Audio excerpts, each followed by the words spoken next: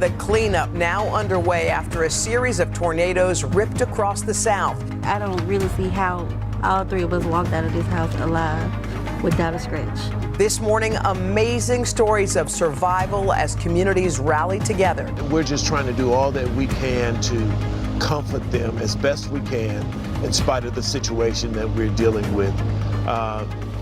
It's sheer devastation. Where they're live. Then, surprise appearance. Prince Harry arriving at a London court just a short time ago, part of a star-studded privacy lawsuit against a popular British tabloid.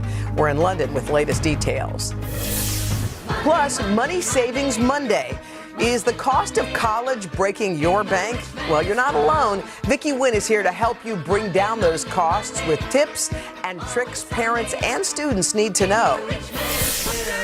And ready to pop? From Adam Sandler's big night. Everyone in this room tonight has made my life fun. To Adele's big news.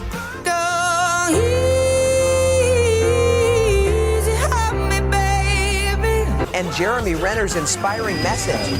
That's seriously cool. Carson has it all covered in an action-packed pop star to kick the week off right.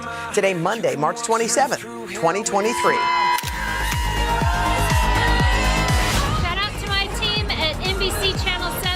Boise, Idaho. Sending love to our 5 grandkids watching in Fairfield, North Carolina.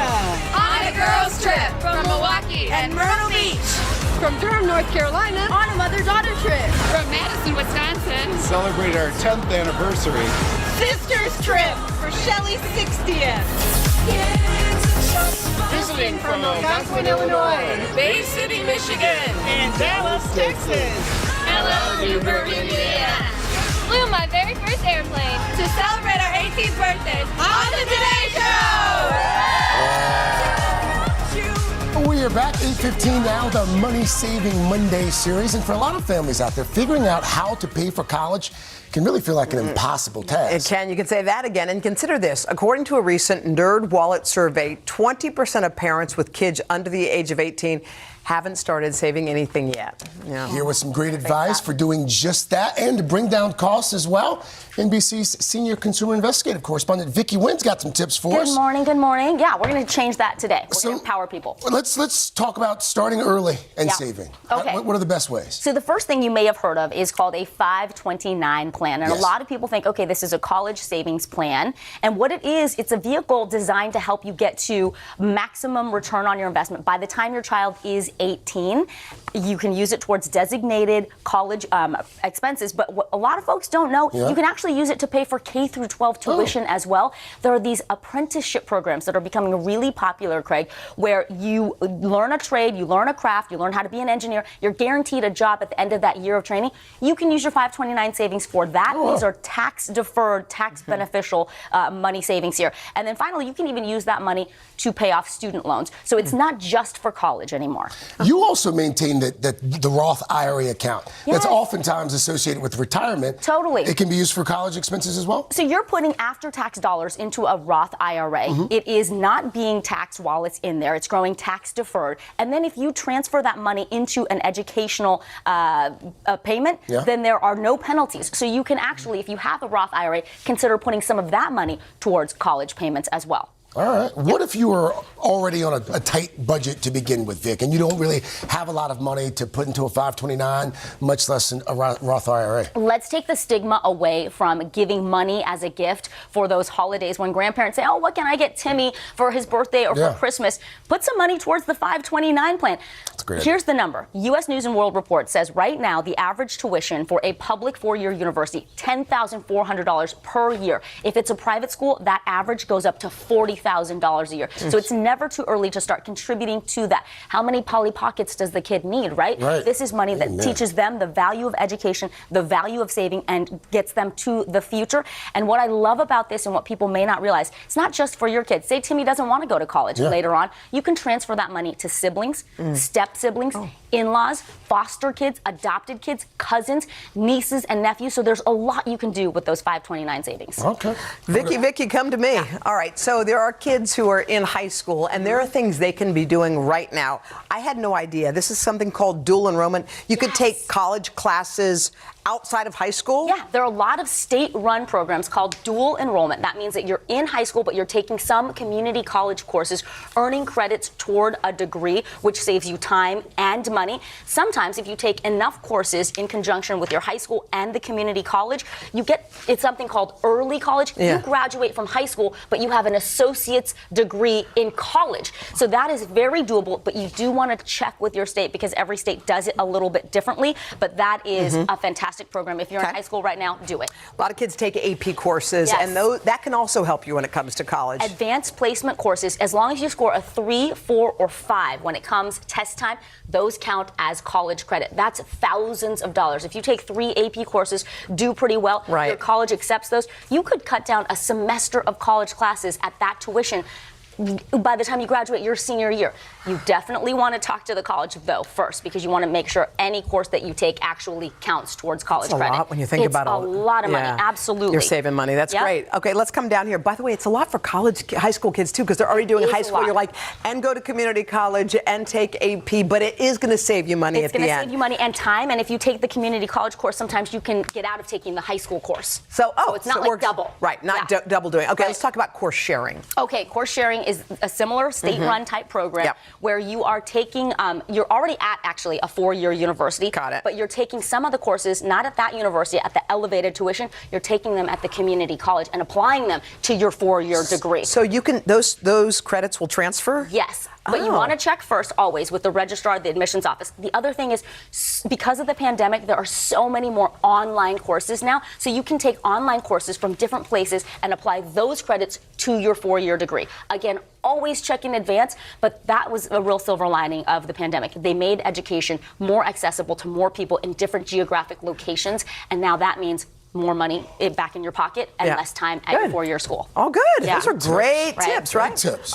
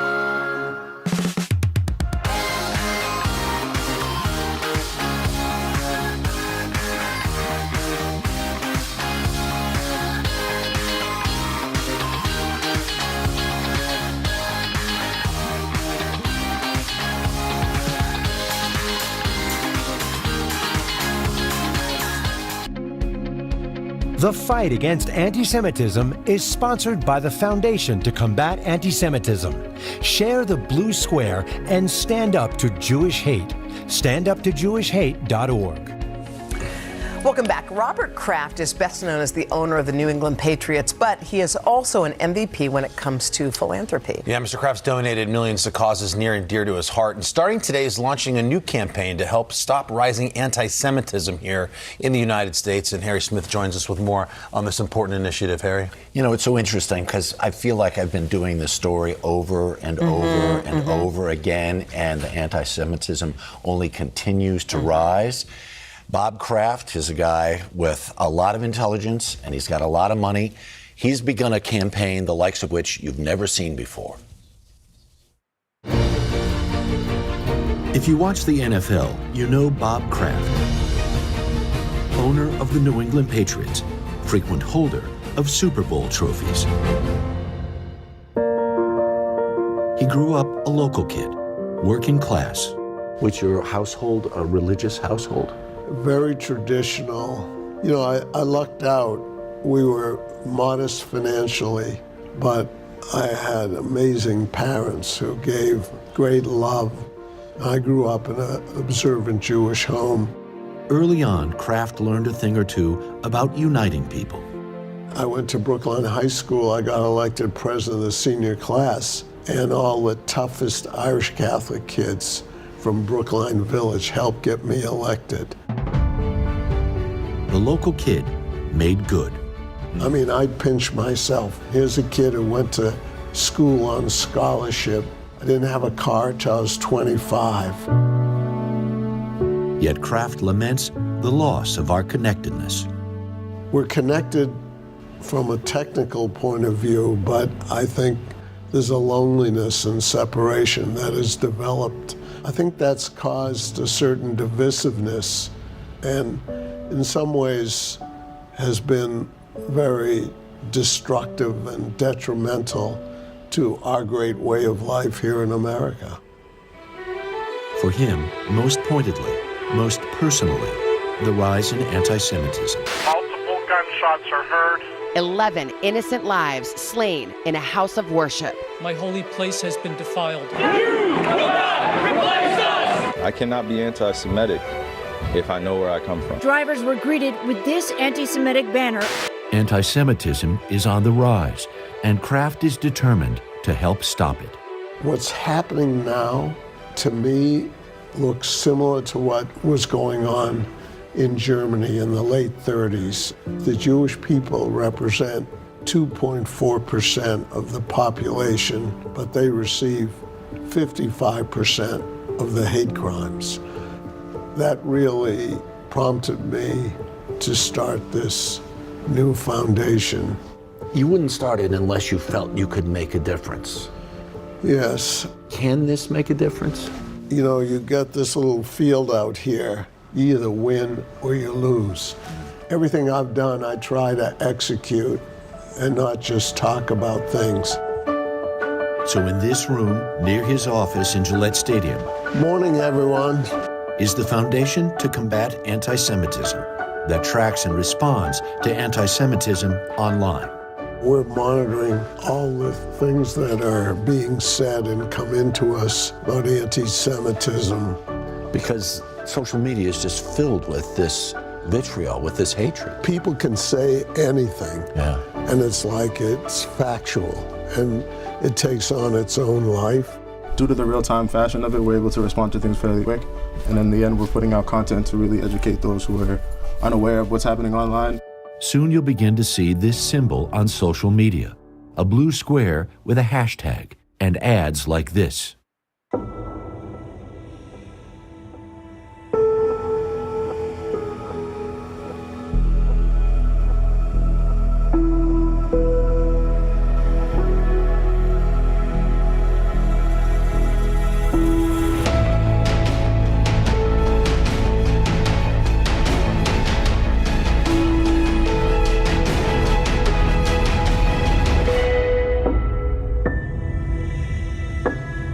That 2.4% square is what the U.S. Jewish population is. On its own, it can't make a dent in this problem if it doesn't have allies. Join us in this effort of combating anti-Semitism. I'm going to give you one that you can think about what you want to do with it. I know what to do with it. Well, that's really cool. That's not hard. You know, it's a simple sign of we need more bridge building and solidarity together. But Kraft's campaign goes beyond social media, starting today across all manner of media, important messages. Hi, Mr. Cody. How did you respond when you I saw got chills, almost tears. Yeah. And he had that white paint on his shoe where he painted over the swastika. We're asking in that ad for Americans to help. The haters are noisy, violent, aggressive, and the ads are almost the opposite. Just like I'm putting my hand out to you and saying, can't we connect? Connect. Your prayer really inspired us. Connect and have the courage to stand up against hate before it's too late.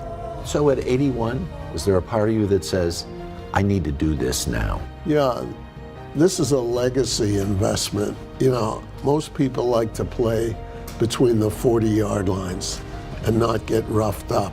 We're in a situation in the country where this is all red zone material. We got to go down but do what's right.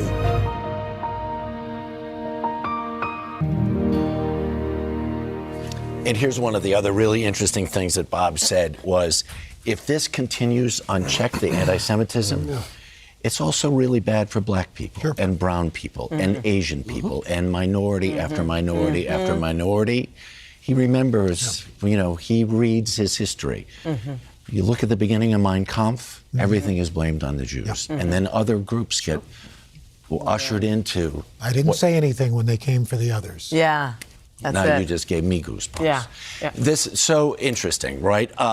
The small blue screen you see in your screen right there, that small square takes up 2.4% of your TV screen or whatever screen you're on, like the 2.4% of Jews in America. Yet again, they are targets of more than 55% of all religious hate crimes in this country. So it's time to stand up, right? I've got some of these if you want to. I was just going to say. You can pass those along. And Carson, I understand this. You're going to. This is not my first time wearing this pin, no. Really? Right? No. You have a response to this on The Voice. Yes, we've done, you know, we've tried to, in primetime on NBC, you know, get behind this, and, you know, the numbers are staggering, they're alarming.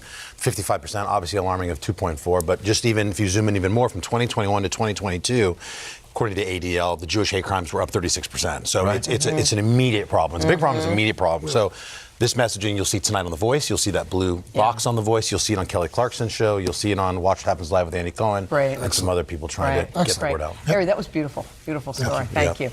All right, coming up next, guys, another legendary storyteller in the house. We got Martin Fletcher, a new look at his decades on the front lines of history and the people who taught him along the way. But first, this is Today on NBC.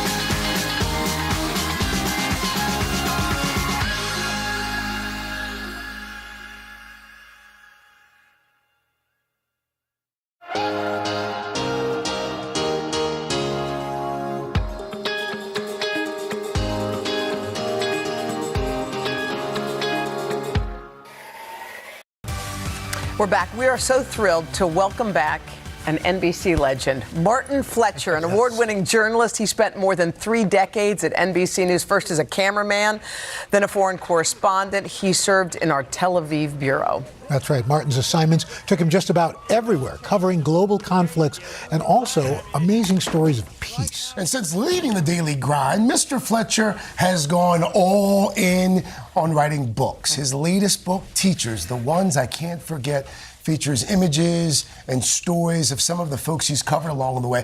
And to honor this work, NBC teamed up with Christie's Auction House here at Rockefeller Center to debut an exhibit that opens this week.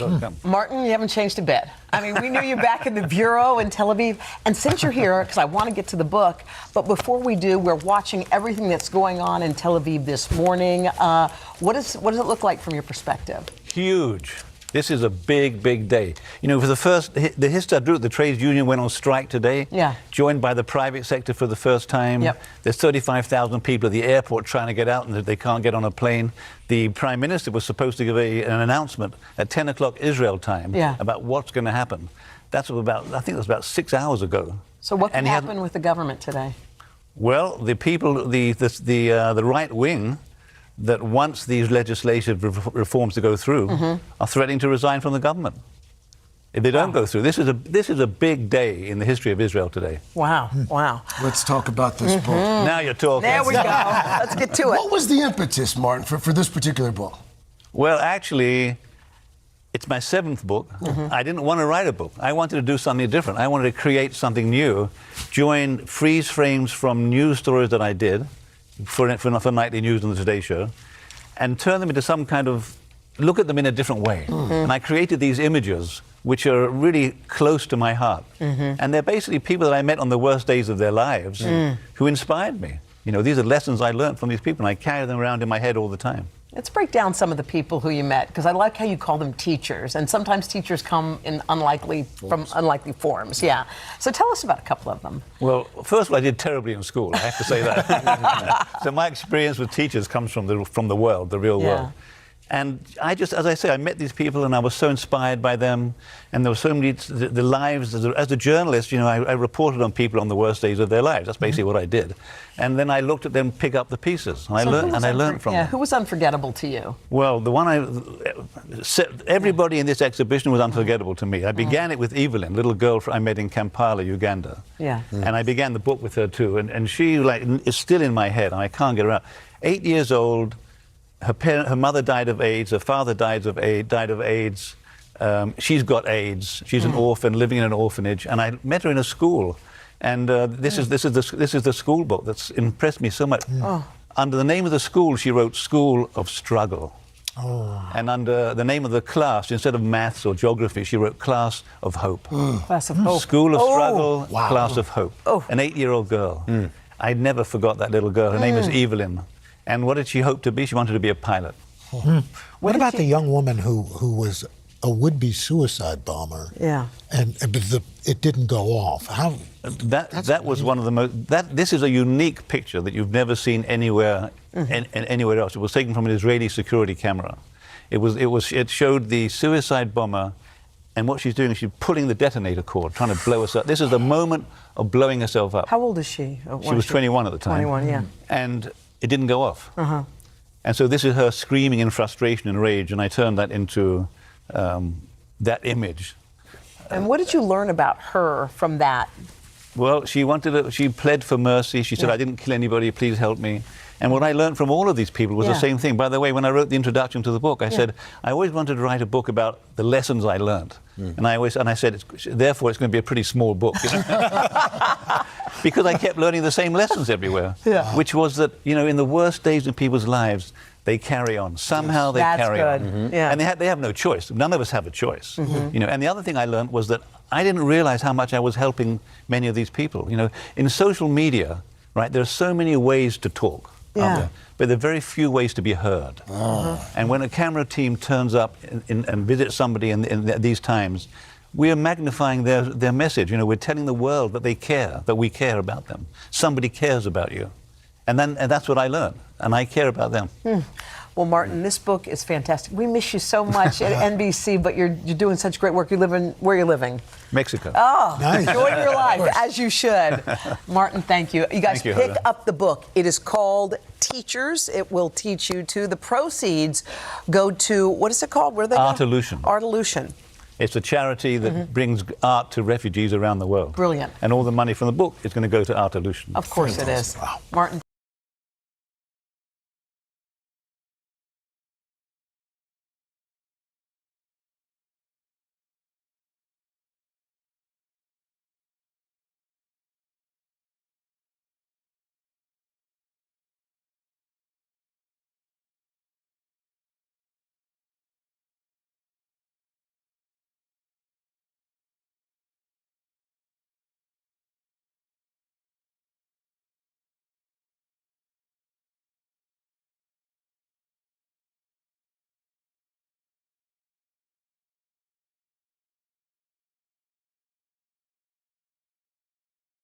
Exhibit runs from Wednesday through. Martin, thanks so much. Back. This is today. Oh,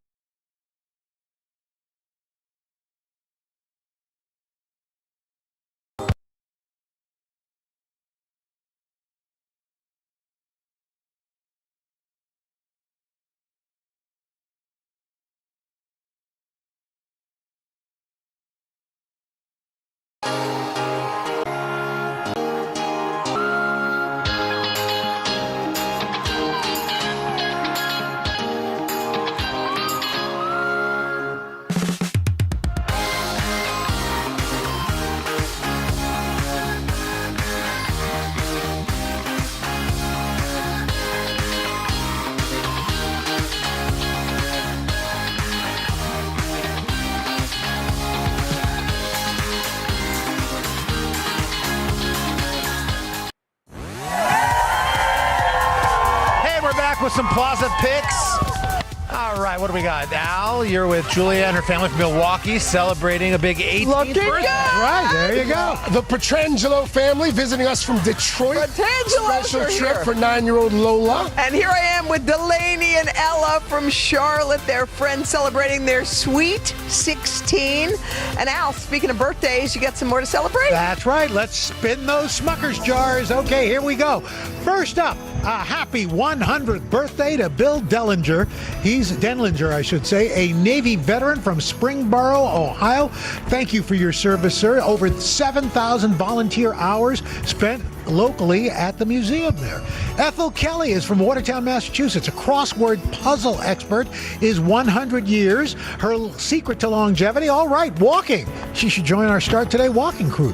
Happy 100th birthday to Travis Smith Jr. of San Antonio, Texas, an active tennis player, well into his 90s. He's now doing pickleball. I'm just kidding there. Ann Parker Romaine of Big Stone Gap, Virginia, 100. If you got questions about gardening, she's got the green thumb.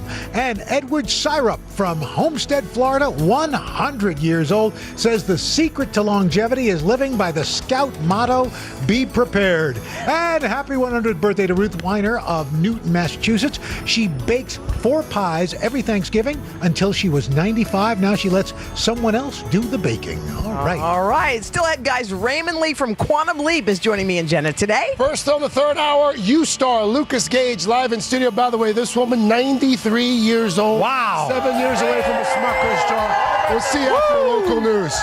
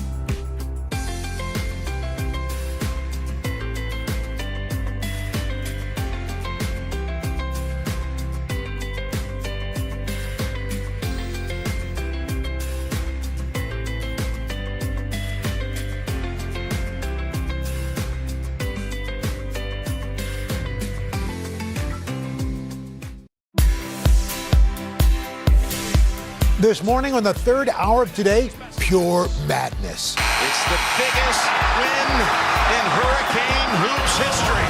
The Final Four is set, featuring 3 first-timers. For the first time in school history, San Diego State is going to the Final Four.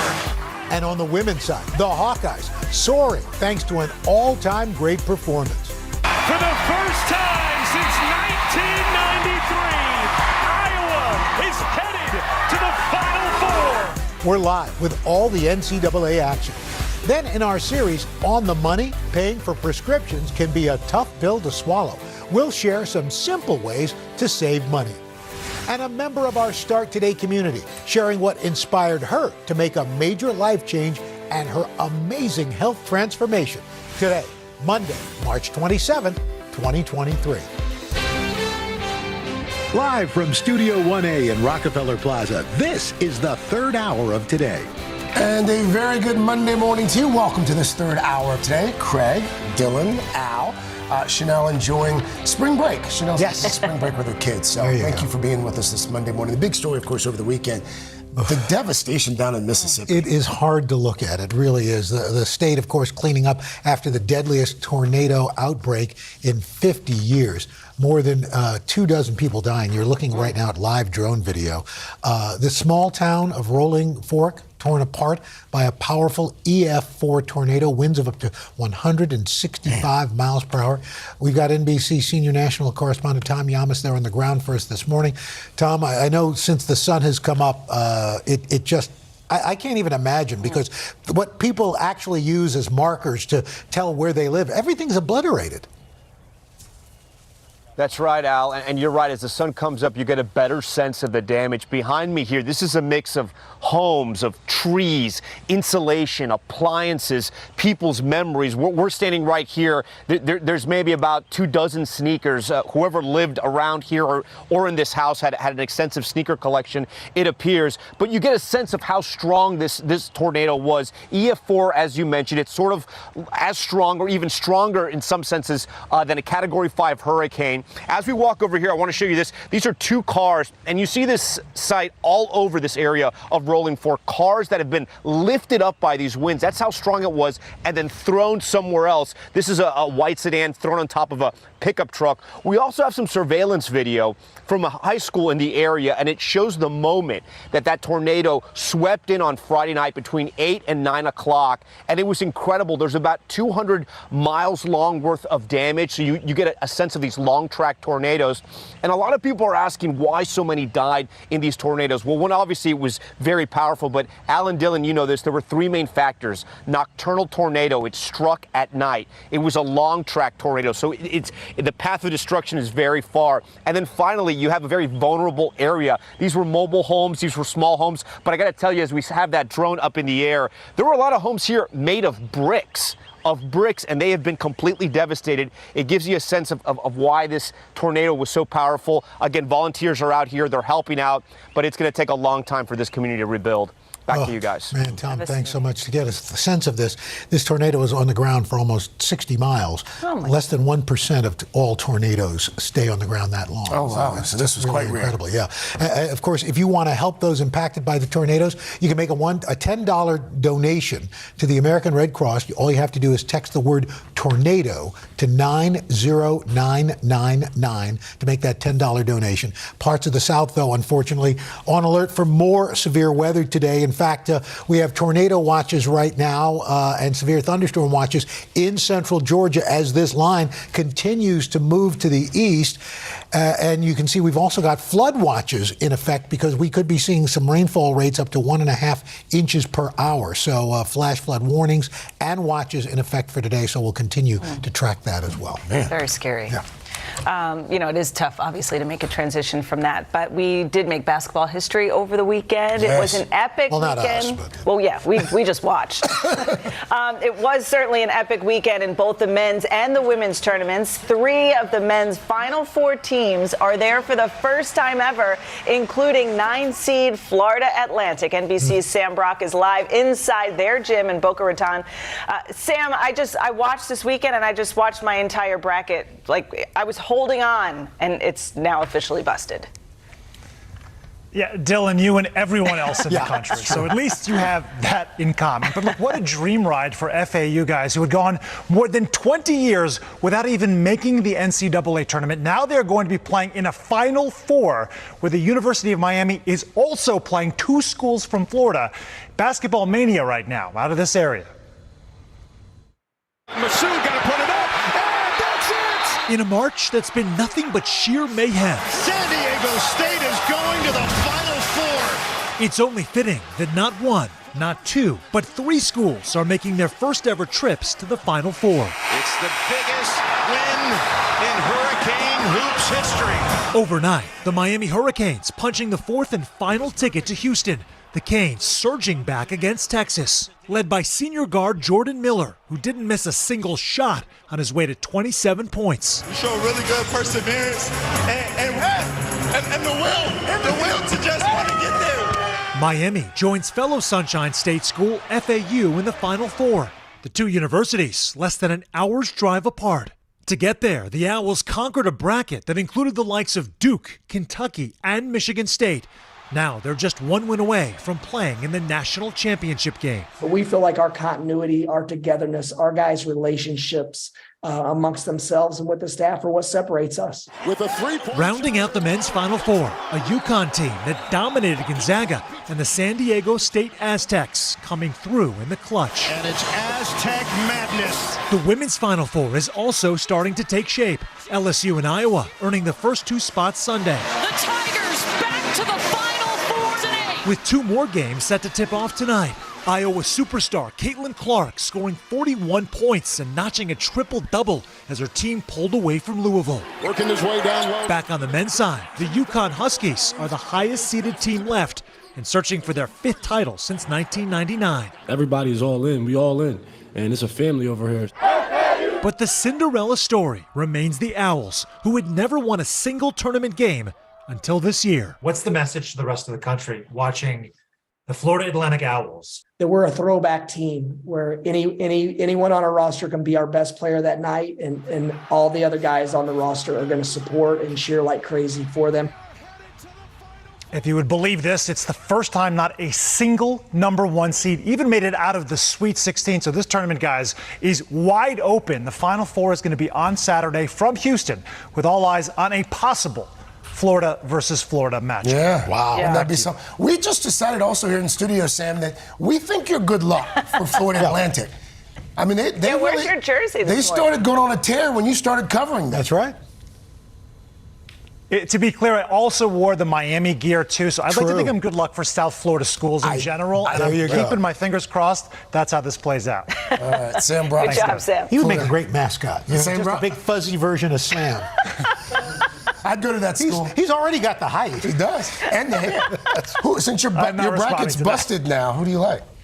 Well, now I feel like you go with the Cinderella team. If I could see Florida Atlantic take the whole thing, That's right. that would be fun. Who doesn't like a good owl? That's true. That's true. We're also That's right. Maybe I could be their mascot, Owl Roker. Oh, God. Oh. We're watching. Nice when things tee themselves up for you. We are watching a developing story overseas this morning. Prince Harry making a surprise appearance in a London courtroom. The Prince and several other high-profile celebrities are accusing a tabloid publisher of spying on them to get personal information. NBC's Kelly Kobiella following the story from London. And Kelly, as I understand it, Harry showing up at the court this morning, that was a surprise. We weren't expecting that. It absolutely was a surprise. This is the very beginning stages of this lawsuit. This is a series of hearings over the next couple of days where the judge decides whether or not this lawsuit can go forward. So the claimants aren't necessarily needed. But Prince Harry made quite an entrance. He arrived at the front gate to the Royal Courts of Justice. He walked through this throng of reporters, ignored shouted questions, but said good morning, appeared happy, smiling, relaxed as he walked in. And just a short time ago, Elton John arrived as well, joining these proceedings. They, along with actress Elizabeth Hurley, and some other very high-profile names are all part of this lawsuit against Associated Newspapers. That's the group that owns the Daily Mail, Mail Online, and Mail on Sunday. And all of them accuse the newspaper group of basically spying on them, of bugging their phones, their homes, in order to get information for stories. Accusations that the Associated Newspapers denies. Now, we're not sure how long Prince Harry is going to stay in the UK or whether he's going to see any family members. The Press Association reporting that King Charles isn't in town, and Kensington Palace told us that Prince Harry's brother, Prince William, and his family are also away for the Easter holiday. Guys. All right, wow. Kelly Cobiella there. Kelly, thank you. Yeah, since Elton John knew that Prince Harry was in there, you know what he said when he got out of the car? What? Take me to the pilot. Anyway.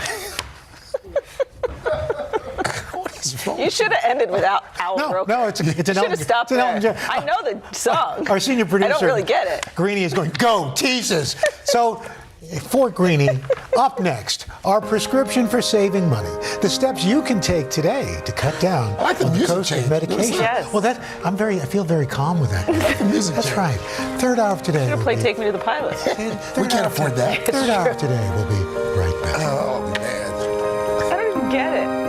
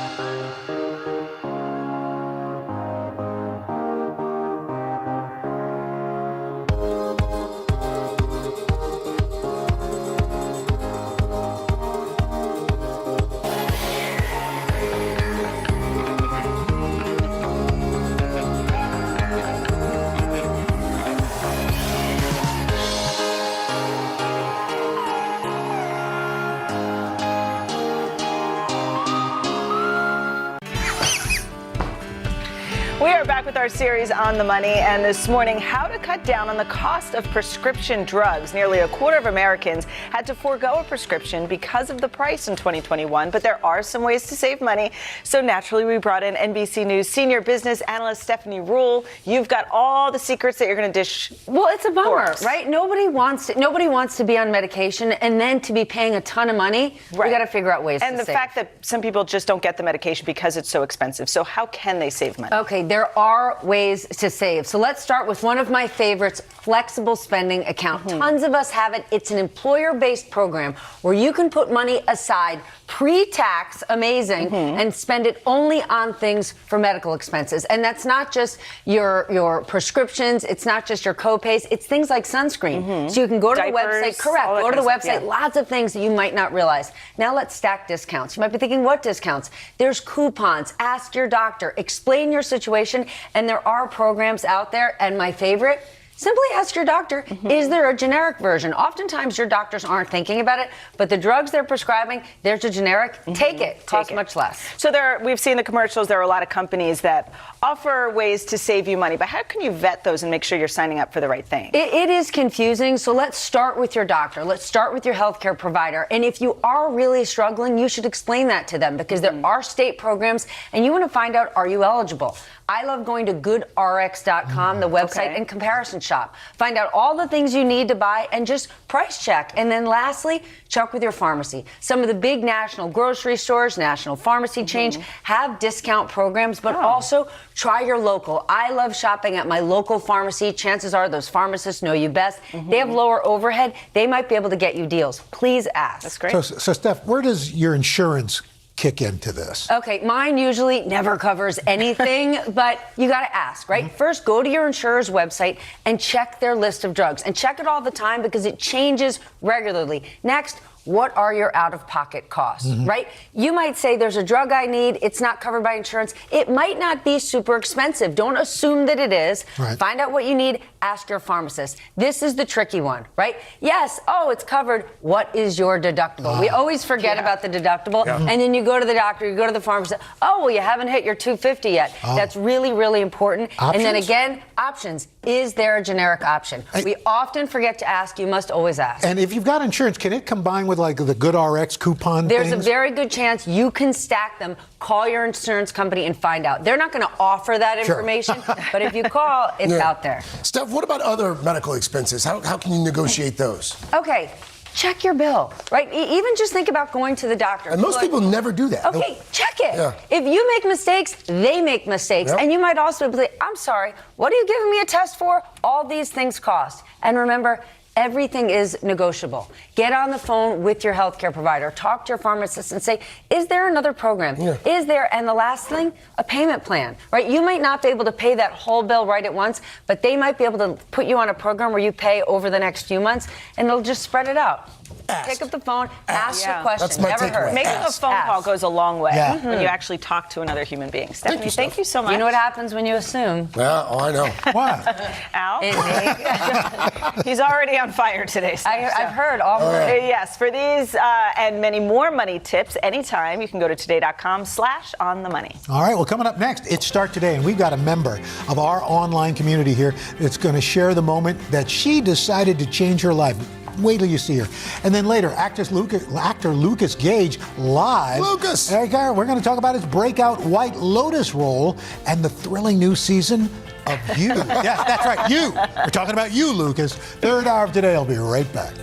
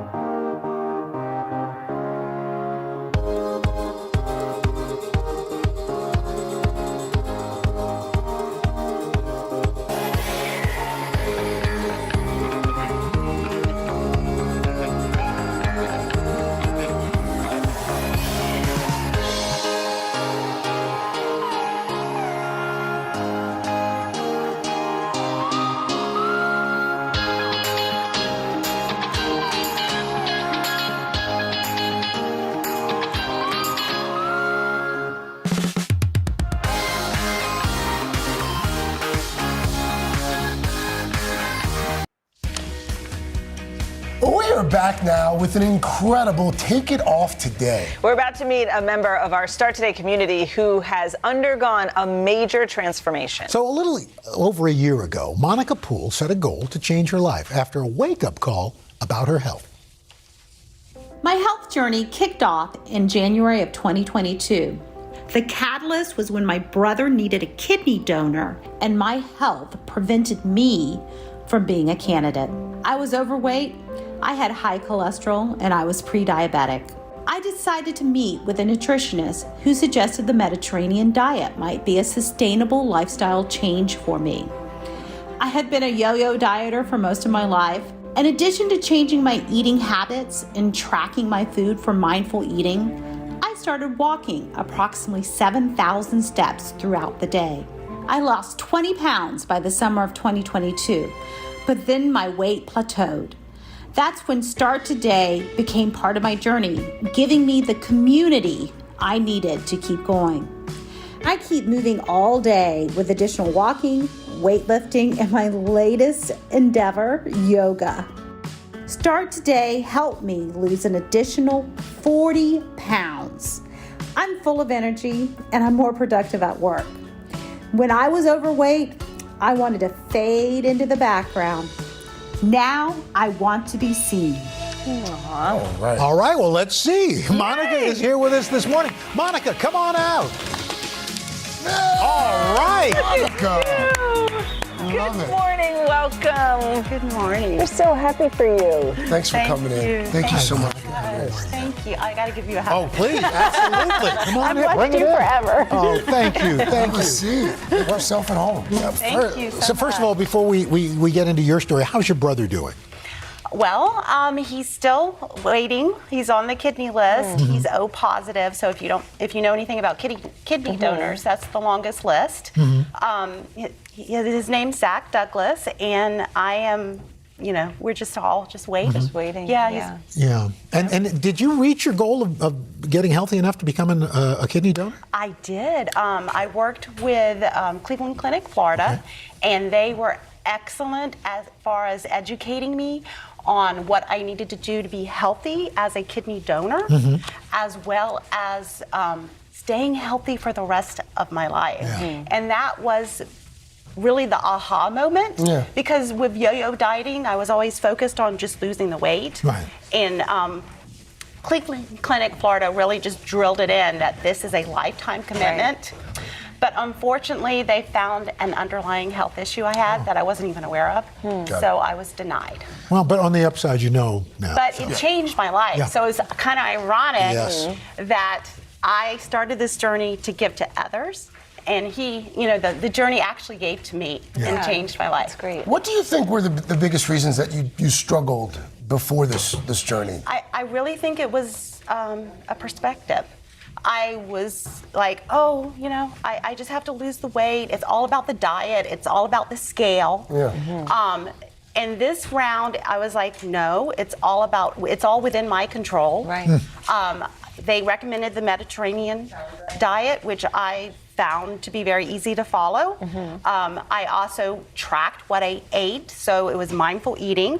And I took steps. I had this goal, but I focused on the daily steps that actually made the difference. So now it's not about the scale.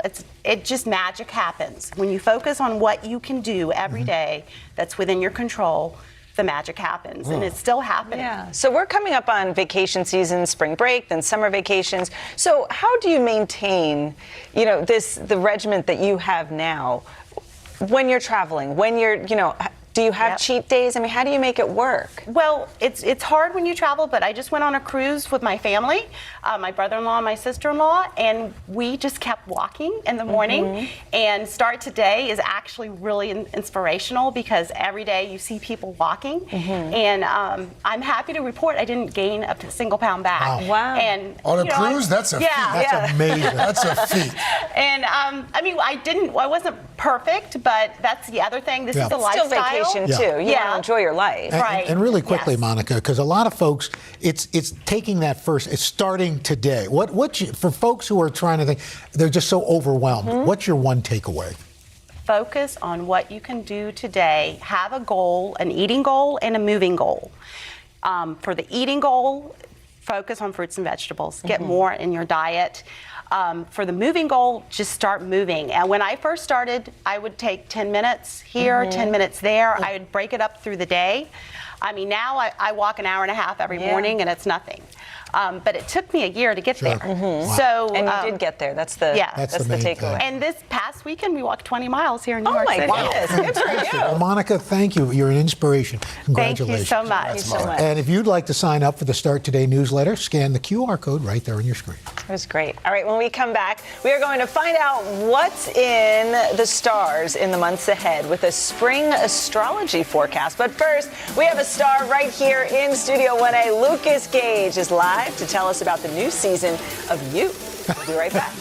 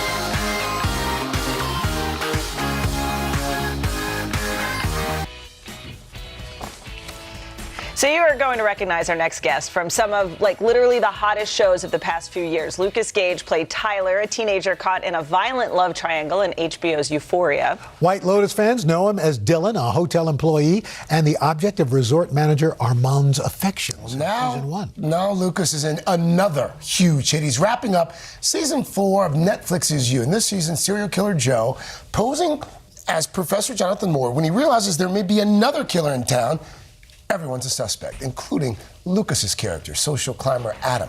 Jonathan Moore teaches literature with Mal, and he's American. Oh, Moore. Where's your family from? All over.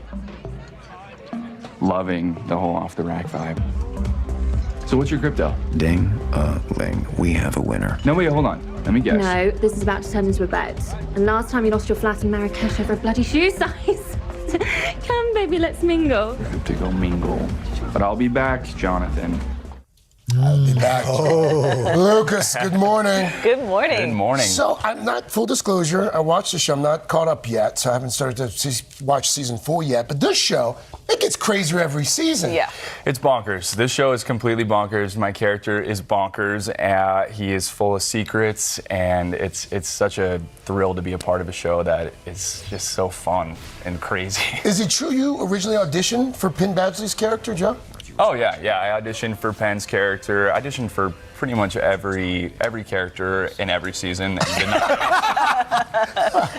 Well, now you're Persistence in it. paid off. Persistence pays off, guys. Yes. And we were talking about during the break how you are just involved in so many of the hottest shows and the way people watch TV now. I mean, people get obsessed. So tell us about this story where you actually went to a White Lotus party dressed as your character and then sent it to Molly Shannon and Jennifer Coolidge. Yeah, I feel like I really got tricked by one of my friends, Duncan, if you're listening. You told me to come to a party with a bun on my head and my White Lotus outfit, and I show up, and hundreds of people are dressed as the White Lotus characters. Wow. But it was such a cool moment. I think it made me realize how massive the show really was, and what the following was so huge, and I think it was really a joy to see. Yeah, and you're really branching out. You got this new film that you co-wrote and star in, Down Low. Yeah.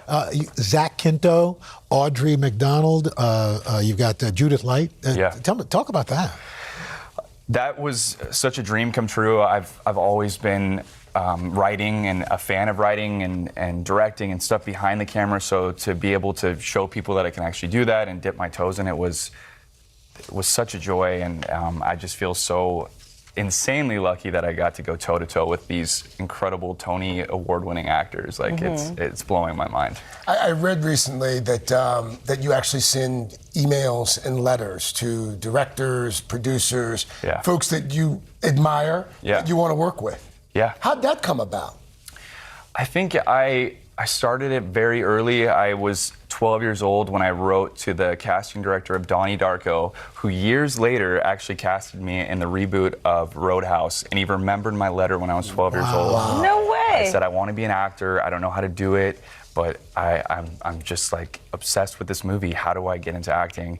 And then since then, I just tell directors and writers that I look up to, that I admire their work. And I think as an actor, when you get a letter from the people that you look up to and just say that they're fans of you, it's the best feeling in the world. And whether or not anything comes of it, it's just nice to admire each other. That's not why you were writing it. You were writing it just for the admiration. Yeah, just for that, yeah. Seems like it's working out pretty well for you. Listen, I'll take it. You know, it's also working out well for you, your hair. Your hair has been looking phenomenal. Yeah.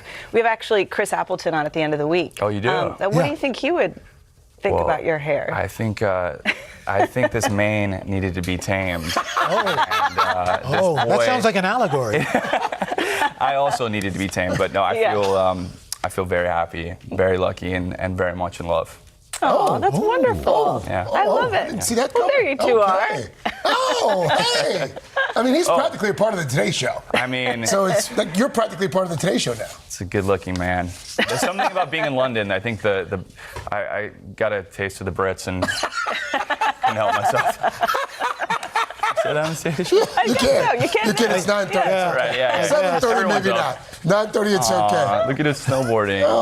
We have fun together. We go on adventures. We love love. It's the best. This is great. All right. Will you come back later in the week with Chris? Yeah, I'll come back. All right. You guys. Lucas, there you go. Thank you. Thank you. Good luck with Part 2 everything. of You, season 4. It's out on Netflix now.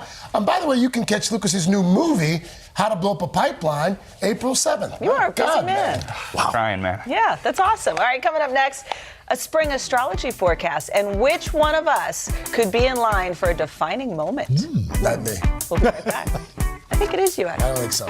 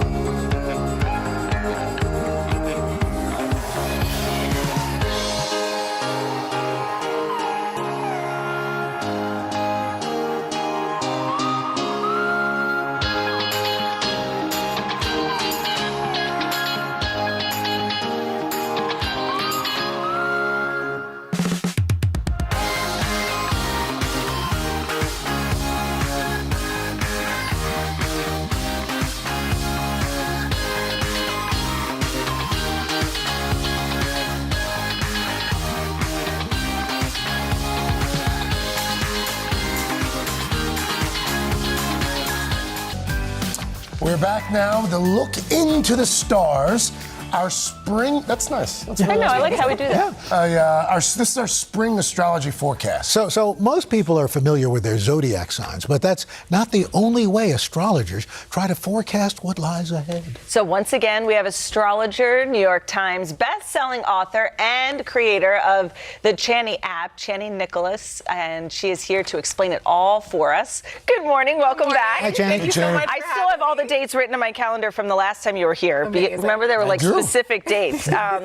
But you say this time around, like big planetary things happening, and they don't just happen overnight. Right. So we've got one really big planetary shift, well, a couple of big planetary shifts this month, but one huge one is that Pluto is changing signs. It has just moved into Aquarius. It hasn't entered Aquarius since 1777. Oh, wow. And in that time period, we had the American Revolution, the French Revolution. We were going through also the Industrial Revolution. So if we think about astrology as a mirror, right? It's not that the planets make us do something or the planets do something for us. This is how I think of it. I think of it as the sky is a mirror, and it's kind of giving us like a weather report. Like here's what could happen in this environment. Like these are the conditions that we're in. So is this time for your close-up? Is this time to bring an umbrella? Is this time for, like it tells us the kind of Doesn't shape mean it's of going to things. happen, but it means the conditions are right for it. Right. So, and it Like our means forecast. that, Exactly. So if we can look back to the last time something happened and what took place there. So we take like the Industrial Revolution. It's when machines changed our lives. Sure. So are we going to go through over the next 20 years a situation where machines are going to change our lives? AI. Okay. Exactly. Yeah, that's true. Right? So we would think about like, is there a correlation there? Is there something that's repeating in a kind of modernized way? Let's start with Dylan's. Yeah, you have a forecast for each of us. So then we look at how things impact us personally. And for you, Dylan, it's really fascinating because you're going through two things simultaneously. One is at the end of the year, you go into a period of rapid growth and expansion, and you're Another baby! No. Wow. No. I will say you'll be even busier than you are now. Okay. For the next couple of years, You guys sound like another baby. Al really wants another baby. There'll be like a peak experience, and a lot of your work will be recognized in a really kind of big way. Okay. But right now, Sounds like you're retiring. Looks like I'm going to die. We can retire you. You don't have to die. Well, there are many ways to retire. Okay, how about me, Shannon? Yeah, what's Al's retiring or Actually, she dying? doesn't see anything beyond next week. That's the Al's forecast. Actually, Al, for you, there's something really interesting happening in May. Well, two things.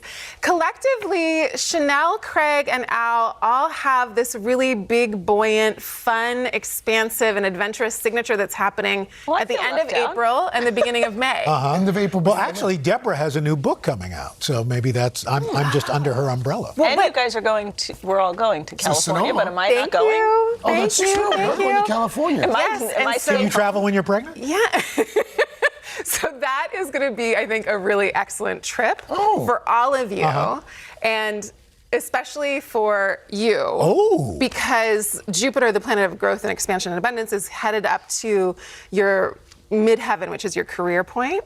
So it looks like a time of you being celebrated for your achievements. It's also a really good time for you to think about the kind of impact that you want to have long term in terms of doing good work in the world and being generous and generative. That's impressive. And bringing about some kind of goodness for other people. Well, it's about time. I like that. It's actually kind of weird because I am working on something that's... Really? Yeah. You can't tell us yet? I can't yet. Maybe you can tell us. What was your date?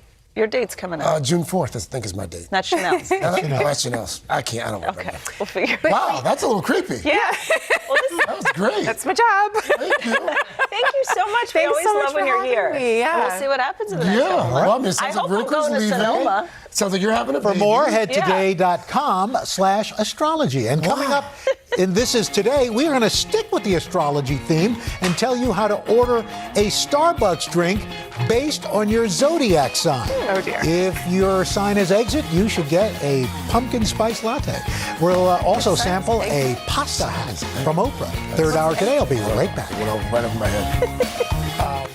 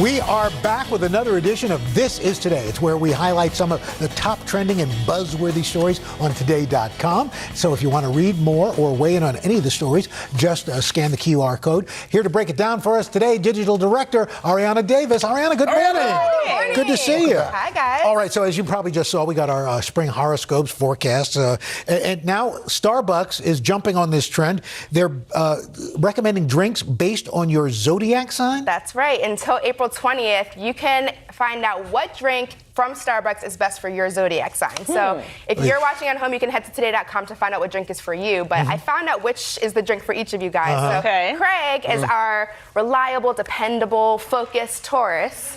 An iced matcha latte. Well, he is full of bull. Is your Starbucks order. Thank you. But are you a matcha fan? I'm not. I do like green tea. Yeah, but you drink that green stuff. That's mud water. Yeah, that's not green. it's It's brown. Well, mud water. What is mud water? It's a thing. good for you. Don't even. What about Dylan? I love it. So Dylan, Al, and I are all Leos. Oh, you're Leos. And so apparently because we're warm and captivating. We are strawberry frappuccino creme. That is our Leo. Did you just describe Dylan as warm? I did. Okay. Warm like the sun. America thinks I'm warm. Would you stop? What is this? A milkshake? It's basically ice cream, I'm going to say, but I'll take it. I'm not sure about it for Leo. That's pretty good. Is there milk in this? I don't just think so. matcha. It's just matcha. Just matcha. I believe. Lactose Wow. intolerant. This definitely is milk. Matcha man. You Can we go want to to the be a next one? matcha man. No, please. How about dog names? So This is delicious. in the olden Is days, it? remember names a like milk. Spot and Fido. Right. Those are a thing of the past. According Pepper? to a new study from Camp Bow Wow found that dogs are more likely to be named after Study from humans. where? Camp Bow Wow. It's a daycare. It's a dog daycare situation. But they basically did a study that found that dogs have human names. So Charlie, Luna, Bella, Max, Cooper. Those are among the top 10 like dog names. My dog's name is Leonardo Gatsby Fitzgerald. So I understand. Mine's Boscovina Cassis Belly Cocoa Bean. See, I'm I just went with Pepper. Who's got the time? Who's got Well, the they said time? pop culture is also influencing dog names. Yes, So a lot of Bosco dog names comes after Seinfeld. Pepper. Oh, Seinfeld. Yes, that's a good one. Okay. Okay, next, Martha Stewart's pasta recipe that has, Oprah's pasta recipe that has a secret ingredient. Yes, so Oprah, we know, is a big foodie. She loves all things good, but she's been very focused on her health recently. And so in a new video on Oprah Daily, she talked about the fact that she worked with her chef to create a cream and butter-free lemon pasta. Now, there's a secret ingredient here that I'm not going to, I want to see if you guys can guess it before I reveal. I actually read it on today's. Okay, so spoiler alert. So Craig and Dylan, kinda let's see see it if on you top. guys can. I want to see. So there's no cream in this? There's no cream. That's delicious. She worked with her Michelin-starred chef, and I mean, I have like a little slice of grapefruit here. Oh, grapefruit. Oh, lemon. It's That close. makes more sense. I have to say, I was skeptical, but this is really good. That's good. I don't take. Can you tell what gives it the creaminess? No. This is good pasta, Kate. This is delicious. okay. I Okay, think drum just roll, like please. I'll reveal pasta, it. water, and lemon. Hit it. It's oats. So basically, so steel cut oats. What? He boils it with, I think, like a bourguignon, and basically it creates almost like an oat milk that they cook the pasta in. Really? It has like shallots, mushrooms, and it to me it does not taste like. Well, it's sort of like using pasta water. Exactly. It's like so using oat milk, the like kind of liquid that comes from the oat milk. That's so delicious. Shout out to It is. Oprah for helping us cut out butter and cream for a delicious Okay. pasta. And our last one? Our last one, Martha Stewart recently did an interview where she talks about how even at 81, she's not necessarily dating a ton. When she is, she has two red flags. What are they? That she is on the lookout for: bad breath and someone who is cheap. So she. Well, you're out. I'm not saying which one, but it has something to do with a little T-Rex arm. But I was curious. after Reach my seeing wallet. this, I know you guys are all married, but did you have red flags when you were? What would have been your dating red flags when you were dating? Handcuffs. Oh, okay. What is wrong with you? What is wrong with you? Ariana, thank you so much. For more on these stories, head to today.com. Third hour today. May be right back. Maybe. I'm glad we ran out of time.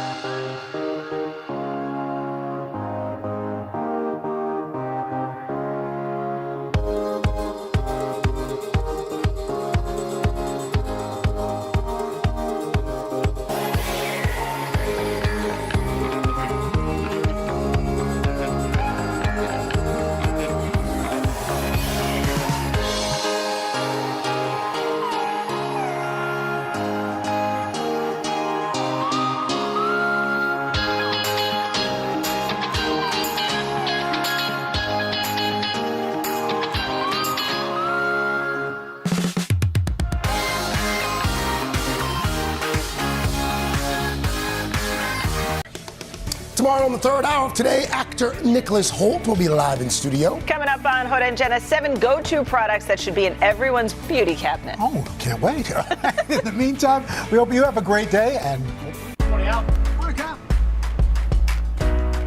Welcome to Today. I love mornings. They're full of possibility. And how you start your day sets the tone for the whole day. We need to pull up one extra chair at the table. We feel like we're right there with you. Just ahead in this half hour, we're going to introduce you to because every day we start our morning so you can take on yours.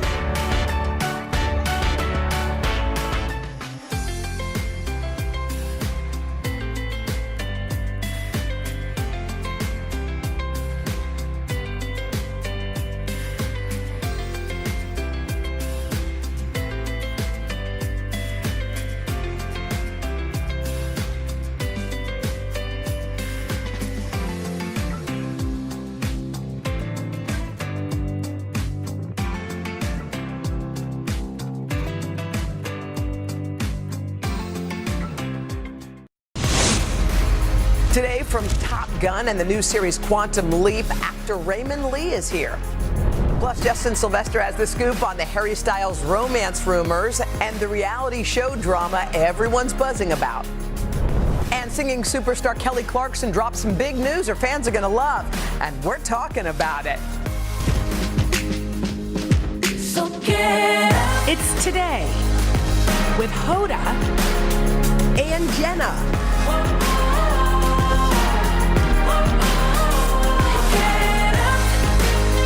It all starts right now. So get up.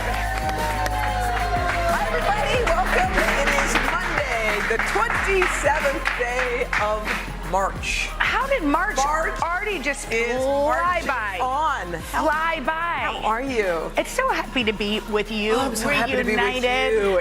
Did you have a nice little break? We had a little break. I don't know if you guys realized it, but our shows, last week were on tape. But they were all new. They were brand new, beautiful shows that we made specifically for that. And specifically for you. But that allowed us to have a little break with our kids, which was so nice. Do you know what song we played often? What? And I'd never heard this song before. Probably everybody knows it, except me. And I played it. It's called Beautiful Day. It's a little kid singing. Beautiful. Oh, yeah. Thank you for rain. Thank you for joy. Thank you for pain. It's a beautiful day. Whatever happens on your vacation. Thank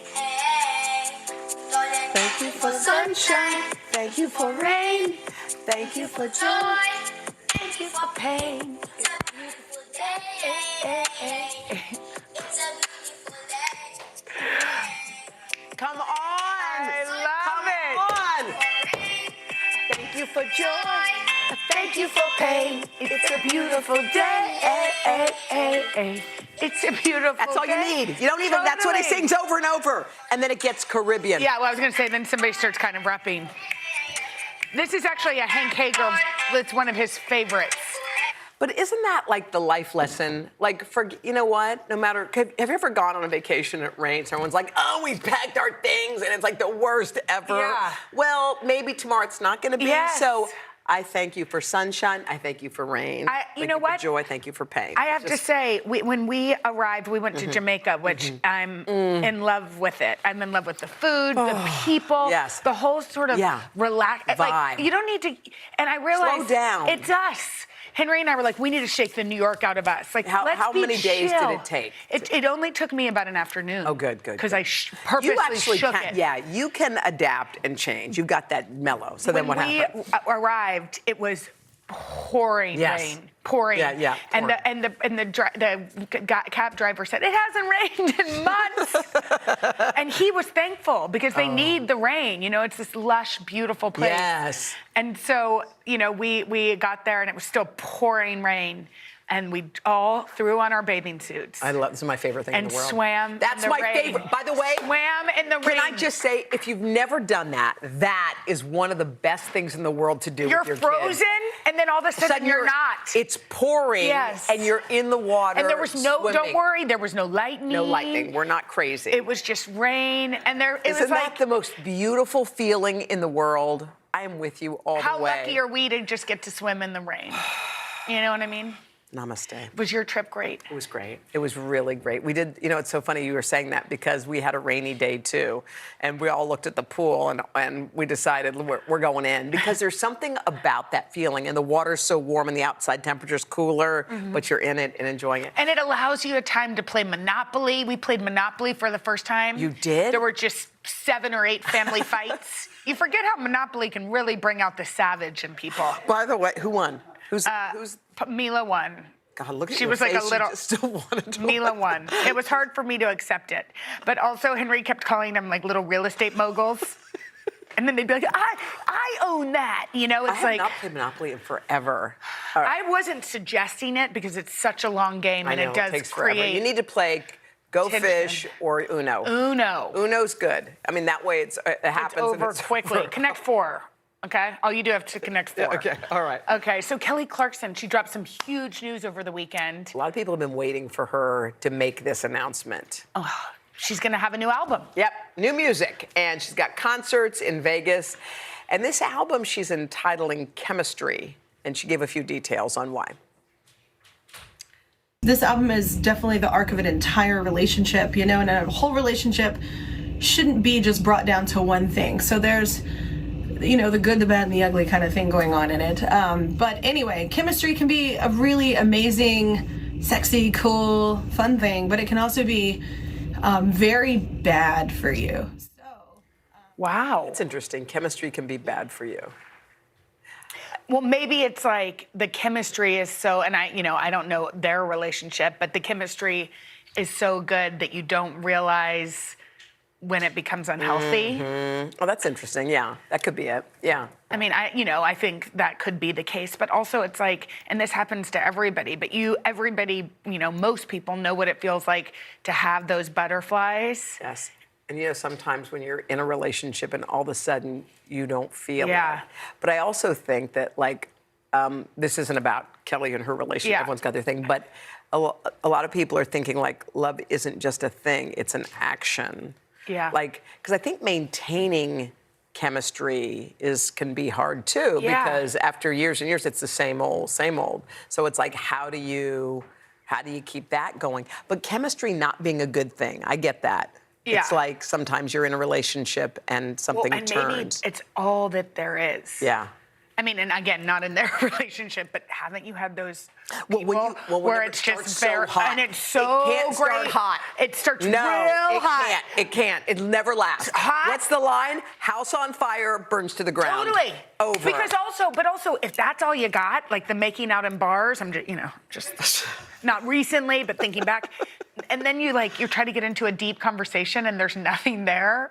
You're like, whoa, all we've got is this? Right. No. It doesn't work, but it's fun in the beginning. Fun. It's so fun. And I'll never be able to do it again. Never. All You right. will. Yeah, you're right. You're right. There is something magical about the beginning of things, Yeah, isn't you'll there? get to feel that again. Lucky little duck. We got to just find the right person for that. All right. Okay, so Diane Keaton recently revealed. Sad. This went from really exciting to, okay, you're not Diane Keaton, okay? And if Diane Keaton wanted to, she could go on let's tell them dates. what it is. Okay, she's just revealed she hasn't gone on a date in more than 3 decades. 30 years, she says she hasn't. She told AARP magazine, I don't date. I don't remember anyone calling me going, this is so-and-so and I'd like to take you out. They don't happen. Of course not. Well, first of all, of course not, Diane. You're gorgeous. Well, maybe she doesn't want to date. She probably, I would say, if she wanted to date, she could date in a hot minute, Of right? course, yeah. She could tell her friends, I'm kind of interested. Is there anybody? But maybe you know everybody. Maybe sometimes there's a time where you feel like I've already, you know the people and you're not interested. I don't know. in them. There's a lot of people. There's a lot of know, fish in the there is sea. a But lot. what I'm thinking is she probably doesn't want to date. If she did, she'd have good friends that would say, Diane, meet so-and-so. Yeah. I've got this person for you. Maybe she doesn't want to. I mean, I think there might be, because I'm sure this happens too. It's like there's a point where you're like, I'm really enjoying this. Me. Yeah, I remember Tracy Ellis Ross talking about a moment where she's like, I kind of like this part. You don't always need to be chasing that man. Yeah, But that by other the way, Diane's had a lot of relationships. Yeah. So Remember? it's not like Warren Beatty. Yeah, Warren Beatty. Who else? I think Al Pacino. She dated Al Pacino? Yeah. Oh, there they are. Yeah. So it's not, Yeah. if she wanted to date She somebody, likes I'm hats. sure she could. Doesn't she always like She loves hats and She looks glasses. good in 'em. By the way, she also created the coastal grandma phenomena. So who needs a man when you're Right. creating phenomenas, right? She birthed that trend. She did. Okay, we are just 2 months away from the release of The Little Mermaid. Oh my God. I cannot wait for this movie for our kids. I cannot wait for it. But there's this, so the film star is Halle Bailey. And there was a video that she posted over the weekend. There's a young girl who spotted Halle in Disney World. Oh my gosh, what? Hugged her neck and did not let go. Her name, by the way, is Mila. That little girl. Mila. Look. Mila Rose. Look at Halle's face. Can you imagine what it's like for that little girl to look at someone and say, She looks like me. there's Finally, nothing. yeah, you know what? It's like if chills. people that don't know that representation matters need to watch that over and over again. Oh my God, she would not let go of her neck. And you know what? It's so funny. I bet as Halle goes through her life, she knows it's a big deal, but you don't know until a kid jumps in your arms like that and never lets go.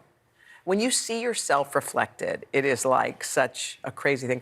I still remember, this is such a weird thing. I don't know why I'm remembering it, but a long, long time ago, I interviewed Jihan Sadat, Anwar Sadat, the former president of Egypt who was assassinated, his wife. And I was interviewing her, and I looked at her, and she was my mom's age. And for some reason, when I saw her, I was so emotional because all of a sudden I looked in her eyes and saw all of, kind of my ancestry. Yes. And as I was looking at her, I called my mom, I won't forget it. And it would be as if someone was calling Jackie Kennedy and saying, Jackie Kennedy. And I handed my mom the phone, and I still remember, hello, Samiha, which is my mom's, we call her Sammy. Hello, Samiha. This is Jihan Sadat. And I could just hear my mom screaming on the other end. But when you see someone, and I looked at her hands, Jihan Sadat's hands, and I thought, those are the hands that held Anwar Sadat's hands. Yeah. It was like a moment, but all of a sudden there's like a connection that you couldn't find in another that place. you probably couldn't, didn't even notice. As a first grader, as a second grader, as a third grader, you were probably longing for that and not even knowing it. And so you don't even realize it. Yeah. And then all of a sudden you see someone and you're like, oh my God, this is that. Like, this is that feeling, like your heart rests and you feel like a connection without a word, without anything. Like this, like Mila Rose. Like Mila Rose. Oh my gosh. Okay. Look who's here. And live and in person. We've got Justin Sylvester. He's got the scoop on Harry Styles rumor, Gwyneth Paltrow court case, and the latest Vanderpump Rules drama. He's got it all coming up after this.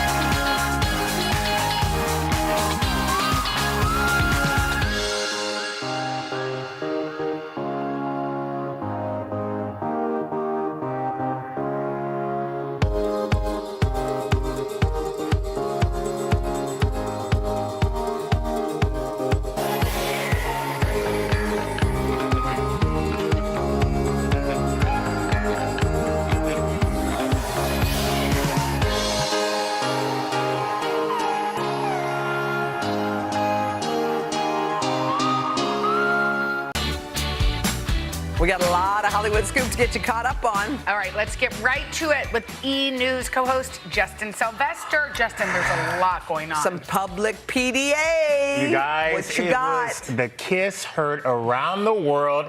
Emrata and Harry Styles got caught kissing in Japan. Wait, what did you call her? Emrata. Wait, Emily Ratajkowski. You Look called at her them that? making out. Wait, where are they? They're in front of a bus? They're in front of a car in Japan, just making out where everyone can see them. And I got to tell you something. One, it was careless. 2, it was irresponsible. And 3, frankly, I am disturbed that it was not me making out with Harry Styles like that. Me too. But you Oh can my see God. that So wait, passion. so they've got, are they dating? What's the story? Where were they doing So that? here's the jam. They are not dating as far as I know, but when was the last time you ran into someone on the streets of Japan? Right. I feel like they met up in Japan, in my own opinion. Like, we're not talking about New York or LA or at the grocery store where I like to make out at. This is Japan. What were they doing there? You don't know? So he had a concert in Japan on his world tour, and she just so happened to be there.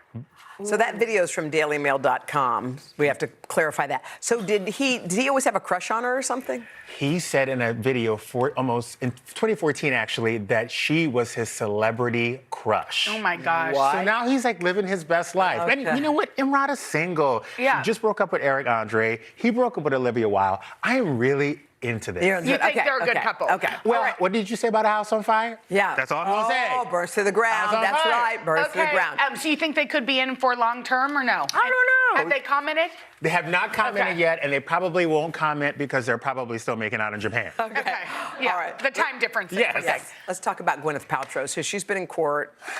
I have never missed Judge Judy and Nancy Grace more in my life than right now. So Gwyneth Paltrow's in court because a man named Terry Sanderson said in 2016 when he was skiing in Utah that Gwyneth Paltrow ran into him and it caused serious injuries, and he was suing her for $300,000. Yeah. Now Gwyneth countersued for $1 and said that Terry actually ran into her. Now, $300,000 to somebody who owns Goop is a drop in the bucket, right? I would have just settled out of court. But I think that Gwyneth Paltrow is trying to set a precedent here that just because I have wealth and just because I'm a celebrity doesn't mean that you can sue me willy-nilly. Because let's be real, she ain't getting to Utah on a United flight, honey. She is taking private. That's $300,000 in its own. Yeah. So it's been going back and forth. It's been getting volatile. Ms. Paltrow just admitted to cursing him out. It's getting crazy.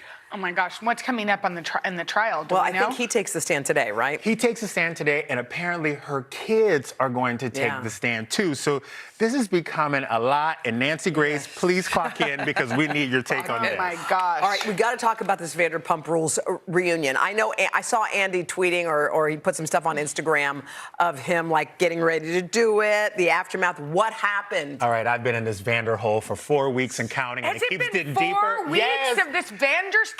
It's getting deeper and deeper. Scandal. Yes. So, you know, the reunion was tricky because Raquel put out a restraining order against Sheena, another cast member, meaning that they couldn't be in 100 yards of each other. We need a map to explain all yeah, this. a tree. Because they weren't okay, there they are. Yes. She is just a friend, correct? Yes, who had her other friends back, Ariana, and when she heard that Raquel and Tom were having an affair, she allegedly assaulted Raquel, but she has denied it, and Raquel has also dropped the restraining order. Oh, but during the But reunion, during the it was still reunion, in the place. It was restraining still in order was place. there. She must have been afraid. Okay, she must have been afraid. But listen to this. What? So I have a friend who told me that his friend told him that there were 2 cast members at the reunion who had to be physically separated. Restrained. Why? And it's not anyone you would think. Tell us who it is. I cannot say who it is. Lisa Vanderpump? Lisa Vanderpump was not involved in this. Just tell us allegedly who it was. Allegedly, I can't tell you who it is because I love my job here and I would never say it. But what I do have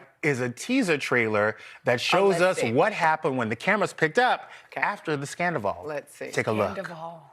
This is a full-blown love affair. I wish we both would have tried harder. You don't deserve one tear of mine. She saw the both of you at the Abbey together. You don't know what's going on between us. I don't regret our relationship. I had so much rage in me.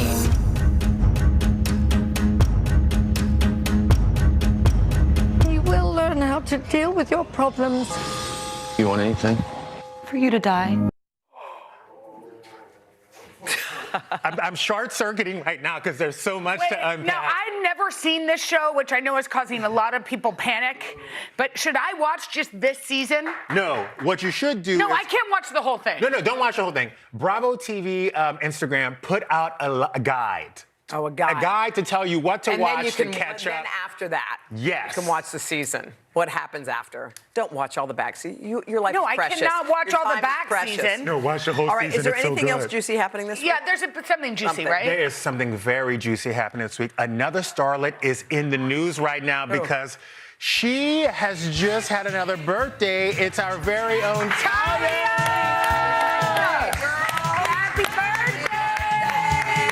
Now, she won't tell us her age, but we know it's somewhere in between 28 and 38, so we're going to stick with that. Happy birthday to Talia, the best, happy birthday. best We there love is. you. Love you, Talia. Thank you, Justin. Thank you, Justin. Thank you, guys. All right, and you can catch Justin weeknights at 11 on our sister network, E! Coming up next, should you confront your partner if they're sneaking around streaming your favorite show without you? What? That is not okay. We're solving your social dilemmas right after this. Happy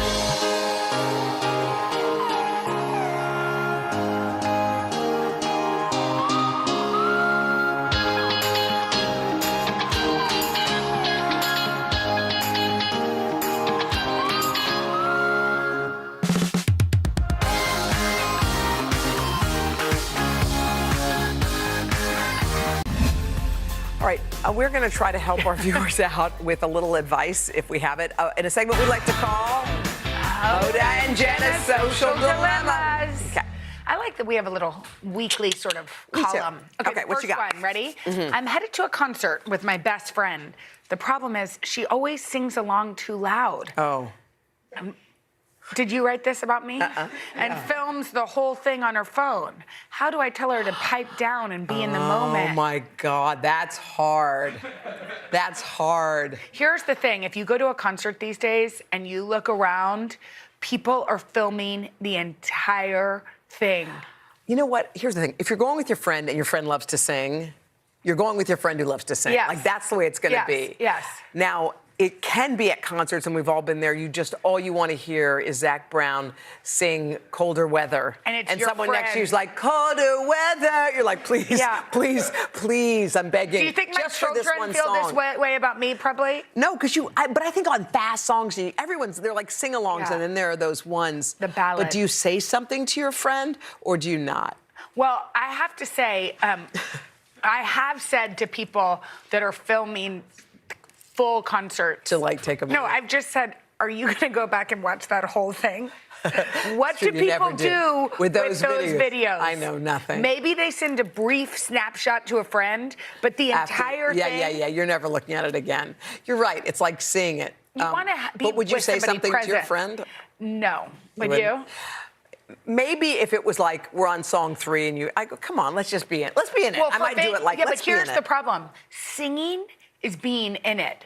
Videoing is It's not living being in it. here. Okay, so singing is okay. Singing is okay. Videoing the whole concert But is don't sing irritating. to the ballads, please. Okay. Just one. Okay, good. Okay, All right, next okay. up. My husband and I have been watching a new Netflix series together, which we promised ourselves we'd only watch when the two of us were together. However, when I went in to log in No. and watch something else, No. I noticed that the series' next episode was a No, few no. more episodes ahead.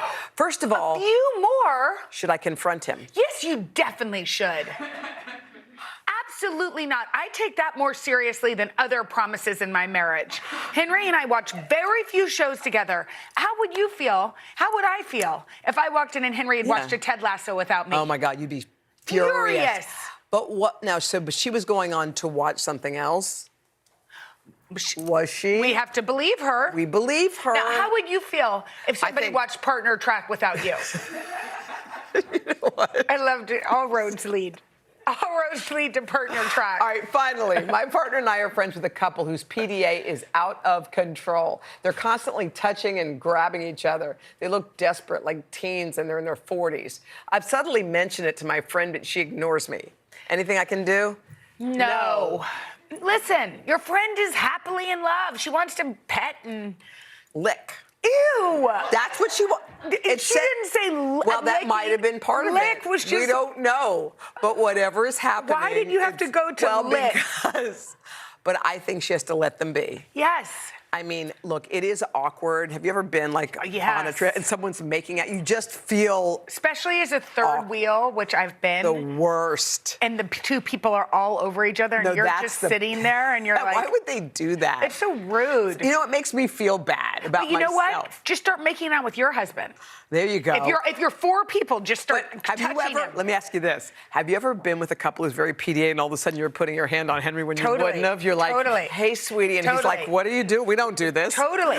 Because or you want to feel watch that and you're like, what is it? You don't want you don't like this? You don't want this? You're not interested in this? Okay. Well, all right. We're back. Good try. Okay, if you have a social dilemma, tell us all about it at hodaandjenna.com. Just click the connect button. Coming up next, from one of the top movies at the box office to a hit TV series, we are hanging out with a Hollywood hotshot. Raymond Lee is with us, coming up right after this.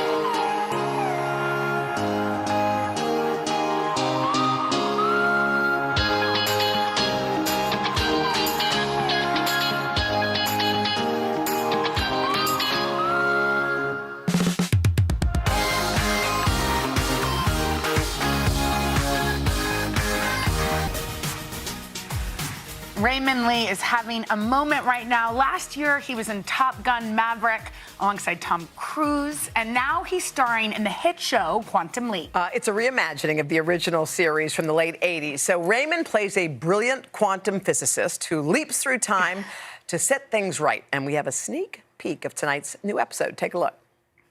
It looks like you are Lois Mitchell from Chicago. It is August 5th, 1971. You are on a flight from London to New York. One of the first in this brand new line of 747s, but no idea why you're here. So we're flying blind. Apologies for the wordplay. You're not sorry at all? Nope. Okay. Oh, ooh. Raymond. Okay, first of all, I was a child when this first season was out, and my sister and I were obsessed with it. The first, and now it's back. It's back. Were you? How old were you when the first one came out? So it was like 85. Yeah. So I believe I was like 2. So did you love it? I loved it. It was my favorite show as a 2-year-old. I was like that and Sesame Street. I caught it the second time it came around. It was in. It was on another network, but I remember watching it distinctly with my best friend in 6th grade, and I was like, that's a really fun show. Because prior to that, it was all cartoons, and it was It was a when you got the call. This is a big show. I mean, you've been on some great things. We've listed them in the open, but this was something. Tell us about the call when they said that you got the part. It was completely surreal. Also, just like I had my manager Stephanie's here. I had to really like we had to validate it because, like, you know, you get the phone call, you hear the voicemail, and you're like, wait a second, this doesn't make sense. And then you get an email that says it duly notes that same information, but it doesn't really click because they want you for the lead. Okay, and then I had to just make sure, and then I had to sleep on it, and then I read the script, and I'm like, this is everything I've ever wanted to do in a role, and all that was left was for me to say yes and test for the studio. And who was the first phone call after you got the part? It's my mom, my wife. What did she say? She was like, what? Same thing, same thought I had. My wife was a little less surprised because she was like, well, honey, you work for this. This is, you know, your due. But, you know, my mom, she's only wanted to see me in leading roles, so she was very excited. Your mom raised you as a single mom, is that right? You grew up here. I was born here. For a little, and then moved to California. What did she say to you that made you see this potential in yourself? You know, she's always believed in me. I found out not too long ago, about 4 years ago now, that she herself was an actress in Korea, but she didn't disclose that information to me until I was like well underway. And I don't know if it was strategic but you know, when I look back and I think about the plays that I had done and the notes that she had for me, I was like, oh no, you were kind of like, this was a plan. She had notes for you. Oh, yeah. She had the most, like, concise, important notes, too. The ones that kind of, like, change your performance. You know what I mean? And it wouldn't be, like, so in-depth. It would just be like, you know, why do you hang your coat up like that? I don't know if that person would hang the coat like that. And it would just open up everything. But how come you listened to her? Because most kids would not listen to their parent if they gave them that kind of advice. Or think it was criticism as opposed to, like, believing. Oh, believe me, I thought it was all that. It goes through that filter first. I'm like, why do you hate me? How come I can never please you? And then I stay lying awake at night and be like, gosh, I was right all along. I mean, she's everything. It's been me and her my whole life. She was a New Yorker, so she had me here in Queens. And then she went to San Diego to be with her best friend, who also had a son around the same age, so it all made sense. And then I moved to Los Angeles with her. She moved us to Los Angeles shortly after. So that you could act, right? No. I didn't get into acting until college, but she just kind of always pushed me in the direction of performance. She put me in choir. She put me in places where she knew, because I'm like, I was a clown, and she knew I needed attention. So don't bring that energy home. Do it out there. Do you have a song or anything that you sing that is like your, I don't know, a calm vibe or something you like to do before a big moment? Maybe. I sing many songs throughout the day. Yeah, when I'm on set, I'm singing constantly. Like, well, give us a little one. We'll join you. Come on, we'll join you. We promise. Singers. We're great. You heard us in the break. Yeah, we love to sing. Okay. Wow, I was not prepared for this. Come on, you got it. Let me clear my throat. Yeah, you got it. You got it. Okay. I did my best, but I guess my best wasn't good enough. But here we are back where we were before. Wow. Was that good? Yeah. It started bad because I was very nervous. Raymond, everything you do was good. Congratulations on Top Gun. Congratulations on Quantum Leap. Yes, you're on a billboard. Yes. A huge billboard You're on a that your bullet kids train, get baby. to see. Yeah. It's so fun watching you soar. Thank you so Raymond, much. thank you so much. You can catch Quantum Leap tonight at 10, 9 Eastern, 9 Central. What is it? Whatever, 10. 9 Central. Yeah. Just watch it. Find it. It's worth it right here on NBC. Everybody's watching it. Yeah. Thank you. Coming up next, the must-have items for your beauty cabinet. Right after this. You're the best. That was awesome. I know, you were like, what?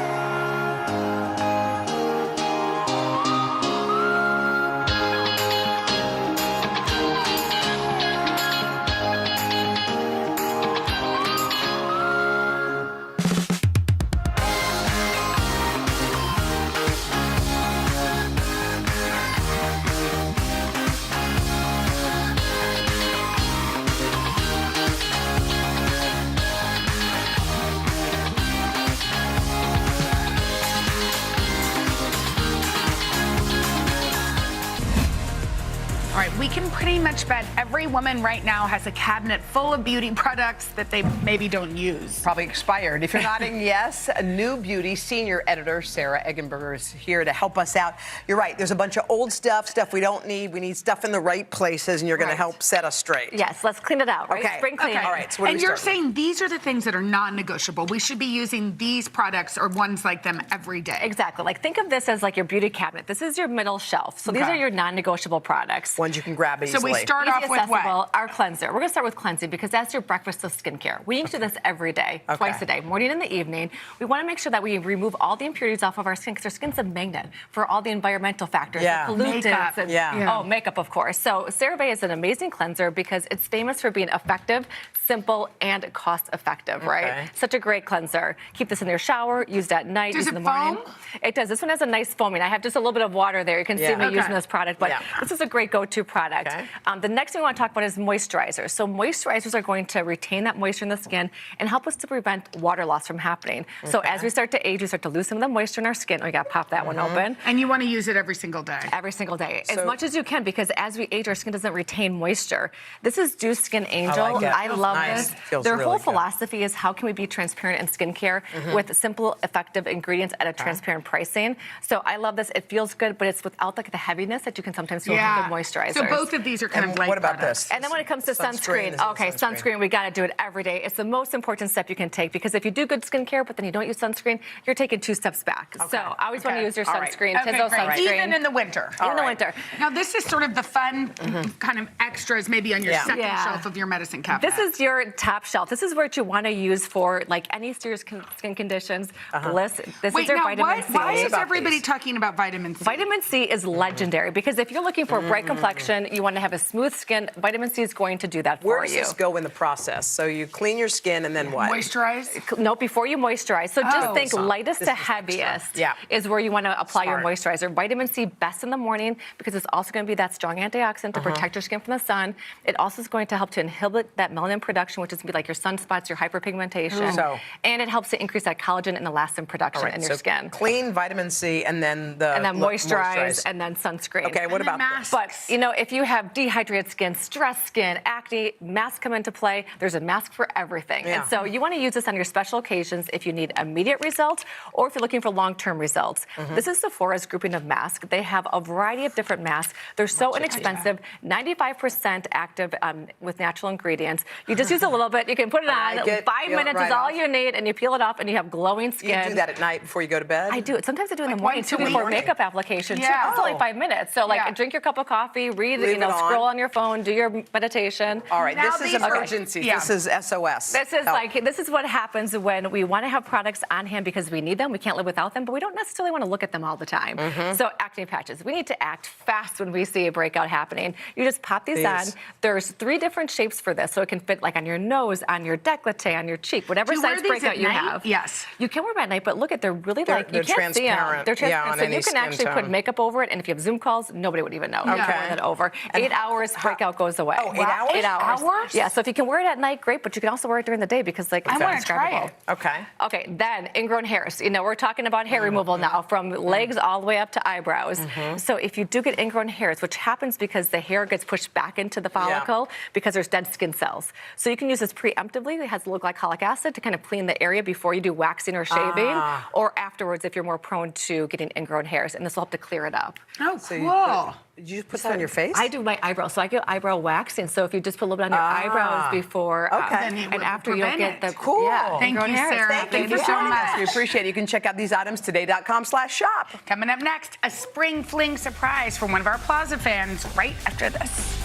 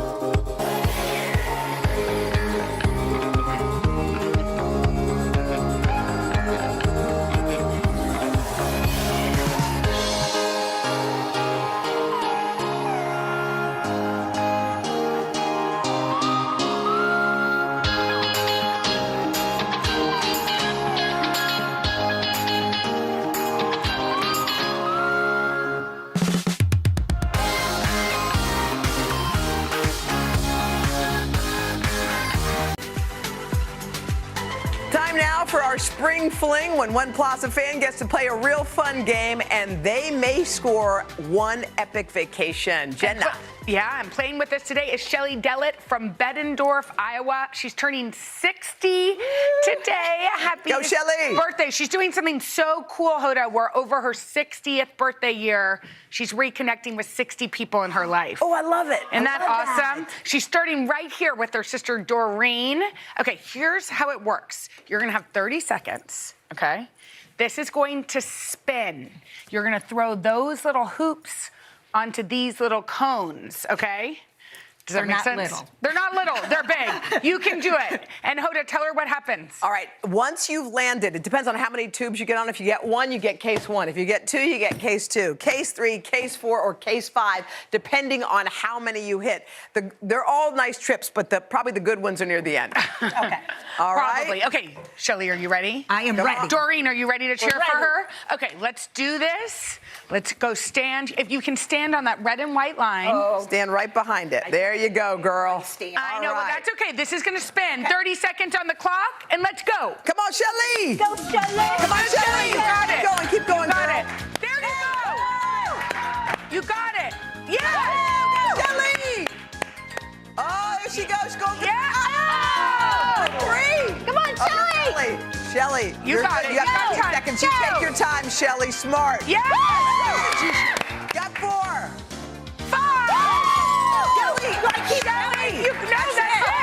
Wait, you did the best you could. Play sports in high school? I did shot and discus in high school. Shot and discus. It's obvious. Get over here. Okay, come on over. Doreen, come with us. Come behind. Wait, did you do this and you did the... Yeah.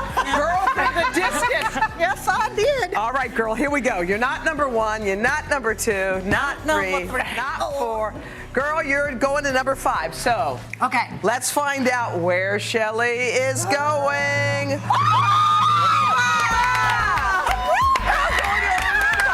Shelly, let's find out more about your trip. Take a look. Oh, my God. Thanks to Apple Vacations, you're getting a 3-night stay at the all-inclusive Riu Palace, Aruba, located on Palm Beach.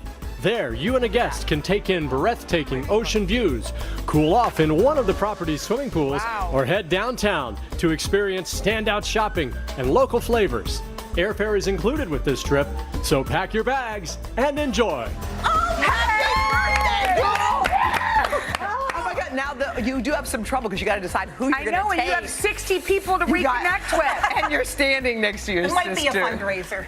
Yes. Myself. Oh, yes. Awesome. Well, that is Thank you, Shelly. Happy birthday. Thank We're so you. happy that you're spending your 60th with us and with your sister. Yes. It's nice to see you too. Happiest That was birthday. so much. And we'll be All back right. right after this. You're going to Aruba. Aruba.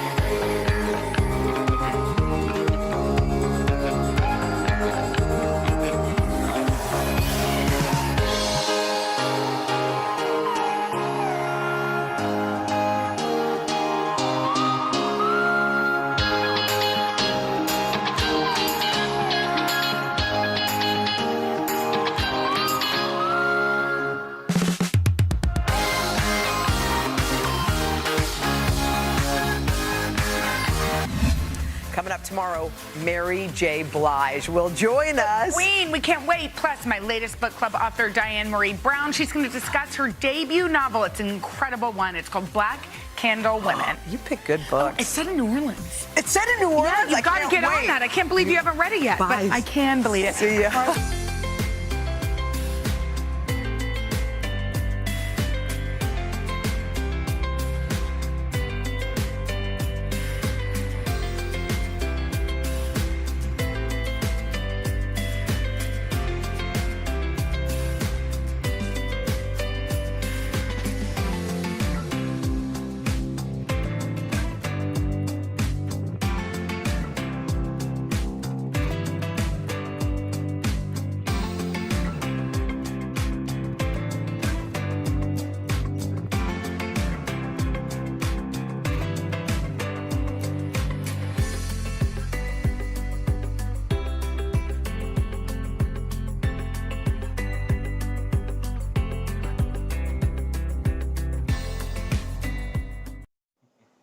That's a beautiful piece of chicken. Well, thank you. I'm Sama Dada. I'm a cookbook author and recipe developer in the plant-based food scene, which is becoming more innovative every day. I'm on a mission to see how startups, restaurants, and chefs are changing the way we see and eat plants. And I can't wait to show you how to bring more delicious dishes into your kitchen.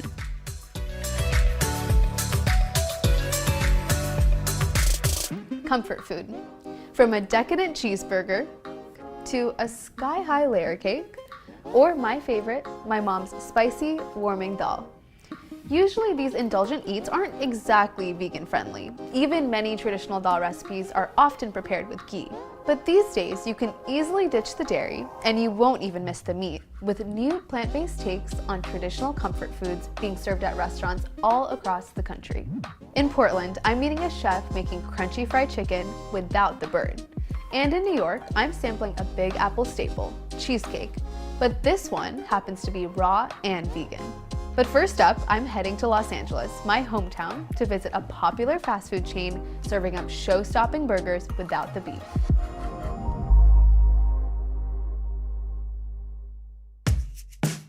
Growing up in SoCal, there was nothing more comforting than grabbing a burger by the beach and cruising down the Pacific Coast Highway. Monty's Good Burger in LA is recreating that iconic experience for a plant-based generation. Everything here, from a melty cheeseburger to fully loaded fries, and even their creamy milkshakes, is totally vegan. Lexi Jarris is the co-founder of the up-and-coming chain. What inspired you to start this place? I and my partners, it was a time in the vegan space in LA where there wasn't just a really good casual vegan burger. I felt like in order to get that fix for a burger, I had to go somewhere with white tablecloths and you had to be waited on. In 2018, Lexi founded Monty's with Bill Fold and Nick Adler. Lexi and Bill both work in the music industry. He's a festival producer, and Lexi is a creative consultant for Coachella. Nick brought the culinary chops as a former food director for music festivals. I think because we all come from music, when it came time to market and brand and strategize how to grow, we were all coming at it from such a non-traditional viewpoint. The Monty's team runs their business differently from many restaurants. They focus on creating digital buzz with celebrity milkshake collabs, pop-ups at festivals, and lots of merch. While Monty's now has 5 locations and millions of burgers sold, they make more money from their swag, like hats, t-shirts, and mugs, than the food. The star of said merch and the brand's namesake is Lexi's adorable schnoodle mix. How did Monty become the mascot? He's lucky. He's a lucky pup. He's very lucky. He was found essentially on the streets of Riverside, which is kind of nuts. We looked for his owners. They were nowhere to be found. So after a few weeks, I was like, this is my son now. But it really kind of goes to show the playfulness and the headspace we were in when we started Monty's. Do work a lot with animal rescues now, and that is kind of something that's in our ethos. We care a lot about animals, obviously, but not just eating less of them, but also giving some fluffy guys and then around the LA area homes. Monty's is dedicated to getting pets adopted, from dogs to cats and even guinea pigs. But their main mission is to change how people see vegan food. I think what's really interesting is that there is this stigma and this stereotype that vegan food has to be super healthy, right? When I first became vegan, a lot of my friends that aren't vegan would have dinner with me and they would leave and be like, I'm still hungry. I hate when Lexi picks the restaurant. I think if you come here, I highly doubt that someone will leave here, still being hungry. It's lots of tots, lots of shake, lots of burger. To me, I feel that anytime someone is eating a plant-based meal instead of a meal that has dairy, meat, whatever, that's just kind of a win for the animals, the planet, their health, all that good stuff. I love that. Tell me about the future of Monty's. Where do you want to take this? Yes, honestly, the sky's the limit. I don't want to say too big, but we're all definitely thinking as big as America wants us to be. Amazing. I'm so hungry now. I want everything. I will order every single day.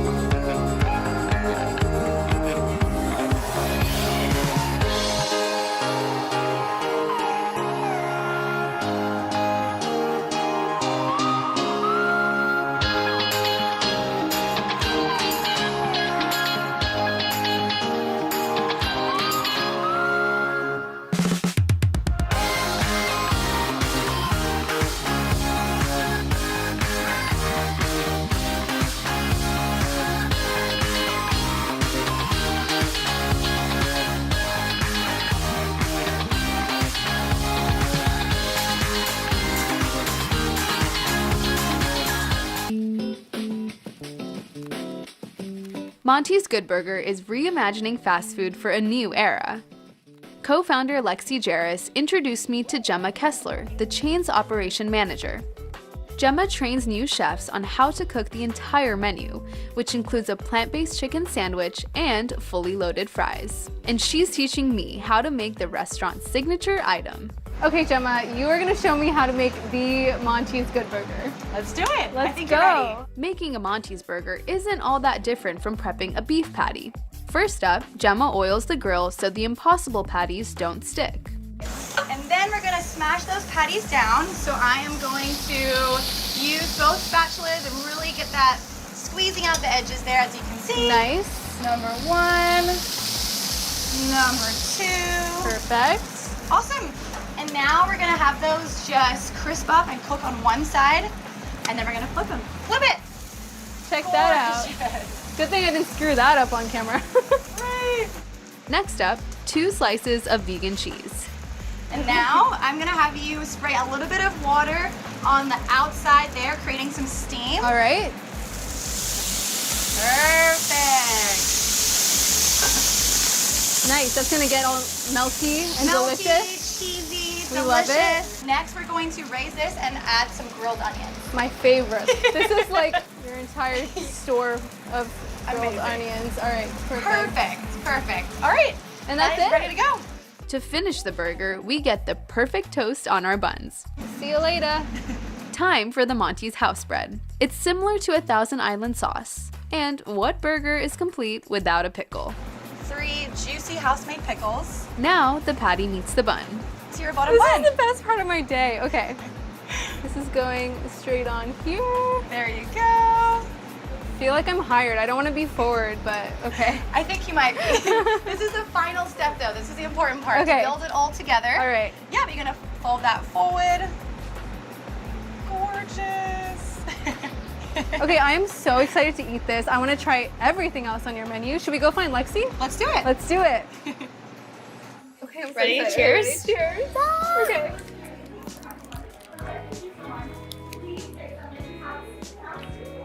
I can't. It's just good as you remember. It's better. This is so insane. Because it has your touch. Lexi, what does it mean to you to have this amazing and plant-based contribution to California burger culture? This is our Culver City location, so this is definitely our most family-friendly location. We have customers that like come in strollers with their parents, obviously, and they get like pins and stickers and things like that. But like these kids are gonna grow up with us around the corner from us. I think that's so just like brings me a lot of joy. Especially growing up in California, and this was such a big part of my culture, like getting a burger whenever going to the beach, and I feel like I can have that experience again in a plant-based way. So thank you and cheers. It means the world. Thank you so much. Have to take a picture, Please. because this just feels right. We love photos around here. Cheers.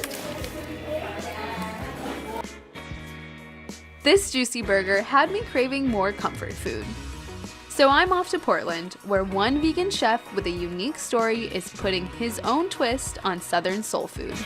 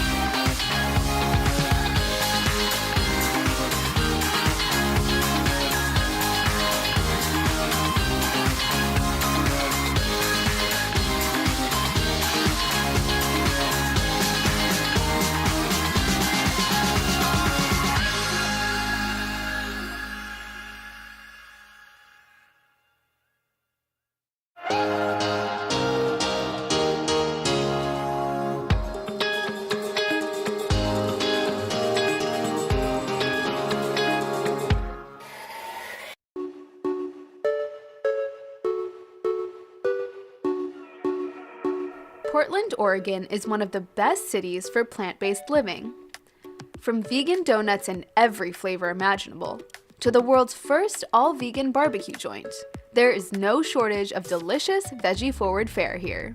One of my favorite spots is Dirty Lettuce, a vegan soul food eatery helmed by a chef breaking barriers. This is very visually impressive. Like, this literally is taking me back to like a KFC bucket. Yes. Alkebulan Morosky is the chef and founder of Dirty Lettuce. How do you feel like you're making vegan food more accessible, more equitable, something that is digestible, no pun intended, to a wider audience? I feel like a lot of the vegan industry for a long time has had this very, very heavy focus on like making it as healthy and holistic as possible. And that is very important, but it's like there's a reason why McDonald's is like the colossal juggernaut it is, because sometimes people just want to be able to eat something greasy and delicious and feel good in their stomach. Alkebulan's soul food recipes are rooted in the Southern cooking traditions from their hometown of Jackson, Mississippi. You grew up in Mississippi, pescatarian, so eating a lot of veggies, no meat. Can you talk to me about what that was like, especially in the South, a very meat-heavy culture? Yeah, it was one of the things that made me want to do this. Was I spent my whole childhood in the South, like surrounded by lots of fascinating cuisine, like gumbos, etouffees, and whatnot. I remember always wanting to be able to try and enjoy these different foods and never really having the opportunity to, until I decided to just do it myself. For instance, it means like cookouts are a really, really big thing in the South. And if you don't eat a lot of animal products, then you generally can't really go and engage with them to the same extent everyone else can. Growing up in the South was challenging in different ways for Alkebulan, who is biracial and identifies as gender neutral.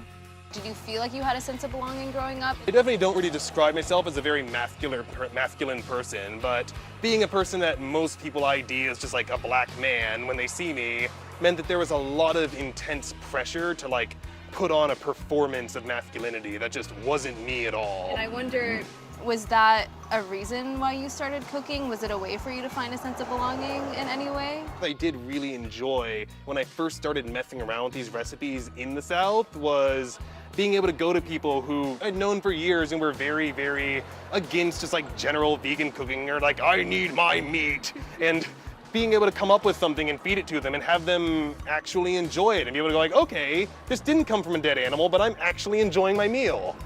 Alkebulan's mother, who is also a vegetarian, taught them how to cook. And there were always tons and tons of cookbooks all over my household. They loved working with seitan and started developing a line of plant-based meats after college. But in 2019, a new law was proposed in Mississippi that changed Alkebulan's career path. I'd already been devising recipes to move somewhere else for quite a while, and then the Mississippi legislature decided they were going to introduce a bill that would actually ban the labeling of any plant-based product as any kind of meat. While the law ultimately was halted in court, it was a signal for Alkebulan to pack their bags and head west. Why did you choose Portland? So I actually had a marvelous opportunity here. So I started off in Portland in a vegan food pod. So it was like supposed to be the first vegan food pod to appear in the US. That pod was Shady Pines Food Court, the country's first all-vegan food cart park that opened in early 2020. While Shady Pines shuttered a year later, it helped introduce Alkebulan's food to the city's vibrant culinary community. I was definitely very well received, and I got to be part of the publicity of like a vegan food pod, all vegan. 1 year after launching their cart, Alkebulan was able to open a brick-and-mortar spot in 2021. Here, the chef experiments with new seitan meat swaps for southern staples like pork ribs and catfish. I think in a lot of restaurants, if you go and order 3 different things made of seitan, you're going to get roughly the same seitan prepared in different ways. But I actually make a point to have like a completely different protein blend for each different fake meat that I do. Speaking of all this food, I'm starving. I'm not gonna lie, I caught a glimpse of that fried chicken, and I think I might need it. Ooh, how about if we get back to this kitchen? I'm ready, let's do it. All right. You make your iconic fried chicken out of seitan. Can you tell me about what seitan is and how you make this delicious chicken? Oh yeah, so seitan is essentially, it is a mass of pure wheat gluten protein. Actually, you would make it by just like taking regular wheat flour and washing it until you have like a sticky protein left over. But these days you can just buy like the dehydrated gluten on its own, which is what we have here, mixed with a whole bunch of different spices. Alkebulan adds a liquid mixture to the wheat gluten. This is the secret behind the different meat textures. Yeah, and the idea that depending on how much like oil, fat, and water you have in your wet blend, you're gonna end up with a different final product of your seitan. The next step is similar to making bread. The seitan and liquid mixture are kneaded together. Like it doesn't feel like dough. Yeah. You know, it feels like something that has a lot more texture and pull to it. Yeah, the weird pseudo dough. It's very much a pseudo dough. The dough transforms into seitan after simmering in veggie stock. After the seitan cools, it's cut into fillets and soaked overnight. Then the seitan is ready to be breaded and fried. Here is the chicken. A major thing for me with all my seitans is I try to deliberately make them as irregular as possible. Because if you get like an actual piece of meat from an animal, it's not going to be a uniform disc. Right. The process starts with a healthy sprinkle of cayenne. Then, just like a regular dredge, it's covered in flour and a secret spice mix. The egg-free wet mixture is where things really get interesting. Oh yeah, so this is just a blend of mustard, water, a little bit of cornstarch, and my house spice blend. I love that. Mustard, why mustard? You'll see it sometimes in like old southern fried chicken recipes, but it's not nearly as common as you'll see just like your standard egg or buttermilk wash. It's not as much a flavor thing, it's like a texture thing. Mustard is kind of acidic in a way that reacts with your breading. So yeah, going from there, we get right over into our second dry bath. And from here, we get pretty weird with it. This is where we're actually building that texture of the chicken by hand. How do you do that? You just kind of... Yeah, so we start by just sort of coating chicken and coating our breading on there, getting a nice pasty, goopy mix. So yeah, that's how it's like, looks like very rough and all over the place, but that's roughly what a piece of chicken is gonna look like before we fry it. Wow. It's like very rough, very lumpy. Yeah, wanna check that out? Oh, how cool. Do you trust me to make one? Absolutely. Okay.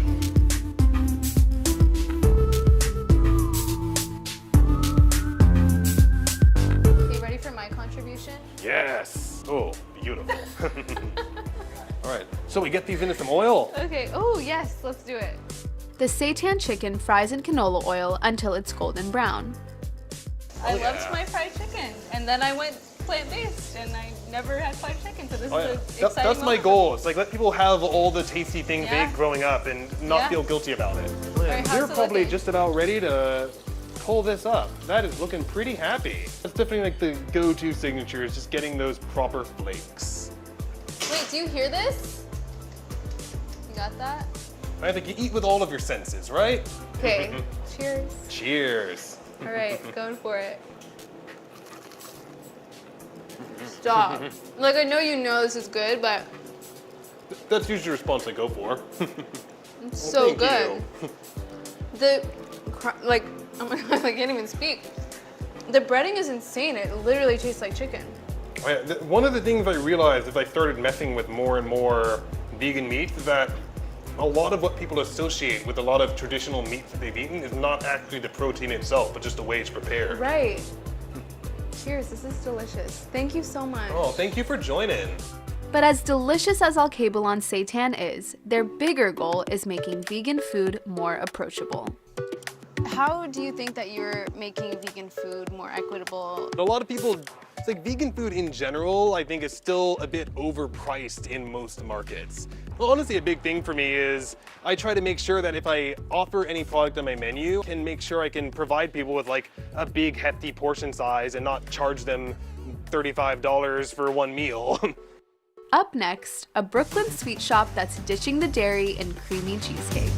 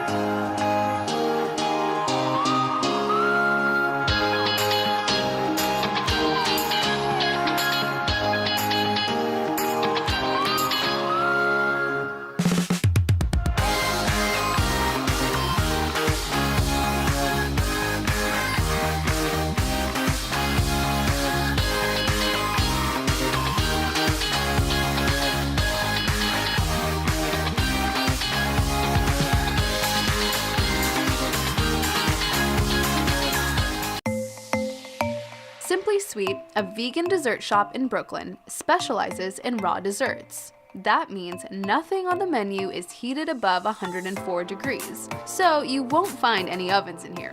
Opened in 2019, Simply Sweet makes treats that are free from gluten and refined sugar.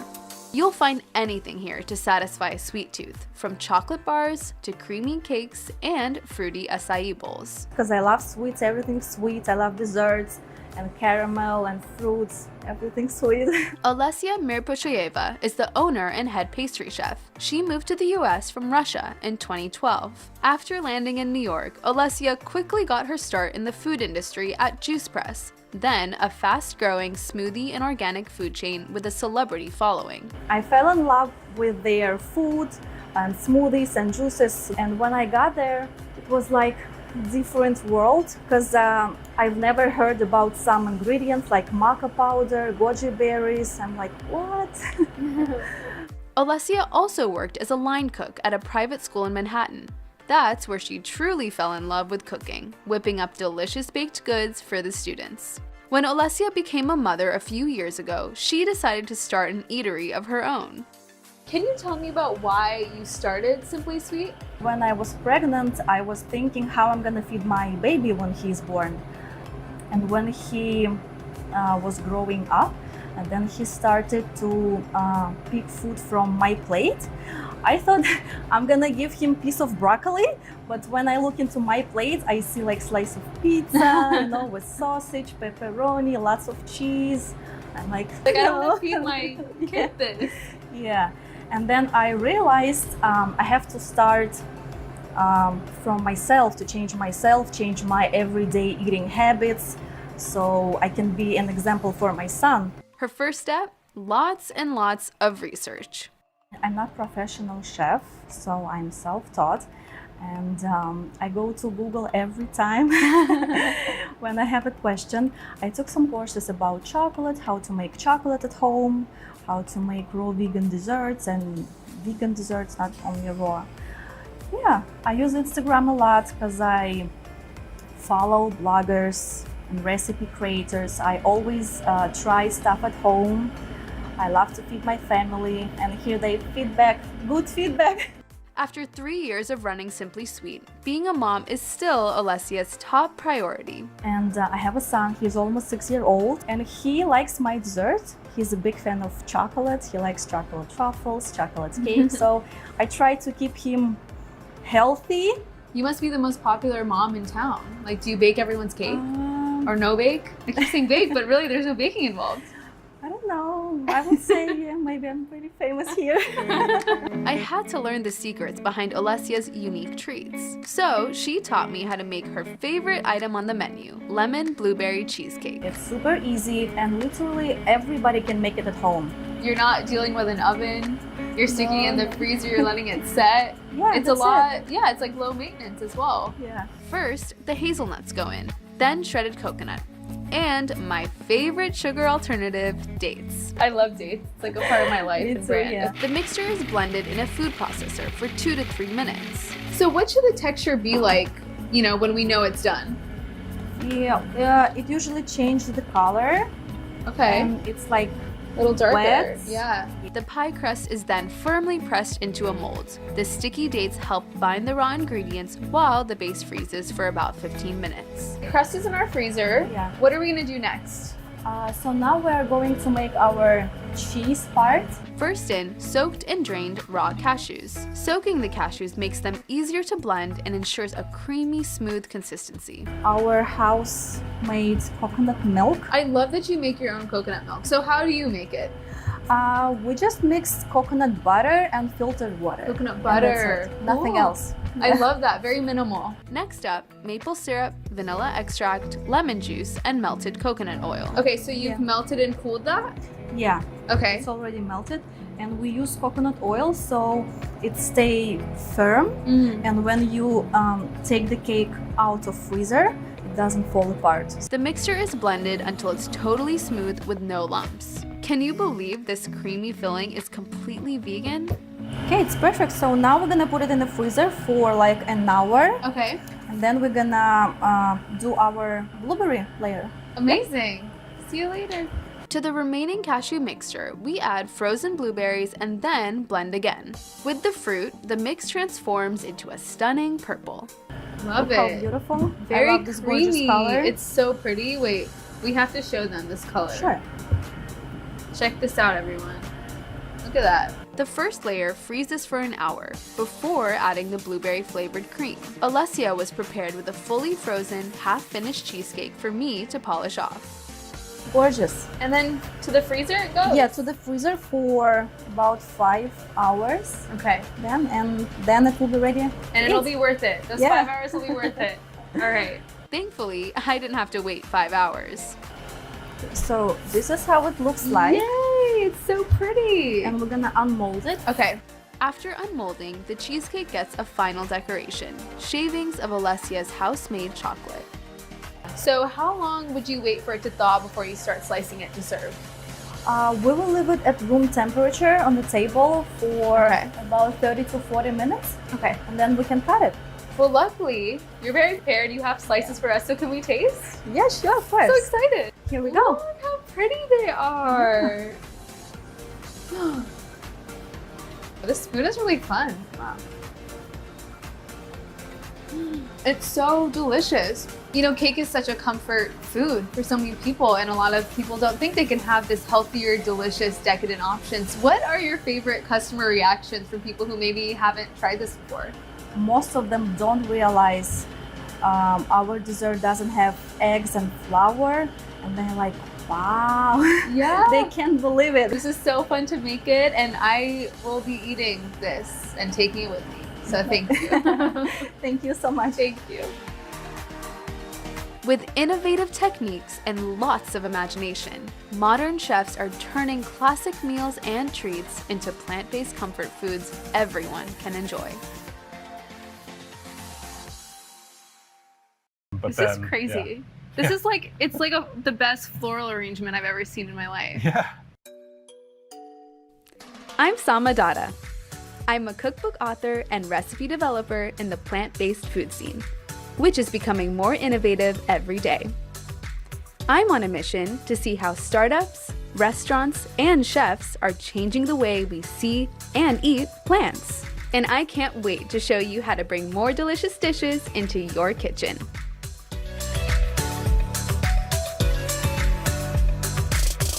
I love mushrooms. I mean, I really, really love mushrooms. They are an essential part of a plant-based lifestyle because they're such an easy swap for meat. But I've got lots of questions about fungi. How do they grow? Where do they grow? And which types have the most unique texture? I'm gonna learn all about their culinary range with chef and mushroom enthusiast, my friend, Sophia Rowe. Then I'll travel to Colorado to see how mushroom roots are being transformed into a hearty new protein. But first, I want to learn some basics, so I'm heading out to Smallholds, an innovative farm in Brooklyn, New York. Let's go.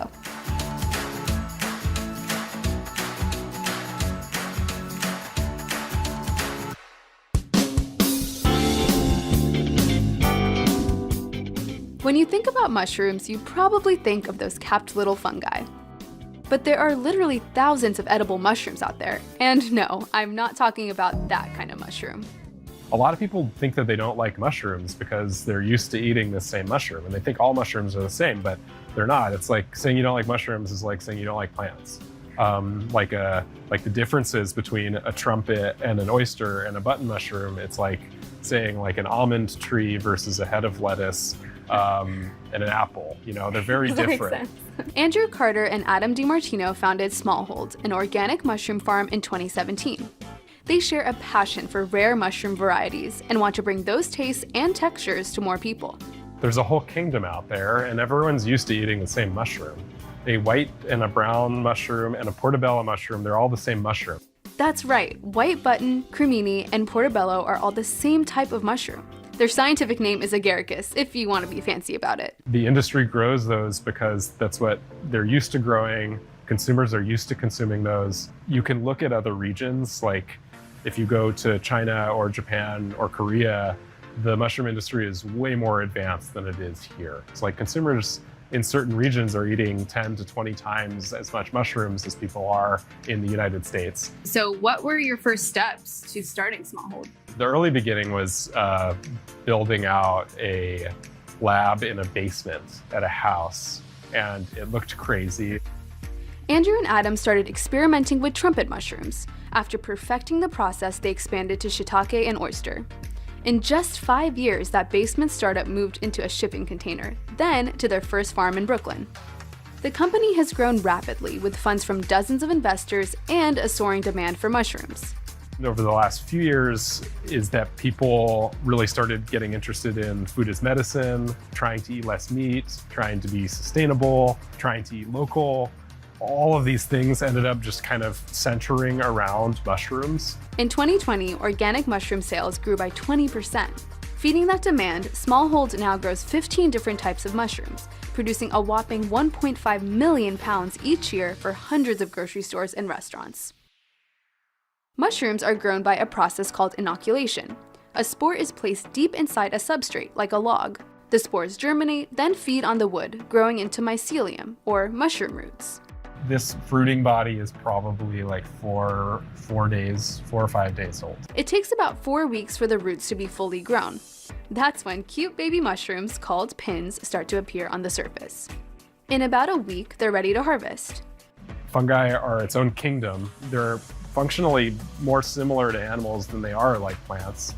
They breathe in oxygen, they release CO2, they digest stuff, they don't go through photosynthesis, and so their interaction with the environment is just so different than plants. Traditional mushroom farms cultivate their fungi in mulch with a mix of hay, straw, and corn cob. But Smallhold is focused on growing in urban areas to make the entire operation more sustainable. City farms might seem strange, but fungi don't require a lot of light, water, or space to thrive. Our mushrooms, we grow, they're called saprotrophic mushrooms, and so they're wood-loving mushrooms. They digest wood. All of the substrates that we're using, that's the stuff that's inside of this block. About 90% of it is sawdust. Smallhold's mushrooms are grown in bags filled with a compound from mills and factories, so they're reusing a byproduct from the timber industry. And those futuristic containers don't just look cool. And so these chambers themselves have really intricate controls over all the climate that they're exposed to. That allows them to forego pesticides. Plus, the fragile mushrooms aren't susceptible to extreme weather. Can you walk me through the environmental impact of growing mushrooms? It's one of the most sustainable products you can probably find in the grocery store. We did a big life cycle analysis, which is large, like third-party analysis to understand exactly what's going on with your company. Our carbon impact was about 30% less than any other mushroom farm we could find. Over 60% of the country's mushrooms are grown in one Pennsylvania county, which means it takes a lot of fuel to ship them across the country. So a lot of mushrooms are actually imported from overseas, and so the carbon footprint of those is really crazy. Smallhold's mushrooms are grown in Brooklyn, Los Angeles, and Austin, Texas. They also operate over a dozen mini farms, custom-built tanks that can grow mushrooms inside restaurants and grocery stores. With farms in strategically placed cities, Smallhold plans to reduce carbon emissions by continuing to ship locally. When you're buying a product from Smallhold, like a fresh mushroom in a grocery store, it was grown close to there. And so we have a national brand, like you can be from New York and go to LA and recognize Smallhold on the shelf, but those mushrooms were grown in LA. Most mushrooms also have a naturally meaty texture, which makes them a great vegetarian swap. The more people eat these products, generally speaking, they're eating less meat, whether they realize it or not.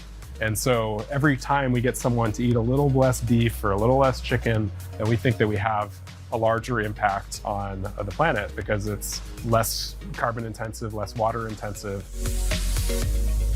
Okay, Andrew, we're gonna harvest these mushrooms, which I'm very excited about. Yeah, we have blue oysters, we have lion's mane, yellow oysters, and trumpet mushrooms. But we can start with the blue oyster. Let's do it. This one's pretty fun because, you know, you can't make any promises, but a lot of the time you kind of get the whole thing just in one pick. Whoa! Like that. Here you go. And so, big blue oyster Wait, mushroom. this is so dense. Yeah. You take a big cluster of mushrooms and you shove like garlic in here, like whatever herbs you want, so thyme and rosemary, but you just kind of like shove it inside the cluster itself. Do you roast the whole thing? And you just roast the whole thing. So let's try the lion's mane. So I would just pick off one of those. Yeah, there you go. Lion's mane is so beautiful and so unique, and this to me is like the most otherworldly mushroom because it just looks like no other. When you can take it apart, it like kind of peels sort of like mozzarella. It's so or like crazy. A lot of people use it as like a shellfish replacement. Because you can pull it, like it's Yeah, you almost can stringy. pull it. Next, we harvested yellow oyster mushrooms, which were more delicate than their blue cousins. They'd be perfect in a creamy soup. But even Andrew has a favorite fungi. I love trumpets so much, so if you cut it, this isn't the best knife skills, but you can cut them like this and then you can have a nice scallop. Yeah. And these are probably the most popular for people who are trying to like imitate meat with a whole mushroom. And so the other mushrooms can give you the texture and the flavor and nutrition and all that kind of stuff, but these can like really stand in as a fake scallop or fake bacon. Why do you want people to eat more mushrooms? I mean, they're great for you. There's a lot of nutrition. They're high in fiber. They have amazing antioxidants. They have vitamin D. And what I really like about them is that they have that umami and that experience that replaces meat.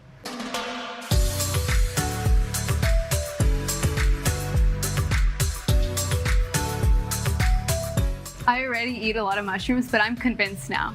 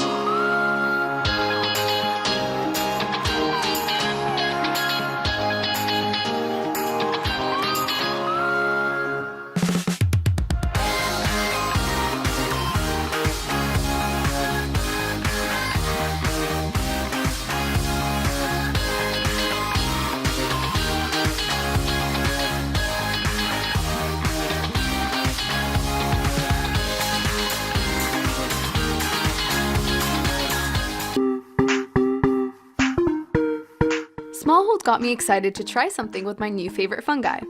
So I invited mushroom enthusiast, James Beard award-winning chef, my friend Sophia Rowe, to my kitchen. Hi! My friend, Sophia, I told you this before, that we were talking about mushrooms, and I was like, listen, I can't do this without Sophia. Talk to me about the role that mushrooms play in your work and in your world. I went to culinary school and I was sort of kind of playing in that plant-based world, and I felt like fungi and mushrooms were a really great way to encourage a lot of depth, which I feel like in plant-based cooking sometimes you kind of lose, you know? You like meat and dairy, those things create a lot of depth. It's pretty remarkable the types of flavors that you can create. And this is not a new idea. They're, particularly in Asian cultures, they've been using different kinds of fungus for forever in their cooking. But for me, that was really when I was like, okay, this is sexy. Can you just talk to me about how you work with them? It's almost about like, what am I trying to create? You know, if someone's a very big meat person and they want to go plant-based for a minute or for a meal, I think it's really important to cook things in the same way that you cook meat, right? And I don't even know that that's just mushrooms or just fungi, right? A lot of times with steaks, you're braising, you're roasting, you're searing. There's no reason you can't treat plants the same way. I'm just super excited to know what we're cooking today. Yes. Tell me about the dish and put me to work. All right, so what we have here is lion's mane. When I'm looking for a lion's mane, you want them to be kind of fluffy. Okay, I've been touching this one a lot. You don't want them to be slimy. You don't want them to stink. If they stink or they're slimy, they're no good. And that's kind of the rule, the general rule with any mushroom. Yeah. In terms of washing them, these are commercially cultivated. So They are not wild. These are not feral. So these are not gonna need to be like really, really washed. You just wanna wipe them down, they're good. Do not get your mushrooms wet. They don't like it. So this is a good one. This is a great shape. So what we're gonna do is we're basically gonna make like a lion's mushroom steak. And you'll see that I've kind of like, as I'm even talking, I'm kind of pressing this.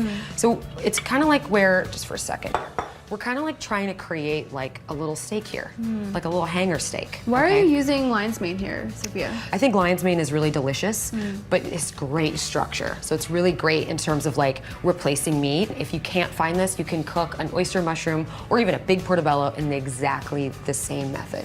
So the key here is you're leaving it nice and whole. Okay. I kind of want to press these down. So I'm just gonna score this one side. Okay. And why are you scoring it? So we want the flavor to get in, doggy. We want it to be inside. So we're gonna make this glaze. All right, let's do it. Because we're attempting to make a steak, okay? What we wanna do is we wanna help these lion's mane mushrooms along. 3 tablespoons of vegan butter. If you wanna use regular butter, that's your house and do whatever you want. All right, we like it softened like this because we're gonna be whisking it up. We want this to be like glazed texture. Okay. Okay. We also have coconut aminos. It's just like a soy-free soy sauce vibe. Okay, I also like it because it's a little sweet. Yes, it is. And for a glaze, that's really nice. So the sweetness is important because the sweetness is gonna give us caramelization. So grab the sesame. Yes. Get it? Sesame oil. Love it. We love it. You could use toasted if you wanted, but this is just regular old sesame oil. Next up, ingredients to really up the umami factor. Miso, Dijon mustard, and tomato paste. We're gonna just get a good like pinch of salt in there. And then you're just gonna whiskey do, dude. So this is gonna get, I think we have this on medium heat. Okay. Okay? We have some grapeseed oil here. The reason we're using grapeseed is high smoking point. We're using cast iron. You don't have to use cast iron. You can use whatever you have. So we're going score side down. So what's gonna happen? We're gonna put them on. We're gonna get a good sear on each side. And then we're gonna brush our glaze on. Okay. Okay? 2 minutes, flip it, 2 minutes. Then we're gonna take them off and we're gonna let them rest. Just like you would a steak. Just like meat. Just like meat. Crazy. We're gonna treat these just like meat. I love that. This is why we want this hot. Love it. Just drop it down. What we can do here, this is like a little tip too. You can always just flatten it down. Yeah, same you would do. I'm sorry, do you have a SoundCloud? I do now. So just to kind of encourage again, you want to encourage that flattening, right? Yep. Get it nice and thin, and that way the marinade is not having to penetrate so deep. You know how to make a steak. You know how to do these mushrooms. After 3 minutes, time for a flip. Look it. Gorgina. So we're just gonna brush this on, almost like you're basting a steak or something. Oh. Come on, baby. Everything about this feels like you are Van Gogh and I am your apprentice. Oh my God. Except you could do this, but you see the sizzle and you know? So what's gonna happen is these are gonna be sitting here, they're gonna be caramelizing, they're gonna be getting juicy. We're gonna take the rest of this glaze and we're gonna baste them a little bit. Ooh. So the basting method is never gonna be bad. It's always gonna be good. I mean, look how gorgeous that looks. It's beautiful. It's, stunning. A few more minutes in the pan. Literally crazy. Crazy, right? It kind of looks like meat too. These are gonna rest, okay? Okay. It's 5 minutes. He doesn't need, Okay, you're not nothing trying to, crazy. Nothing wild. As the mushrooms rested, Sophia chopped up some green onions for later. Then it was time to cut into the lion's mane steaks. It's meaty, Can we dog. show them? Like, they need to know. That looks Everyone, really alert, meaty. Alert. But even like, it's almost like you wouldn't really know. It just looks like chicken. Sophia recommends serving the steaks over rice with a few garnishes. First some sesame seeds, then chili crisp, then scallions. Just like me, Sophia loves a little spice. Come on. It's so good. Wait, this is literally the best mushroom dish I've literally ever had. It's so good. I love it. It is an unfamiliar ingredient cooked in a familiar format. Correct. So I think if you're a beginner to mushrooms, a really great thing to do is whatever you can find locally, just try cooking those mushrooms, whatever they are, in this format. Try cooking them this way. Yeah. and you're gonna get a completely new relationship to mushrooms. Also, for the people who are like, I hate mushrooms, just give the method a try, right? I feel like we have to take a photo. Let's do it. Because like, when have we ever done a little friend cooking sesh? Let's do it. We need to do it. We need a whole photo shoot. We need a whole photo shoot. I love you. Wait, give me a hug. Thank you for coming. Of course. Sophia's Lion's Mane steak looked a lot like chicken, but one company in Colorado is completely transforming mushroom roots into an actual meat substitute.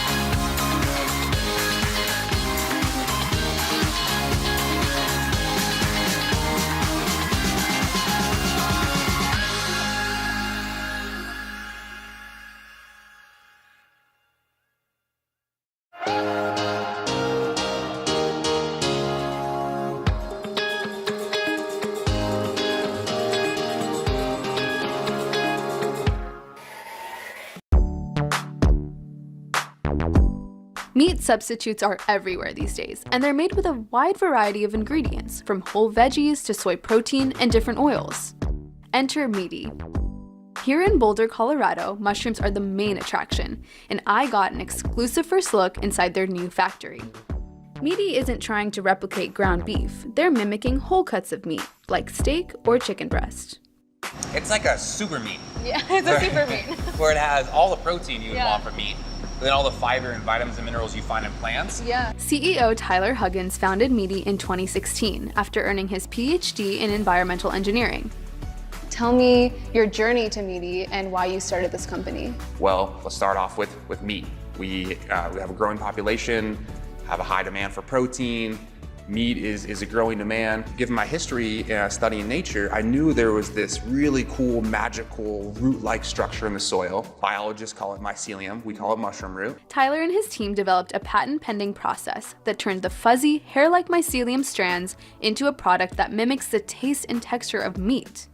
Unlike mushrooms, you won't find the raw roots in any grocery store. Currently, Meati sells a steak-like fillet and a faux chicken cutlet that's available plain or with a crispy breading. And this is the place where it all comes together. This is it. This is where the magic happens right here. This is the future of food. The mushroom roots are grown inside these giant tanks.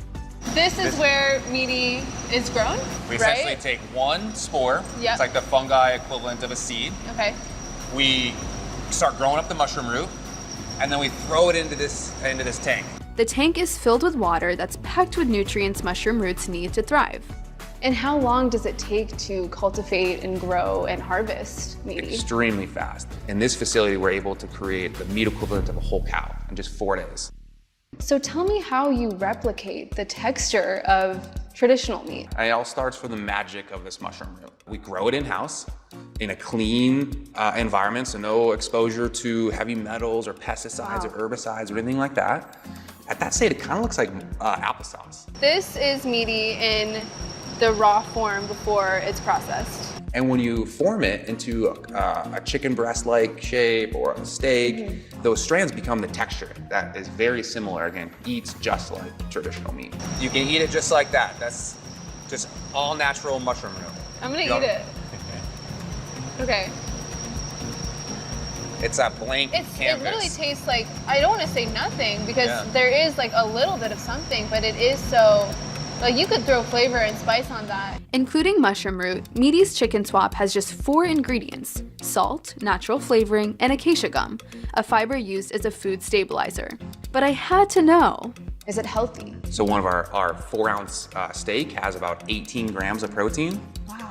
And then it has all the fiber and other vitamins and minerals you only find in plants. No cholesterol, no saturated fat, there's no sugar in it.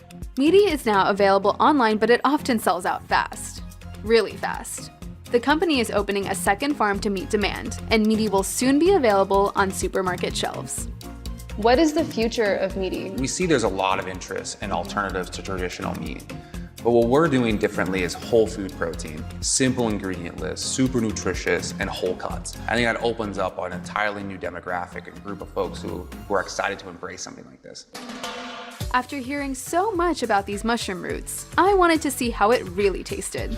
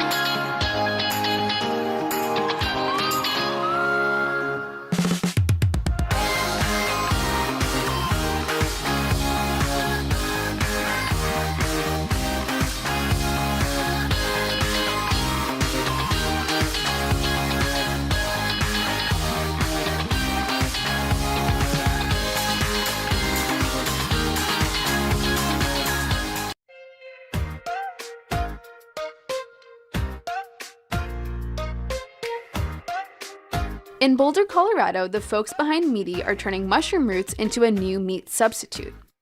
At the factory's test kitchen, they're experimenting with the best ways to cook it. I met with Debbie Downing, the company's head research chef, to learn more. I'm so excited to try this. Will you show me how to cook it up? It's the mushroom root, right? When you think about cooking mushrooms, it likes to soak up that oil, soak up the sauce. Super porous, yeah. Soak up anything that you give it. So best practices for our product is that we actually want to add oil to it first. Right. We want to just give a little bit of a drizzle here. Season with salt and pepper, a little oil in the pan, then time for the cutlet. All right, it's ready. Oh yeah. Sizzles really nicely. The chicken and steak both take about 8 minutes to cook. Just like meat, the goal is to develop a nice sear for more flavor. I think it's ready All to right, flip. ready? Yeah. I just gasped. I haven't eaten chicken in a while. Yeah. I used to, so I know what chicken tastes like. Yeah. But I haven't cooked it in forever. And first of all, this is like very similar in cook. Like when you look at the browning, yeah, and the caramelization around the edges. All right, did you want to cut it? Yeah. I'm like kind of freaking out right now. Get into it. I know. Sorry, Tyler. I'm just like, I'm processing. I can't get over how much it smells like chicken, and even looking at the texture, I'm gonna pick it up and just show you. Oh my God, I just touched it for the first time too. It's like the texture of it, of animal protein that you would normally see, I feel like it has that. But how? That's the mushroom root, right? The fibers. That's the mycelium. Yeah, gives you that texture and that look. This is not chicken, but it really looks like it. Okay, I'm gonna taste it. Should I taste it? This is my first time. I'm like Yes. stressed. Okay.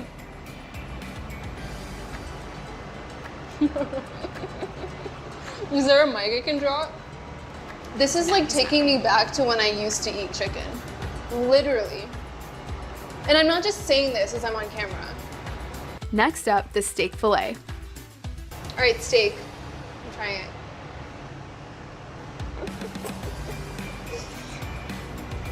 You need another mic to drop.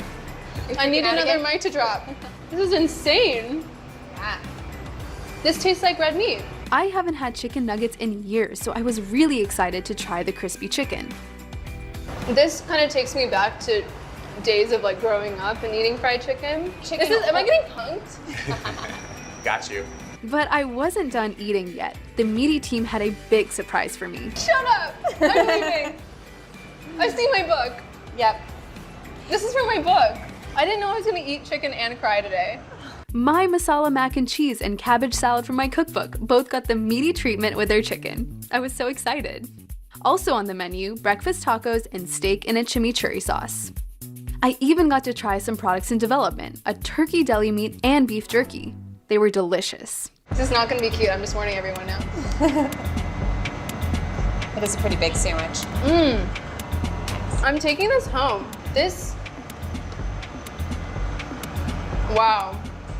You guys are all like crazy magicians. Like something weird is going on here. Whoa. That's breakfast. Yeah. In true me fashion, we need to take a selfie. So if you don't mind, we're gonna get in here. All right. Say meaty. Meaty. Thank you guys so much. Yeah. This was so Yeah. special. No, Truly. thank you. I don't know if I can go on. My love for mushrooms has been cemented. From a delicious side dish to a show-stopping main, their culinary versatility is unparalleled. And that's what makes mushrooms truly magic.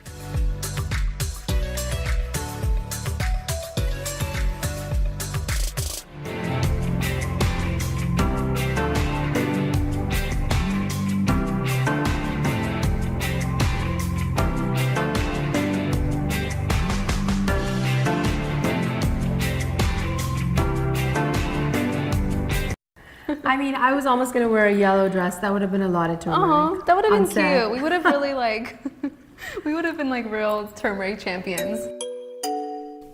I'm Sama Dada. I'm a cookbook author and recipe developer in the plant-based food scene, which is becoming more innovative every day. I'm on a mission to see how startups, restaurants, and chefs are changing the way we see and eat plants. And I can't wait to show you how to bring more delicious dishes into your kitchen.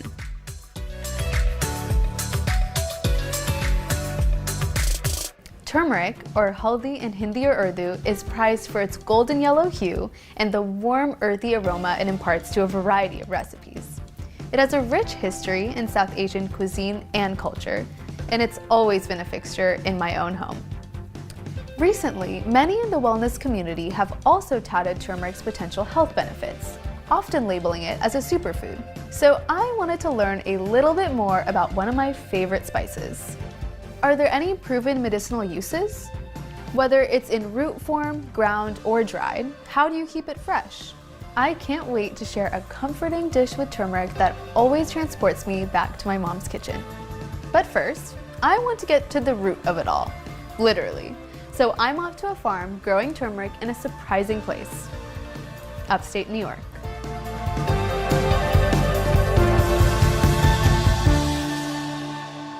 Growing up, turmeric added beautiful color and wonderful flavor to almost all of the dishes my mom cooked, from her masala veggies to her haldi rice. But she only used it in its dry ground form. I wanted to see just how my family's favorite spice is farmed, and I didn't have to fly all the way to India. Am I giving me a little tour? Yeah, I'd love to, yeah. About 2 hours north of New York City is Green Owl Farms in Rhinebeck. Suzanne Kelly converted her home to a working farm in 2013. Here, she grows potatoes, squash, and saffron. But her main crops are aromatics, namely garlic, ginger, and of course, turmeric. The turmeric plant kind of grows like a hand, then it will grow even more fingers off of that. Suzanne's love for agriculture began after college when she started growing vegetables. From graduate school in Florida to teaching at SUNY New Paltz, she never stopped gardening. What was your journey to getting to this point? I was an academic for a little over 10 years, teaching women's gender and sexuality studies. And I was sort of longing to do something else. I had a big rambling garden, and I was thinking a lot about agriculture at that time. Yeah. I just sort of decided to take the leap. Suzanne's home sits on less than an acre, but after some extensive research, she realized she had enough land to turn it into a farm. How did you learn so much about all of this? It's mostly self-taught. Yeah. Just really following what the experts have been doing, learning from other farmers. I never worked on a farm. Suzanne picked garlic, ginger, and turmeric as her main crops for strategic reasons. They can be grown without extra hands and don't need much space to yield enough to sell at farmers markets. They can also easily be dried or ground up for sale during the winter. So give us a little explainer on turmeric. So turmeric is a rhizome that is traditionally used in Southeast Asian, Middle Eastern, Indian cuisine. It's used as a spice. More people are probably familiar with it in its powder form that gets all ground up and dehydrated and then put in a jar, and then we buy it in the spice rack of our supermarket. Turmeric is native to South Asia, specifically India, known for its warm tropical climate. So how do you grow turmeric in New York? I've been inspired by lots of other small farms that have been doing this in the Northeast for some time over the last, I don't know exactly when they started, but certainly over the last decade. I get my seed from Hawaii. In Asia, there are more than 100 varieties of turmeric. Suzanne grows Indira Yellow and Hawaiian Red, which fare better in cooler places. You need at least 10 months to be able to grow it to full maturity, at which point it's how you find it in the grocery store, sort of with that hard, tough skin on the outside. Suzanne starts growing the delicate seeds in her climate-controlled basement in late February. I visited the farm in early summer to help Suzanne move the baby turmeric outdoors. This is about 120 feet of turmeric bed that we're going to plant. I'm ready. Okay. I've never been more ready. Turmeric, a rhizome, is closely related to ginger. Both have thick green stalks that grow upward above ground. The thick nodes and roots lie in the soil. The nodes, called rhizomes, are what we eat. So we're just going to loosen the soil like that and just stick it in like that. And that's it. Wow. We're going to plant them about 4 to 6 inches apart. All right, so I'm going to loosen it up a bit. Okay. A little deeper. Okay. All right, so going straight in? Yep, straight in. Have fun in there. You did it. Did you see that? Did you see that? Okay. Excellent. Good job. Good job. Am I you hired? did really good. You are. I'm you hired? Are. You're Okay. hired. Yep. I'm hired. I Yep. have a new job, sorry. Now you just need to do 200 more of them. Okay.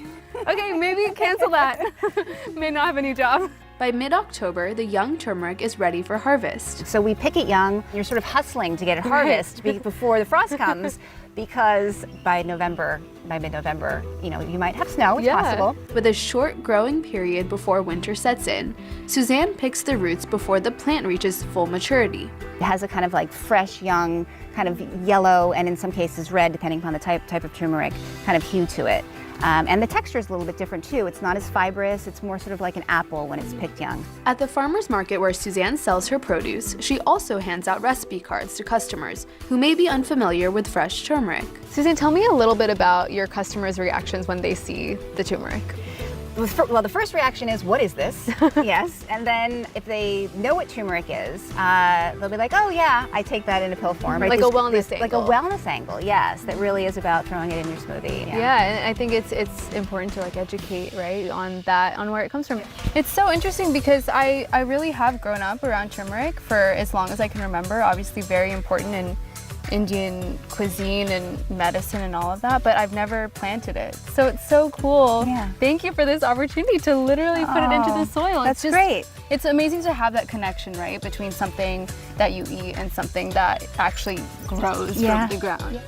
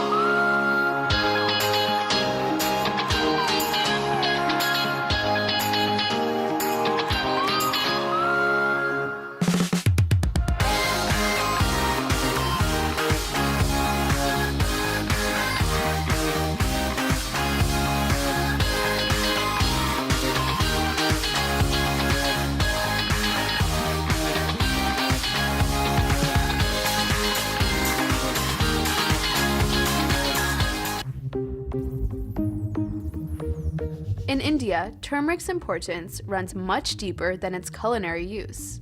It's a huge part of many traditions and daily life. To learn more about its cultural legacy, I met up with Dr. Baswati Bhattacharya, an MD who also practices Ayurvedic medicine. Her book on Ayurveda details the history and methods used in the ancient holistic practice. What is Ayurveda? It is the longevity, which is Ayush or Ayu, so longevity and how to live well, and Veda, which is the science or the knowingness. The medicine of Ayurveda is that part of not just staying well and being healthy, but also the other side, which is when you're sick, when you're diseased, how to get well. Ayurveda is based on ancient writings that promote whole body wellness through diet, physical activity, and mindful practices. So those of us who practice Ayurvedic medicine focus more on the food as medicine, lifestyle medicine, and medicinal herbs, medicinal oils. But when you say, what is Ayurveda? Ayurveda is just a philosophy. It's not a religion, but it's a philosophy like organic living. We shared a meal at Divya's kitchen in New York City. Divya's chefs apply Ayurvedic principles to all of their recipes, and turmeric is used in many of their dishes. This looks so delicious. We've got a khichdi classic, we've got a cashew curry, and we've got a mung bean soup. In the traditional practice, turmeric is considered anti-inflammatory. It's used to treat a variety of issues, including digestive problems, PMS symptoms, and arthritis pain. And so the golden sense of turmeric goes all the way from being an antimicrobial that protects the body to an anti-inflammatory, and this idea that it really enriches the body. Another use that is not a spice in cooking is what we now today call turmeric latte, which is taking milk and putting a teaspoon of turmeric in it and using that as an anti-inflammatory before bed. Many Ayurvedic health claims are not supported by Western medical experts, but scientists at places like UCLA and Johns Hopkins are conducting more research. What is sort of that importance of turmeric in Indian culture? It's part of the sacredness of honoring our bodies, honoring our minds, and it's something that comes from the ground and protects us. There's a lot of cultural aspects of this. So there's Gaye Holud, which is where the bride and groom will have their own family members before marriage cover their whole bodies in turmeric and give them a bath in that. And there's variations of it in different cultures, but having that bath cleanses them, gets them ready. When we were kids, if we ever had a boo-boo, one of the prize things we could show our friends is that mom put some haldi on our boo-boo, right? Instead of a Band-Aid, you'd go and show that there was this big yellow stained spot. And so the golden sense of turmeric, it really enriches the body. In Ayurveda, turmeric's healing elements make it an essential spice for the whole body and even the mind. But I wanted to learn more about the latest medical research on its purported health benefits.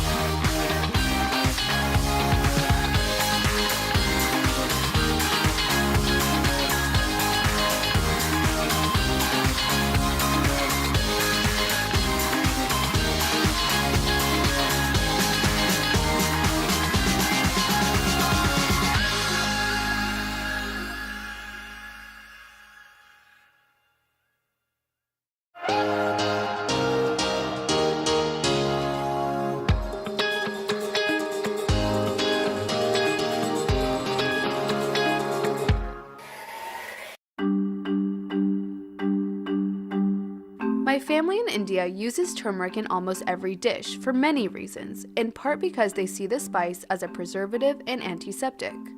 But recently in the US, turmeric is being hyped as a health supplement. You can find it in pills, powders, and even beauty products. But what does the science really say about its benefits? To learn more about its many uses, I met with spice expert and cookbook author Kanchan Koya, who also happens to have a PhD in biomedicine from Harvard. I'm so excited to talk about all things turmeric with you, but I want to know a little bit more about you. I'm a scientist by training. My lab started to study the health benefits of turmeric in cancer. I had grown up in India where turmeric is just a part and parcel of the everyday, and because I had grown up with it, I had kind of rolled my eyes at all the obsessions around it. And then here I was doing my PhD, my lab is studying turmeric, and it was a real aha moment for me that a lot of this ancient kind of ancestral wisdom around these spices is bearing fruit when it comes to modern research, and I was like, okay, maybe there's something to it. Kanchan's lab studied the yellow pigment found in turmeric, curcumin. So curcumin is one of the compounds in turmeric that has been best studied, and it's a polyphenol, which is just a certain kind of chemical compound that has effects in our bodies. Kanchan's research found that curcumin aided in chemotherapy, making it more effective in treating cancerous cells in breast cancer patients. The reason I hesitate to sort of think of curcumin as a cure-all is because we don't have that many randomized clinical trials looking at the effects of curcumin in a whole human.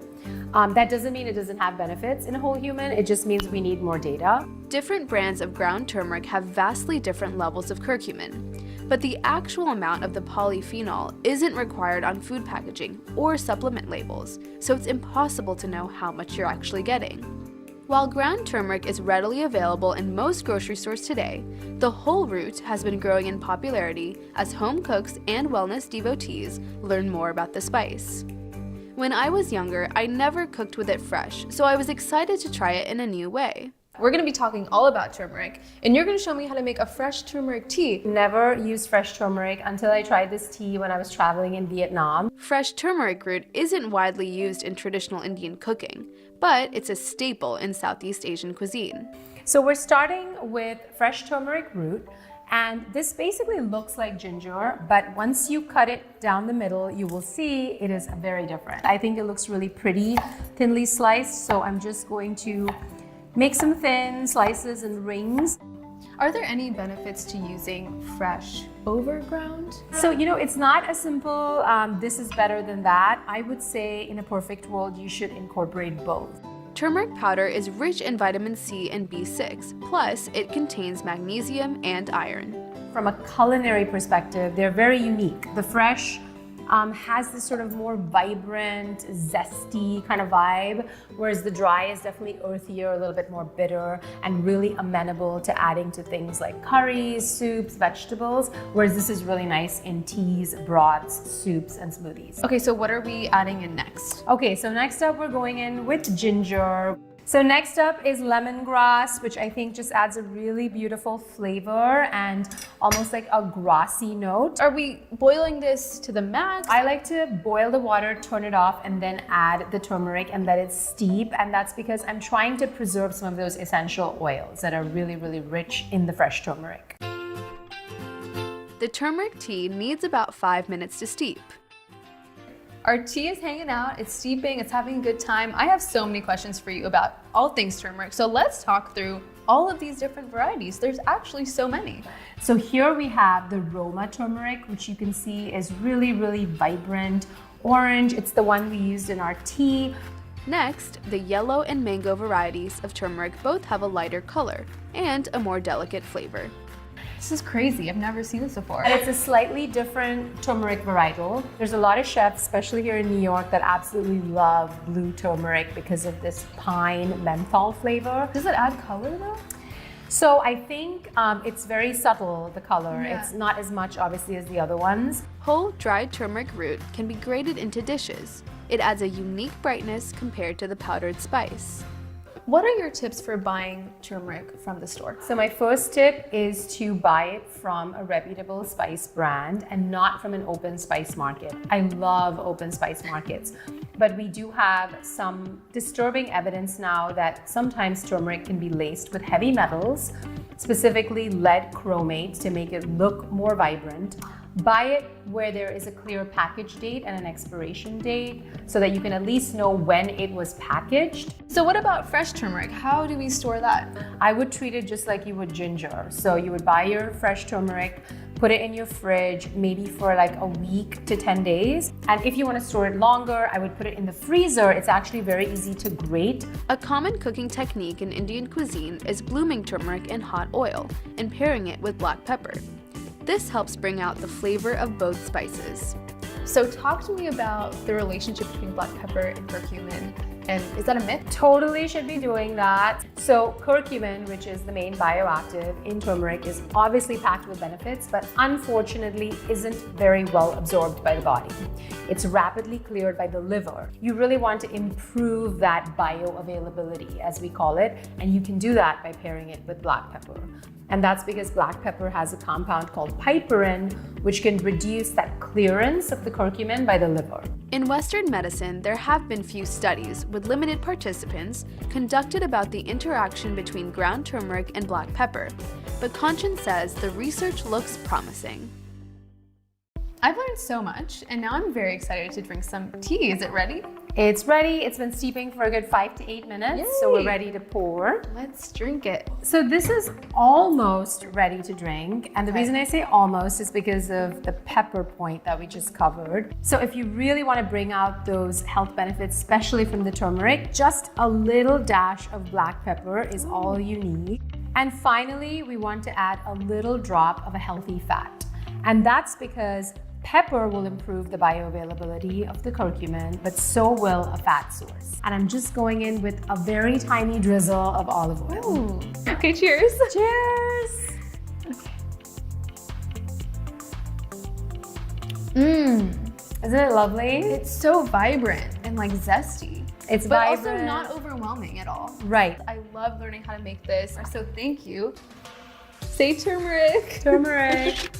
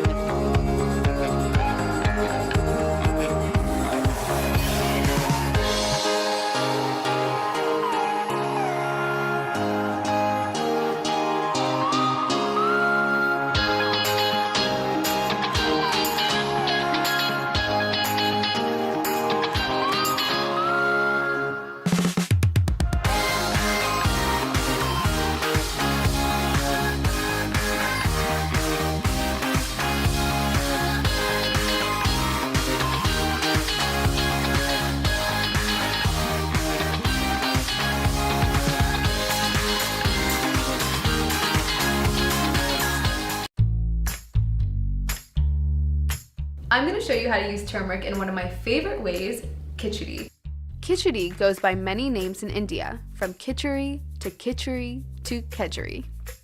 Every region in the country has a unique version, but it's usually made with lentils, rice, and turmeric. And like any popular comfort food, every family has their own spin on the dish. My mom didn't really make a stew, but her combo of light and fluffy rice with lentils was always one of my favorite meals. Something that's really important to know when you're cooking lentils and rice is that it's really important to rinse and soak them before cooking. Rinsing helps get rid of any debris in the rice or the lentils, and then soaking them will allow it to cook faster. And now I'm just gonna drain the water before I start cooking.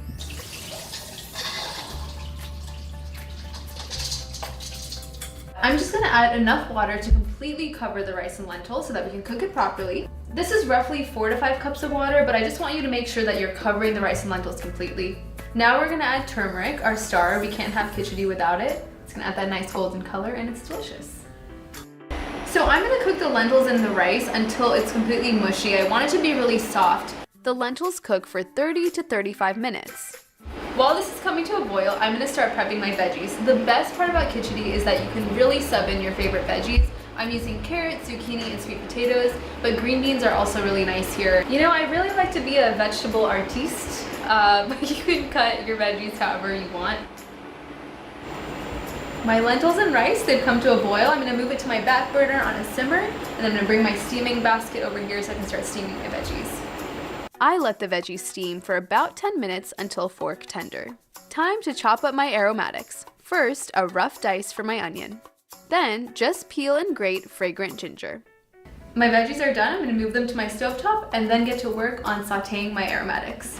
Now that my pan is hot, I'm gonna go ahead and add my coconut oil. Once the oil starts to shimmer, I'm gonna go ahead and add my cumin seeds. I'm adding whole cumin seeds to the oil to allow the cumin seeds to bloom, extract that delicious flavor. But you know it's ready when the cumin seed starts to sizzle and bubble. You only want this to go for about 15 to 30 seconds. You don't want the oil to burn. Then you're gonna go ahead and add your onions. That's the sound we like. We're cooking these onions on medium heat until they're tender and translucent, about 3 to 4 minutes. And now I'm gonna go ahead and add my grated ginger. I'm gonna cook this for a couple minutes with the ginger. We're gonna add some salt and pepper. I gotta clean my workstation so we can assemble our khichdi and take this off the heat. Check out the rice and lentils. Now is the time where everyone becomes friends. White shirt, risky. I'm gonna turn my stove on, cook the lentils and rice with the onions for about 2 to 3 minutes, and then I'll go ahead and add my veggies, cook everything together, and then we'll be done. I'm ready to serve myself a bowl of khichdi. I've been waiting for this moment for a very long time. I finish my khichdi with some fresh cilantro and freshly ground black pepper. Take a quick picture, send it to my mom, who I hope will be very proud of me.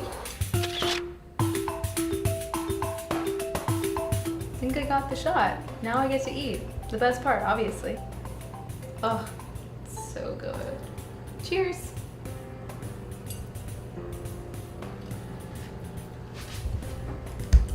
It's so good. It's very nostalgic for me too. What else can I say? It's cute, it's comforting, it's khichdi. That should go on a shirt. I have a bit of a khichdi lunch date. I'm gonna be joined by nutritionist Sarika Shah, who's gonna talk to me about all things turmeric and khichdi. Can't wait. Sarika, it's so nice to meet you. I have been very excited about our khichdi date. I just made some. Can you talk to me first about your family's khichdi recipe? Because I know, depending on where you're from in India, everyone makes it a little bit different. I use my mom's recipe. It's a 1-to-1 dal and basmati rice ratio. But something slightly different my mom does is adds spinach to it. Sarika Shah, aka the Indian nutritionist on Instagram, is a registered dietitian. She's been practicing for more than 20 years. Her goal is to teach Indian Americans how to eat traditional dishes in a healthier way. She also happens to know a lot about turmeric. What are the nutritional benefits of turmeric that have maybe actually been backed up by science? Are there any? So science is still studying turmeric, but turmeric claims to treat skin disorders, upper respiratory infections, any ache and pain essentially, and that comes from Ayurvedic medicine. So does science back it up? There's limited studies, subjects of 40 to about 120, but I have seen studies with 1,000, but that's really not enough to give me the science backing to say, yes, this is exactly what it proves and this is what it does. But the studies are positive, so I think there should be more studies done. So with that being said, do you include turmeric as an element of your recommendations for clients at all? No. Turmeric as a capsule or curcumin, which is the compound out of turmeric that is also glorified. So I don't recommend that. I'm very cautious about that because FDA regulations are not stringent on supplements. Is it laced with lead? Is it have other products in it? So if you want to include turmeric, the only way I will ever tell people is include it in your food in the powder form. So tell me about how you feel about Indian food and turmeric as well coming to the forefront of food and culture. Especially in the US, Indian food is coming up to the forefront, that it's being appreciated as healthier food, as something good. And I think that's great for the generations growing up. When I grew up, I would never bring Indian food to lunch. I wouldn't be caught dead with that because the smell or the color or people staring at me. But if it's now something that they claim as like a lentil soup, which is actually our dal with rice, no one's gonna bat eyelashes at it. I think it's when we glamorize it and we try to make large doses of it and make it something bigger than it really is where the risk comes in. But if we take it for as it is and the way we've used it for thousands of years in our culture, I think it's perfect and it's great. Turmeric is definitely the golden child of spices. Its warming aroma and Ayurvedic properties have been staples in India for centuries. As more research is conducted on its health benefits, there's no doubt that this spice's popularity will continue to rise. But turmeric's cultural significance should never be ignored. I'm a compost queen. I have become one with the compost. I'm Sama Dada. I'm a cookbook author and recipe developer in the plant-based food scene, which is becoming more innovative every day. I'm on a mission to see how startups, restaurants, and chefs are changing the way we see and eat plants. And I can't wait to show you how to bring more delicious dishes into your kitchen.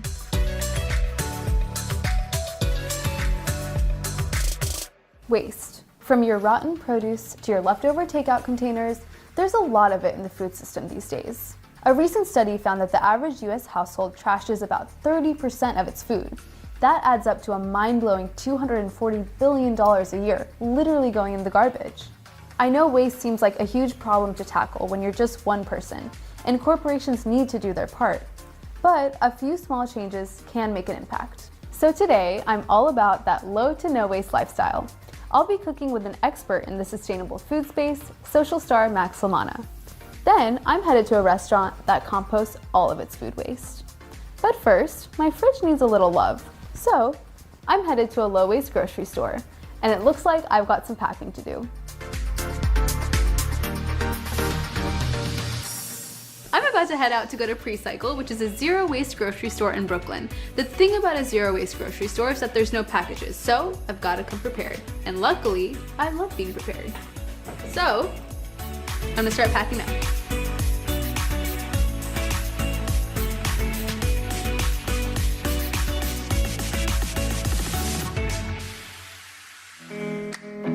Precycle was started by Katerina Bogatyreeva in 2018. Her goal? Eliminate wasteful plastic from food packaging. In 2019, over 140 million tons of single-use plastics were thrown out globally. While bulk bins for dried goods have existed at health food stores for many years, Katerina had a different vision. A one-stop shop with everything from flour to produce and even cleaning supplies, all without single-use packaging. Why did you decide to start Precycle? Well, actually, it started with my own personal struggles to live a lower waste lifestyle. When my son was 5 years old, he was in a kindergarten and he had a sustainability lesson. So one day he came home and he said, "Mommy, do you know how long the plastic will remain in a landfill?" And at that moment, it sort of like made me realize that we have a responsibility towards future generations. So I took a very close look at my own trash at home, and I realized that a lot of the waste that I create actually comes from food shopping, whether it's the packaging or food waste itself. So we can thank your son for this establishment? In a way, yes. You know, it feels like a really big challenge, right, for people to overhaul all of their life choices. It's possible to shop with creating less waste in any store. It's just kind of seeing the right products. For example, I don't know, instead of canned beans, one can buy dry beans in a bulk store using a fabric bag, or just shopping in the perimeter of the store for unpackaged produce, or going to farmer's market. And I think a lot of people get really excited when they go to a grocery store and they want to get everything, right? Exactly, yeah. I think shopping for 1 or 2 meals or a couple of days in advance is the key, because we tend to buy a lot, and then with every day that product sits in your fridge is less likely you're gonna use it, and that creates a lot of waste. Katerina, not to brag or anything, but I came very prepared. So tell me how I get started. Okay, it's very easy. So we're gonna just weigh your containers so that we know what to deduct when we check you out. All right? All right, let's do it. Let's do it. Here I go. And the weight is 0.97. We're gonna write it with this washable marker. Oh, that's edgy. There we go. Perfect. And then you're gonna deduct this from whatever I'm putting in here. Exactly. Amazing, that's so easy. Forgot containers? Don't worry. The store has a selection of glass jars and reusable bags. So Sama, what are you making today? Honestly, what am I not making today, Katerina? But actually, I came here specifically to make a pasta. Oh, wonderful. I have a really nice selection for you. Let's Come go. this way.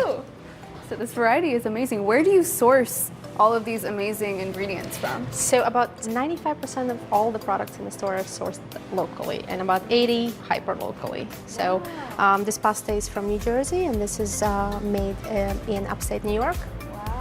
I also loaded up on my favorite kitchen staples, like moong dal, cashews, and of course, a ton of dates.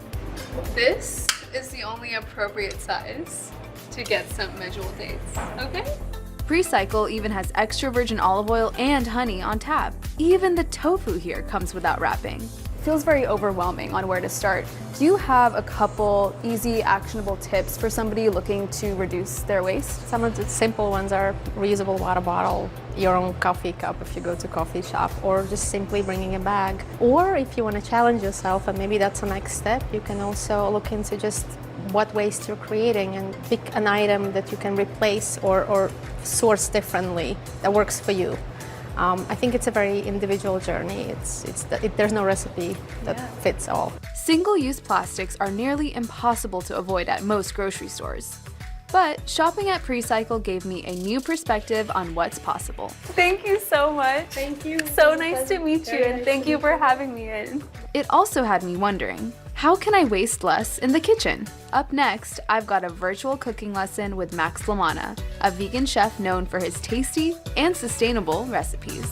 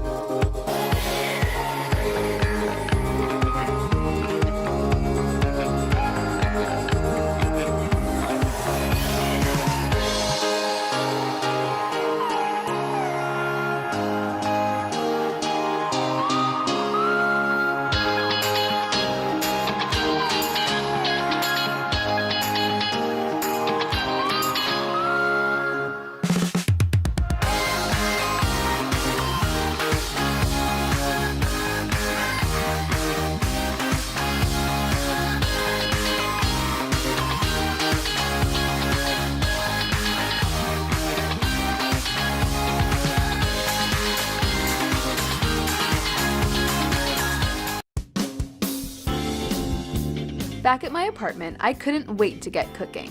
To help upgrade my low-waste game, I called on London-based chef Max Lamana. Max is a vegan social star who focuses on sustainable cooking, and I am here for it. Max, it's so good to see you and chat with you. We are online Instagram friends, but not real life, and this is as close as we're gonna get right now since you're in London. Hopefully when we meet in real life in IRL, we could be friends as well.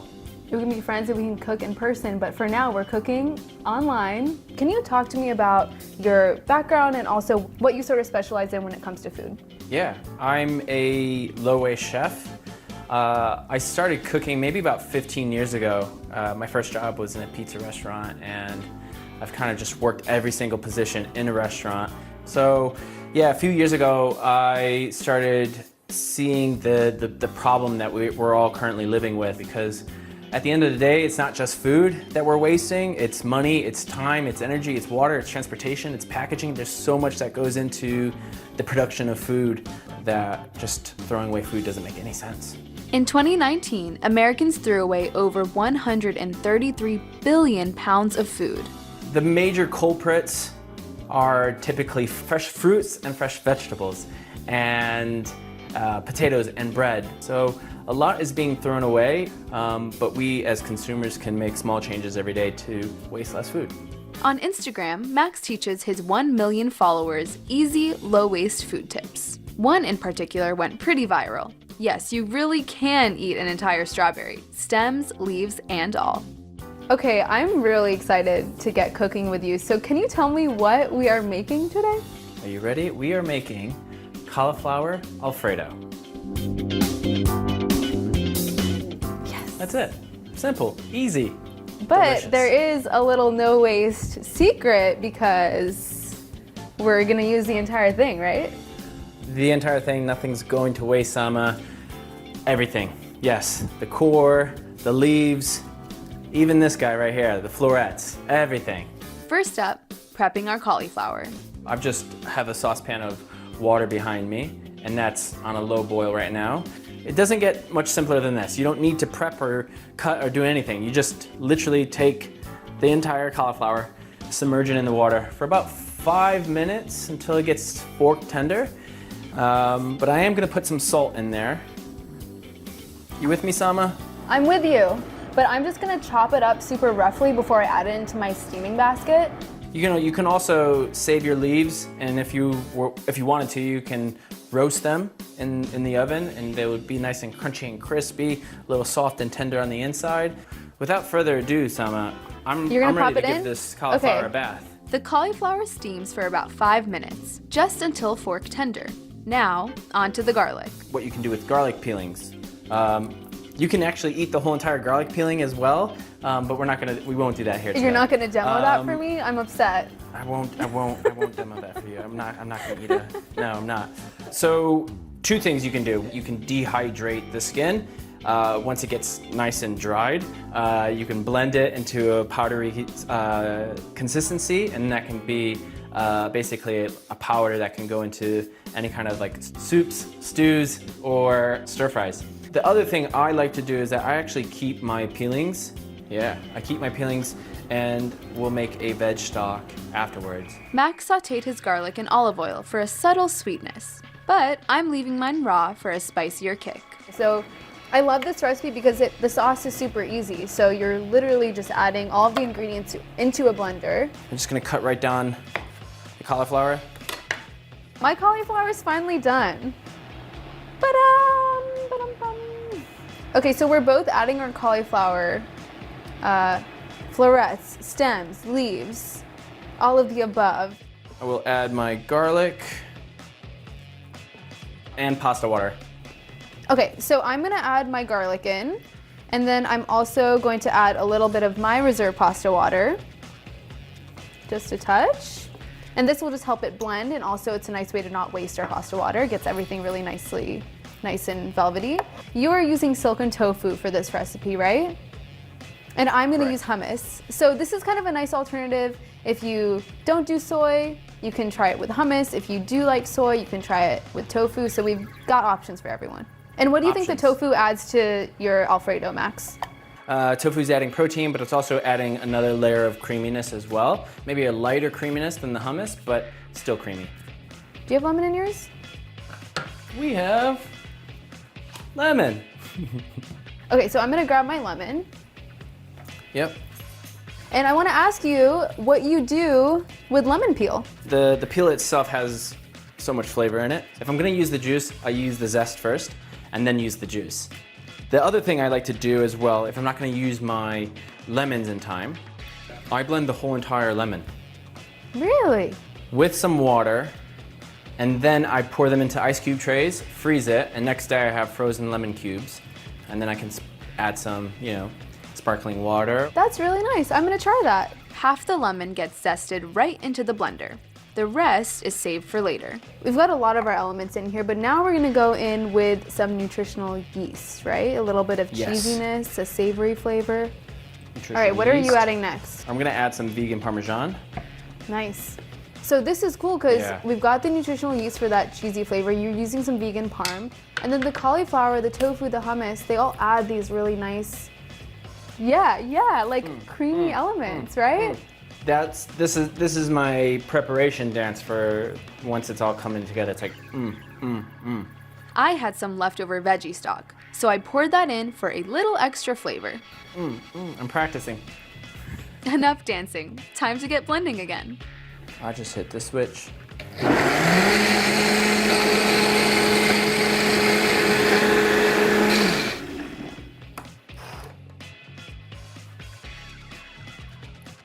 Oh, The two creamy sauces are complete. I'm ready for the pasta. Do you also have some fettuccine? I do. I'm using fettuccine pasta. There you go. Yeah. Okay, so I'm gonna probably add a little bit of the sauce into the pan to start, just to get it Cool. nicely coated with the pasta, and then I'll go ahead and add the pasta in there, and then I'll go ahead and add some of the rest of the sauce. There are some other things you can do with the sauce because there's quite a bit of it, right? Totally. So what you could end up doing with the sauce is use it for soups, use it for stews, use it for even a dip. I mean, I think having a little bit of like a chip in there, that's really actually good. Quite nice. Okay, so I'm gonna add my pasta into my little pan, and the rest of my sauce. It's so creamy. It's like luscious. Love a saucy pasta, so I love recipes that yield a lot of sauce because I'm like, let's go, you know? A gentle toss in the sauce ensures every piece of pasta is well coated. I'm ready to plate up, Sama. I'm ready to plate up too, Max. Okay, so I'm gonna save this pasta sauce for tomorrow, but you could also freeze it too, so that's another option. Time to give this pasta a no-waste taste. So we've got our pepper, we've got our lemon zest, we've got our salt. What do you want to garnish with? The lemon zest? Off on the side, just on top, some lemon zest. Beautiful. I'm happy with the result. How's it looking on your end? Delicious. You know what I think we both have in common is that our phones eat before us. Shall we grab a little photo? Phones do eat before us. Okay, ready? I'm ready to eat. You ready to eat? I'm ready, yeah. Okay, let's do it. Okay. Cheers. Cheers.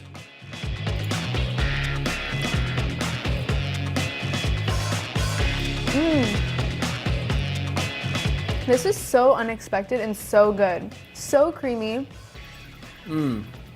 That's what I was just gonna say. I said this is very, very creamy.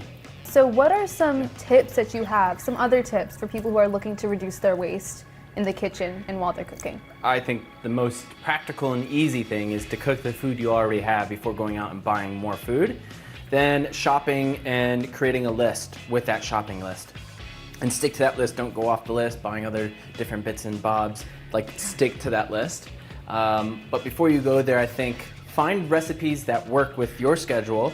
Donating food is a great option, but also my favorite, compost. Composting food shows that food is going back into the earth, back into the soil to give rich nutrients to the soil, giving rich nutrients to the plants that grow our food. Max, this was so much fun.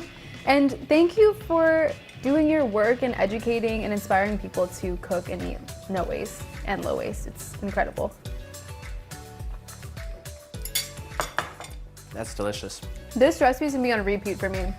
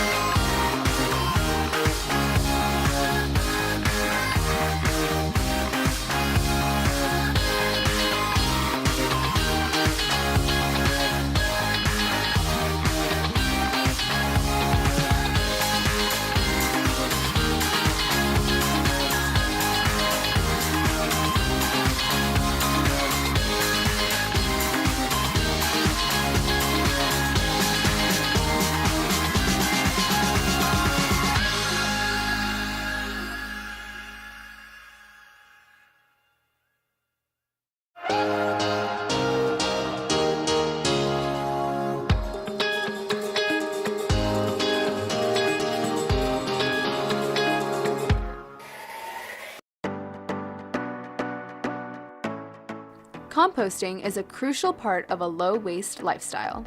At Papille Gustative in Santa Monica, the owners are committed to composting 100% of leftover food. They operate their own kitchen-to-compost facility where scraps are turned into nutrient-rich mulch. Let me show you around our low-waste establishment. Let's do it! Papille Gustative translates to taste buds in Latin. It's run by Kalen Senchak and his wife Marina.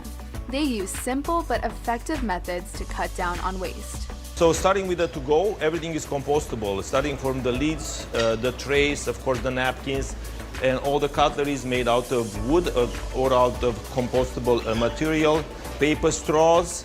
Even our trash bags, if you see, is a special trash bags that are compostable as well. Even the restaurant's napkins are hand-sewn from recycled jean scraps. And to avoid plastic in the kitchen, chefs use only glass bowls and containers. And what happens, Kaylin, to maybe the fruit or vegetables that aren't perfect when you receive them? We make jams, we make pastries, and for that we actually look for fruits and vegetables that might be aesthetically blemished, right? But they are perfect. And we hate to see the farmers have to throw those away. You have a really huge compost mission with this restaurant. Can you show me how that's kind of done back here as well? Yes, this is our own compost, which is coffee, food, greens, eggshells, avocado peels, everything else. Eggshells even. Yes. That's of course, eggshells. Eggs and coffee actually are one of the best things that you can feed the soil for plants, yes? Because of the calcium, because of all the other nutrients. So that makes your garden beautiful.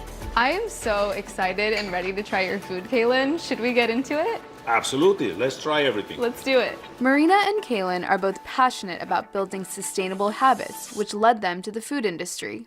What was your inspiration behind starting this restaurant? First, we actually were inspired just to open a coffee shop, coffees and teas, single origin, like really good quality. But then eventually people were asking us about more. They wanted food, they wanted breakfast, they wanted lunch, and we expanded gradually. But Kaylin and Marina are just as focused on what happens after the tables are cleared. You own the composting process from start to finish, even the facility. Can you tell me about that process from start to finish? We have this little property in downtown where we have another company, and we are thinking, why don't we use that, right? So we did a little research, and then it became clear that's very easy to compost if you really put your heart into it.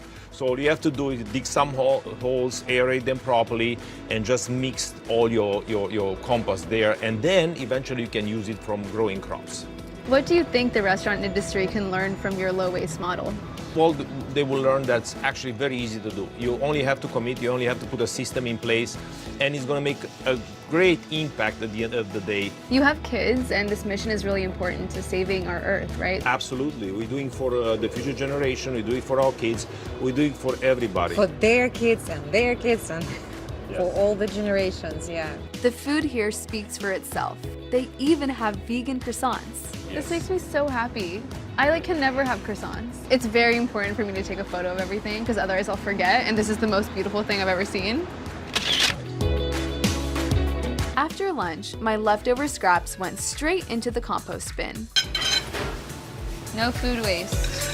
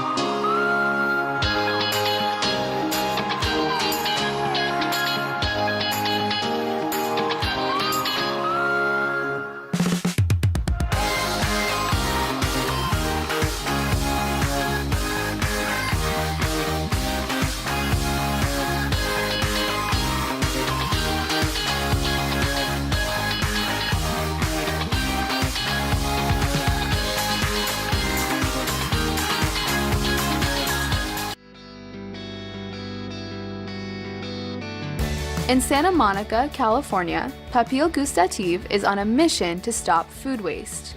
I helped load up the truck that will take their kitchen scraps to the restaurant's very own composting facility. Kevin Conaway is Papille's expert composter. Compost it up, so. Cool. The composting site is located about an hour from the restaurant. Here, they've transformed an empty lot into an urban garden. What are we doing today? What you need to know about composting is that there's not much to know. Okay. It's pretty much just layering it up. Once we put everything in, what happens in the process? Microorganisms are going to eat the food, they're going to break it down, and pretty much it'll just disappear. It'll all just be wet. And we keep it wet, just a little bit of water. Okay. If it gets too dry, it slows everything down. It's best to compost in a shady area, so Kevin dug up large pits by trees. But you can also compost in any kind of container, from a storage bin to a trash can. All right, Kevin, I'm ready to compost. This is everything we're composting today, right? Yep. First, we made a layer of green materials, which is basically anything left over from the kitchen or garden. Think veggie scraps, coffee grinds, eggshells, and plant trimmings. Stuff it out, yeah, make a mess. And then I can toss the bag in too, right? That's right. Then we added carbon-rich brown materials. This can include shredded paper, cardboard, twigs, and dried leaves. And what do those layers do? What is the cardboard, the sticks? Why are we adding that to the compost process? Because if you have all scraps and no cardboard or no carbon on top of it, it just turns into a mushy, gooey mess. Then, just continue alternating with green and brown layers until the waste is all used up. Okay. Woo! I'm a compost queen. I have become one with the compost. Meat, dairy, and oils should only be broken down by industrial composting facilities. They can attract unwanted pests like rats and flies in a home garden. Meat can also contain harmful bacteria like Salmonella, which can spread throughout a garden's edible plants. How long does it take for a compost to break down, Kevin? Generally, anywhere 6 months to a year. If you keep it moist, it'll be pretty much ready to go in 6-9 months. Finished compost is a nutrient-rich mulch. It's a deep brown that basically looks just like dirt. So what have you been growing then with the soil that you kind of can create through the composting Just process? vegetables mostly. Okay. What Yeah, kinds of more- vegetables? Yeah. Anything. Peppers, tomatoes, anything that Colleen thinks he needs for his menu, then we'll plant it. This compost garden is still a work in progress, but by next spring, it will produce enough food for regular restaurant use. Kevin, it's really interesting because Vernon is such an industrial area, right? And you're literally creating a compost facility right in its backyard. You don't need a plot of land to compost. You can literally compost in an apartment, be on a smaller scale. This kind of material in a landfill, it doesn't really break down and do any good. So instead of throwing them in the landfill and just going to waste, we can recycle those nutrients, put it back into the soil. Kevin, thank you so much for teaching me how to compost. It was shockingly way easier than I expected, and I will be back to reclaim my duties as your apprentice composter. Thank you. Managing food waste is a massive undertaking, and many changes can only be made through legislation. The EPA found that less than 10% of US households had access to curbside compost collection in 2017. That's a lot of food we could be saving from landfills if we just had compost bins next to recycling and trash. Some big changes are already in the works. Major cities like Los Angeles and New York are expanding city-run composting, and those advances are due in large part to individuals petitioning for better policies. Sometimes it takes local changes to kickstart a global impact.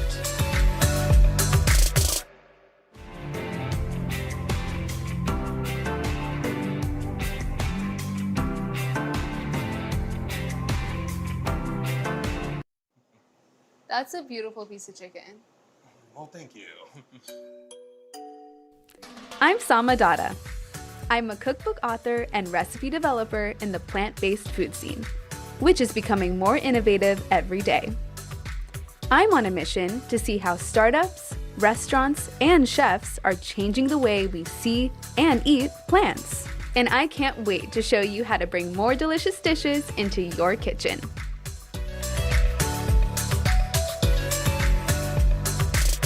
Comfort food. From a decadent cheeseburger to a sky-high layer cake, or my favorite, my mom's spicy warming dal.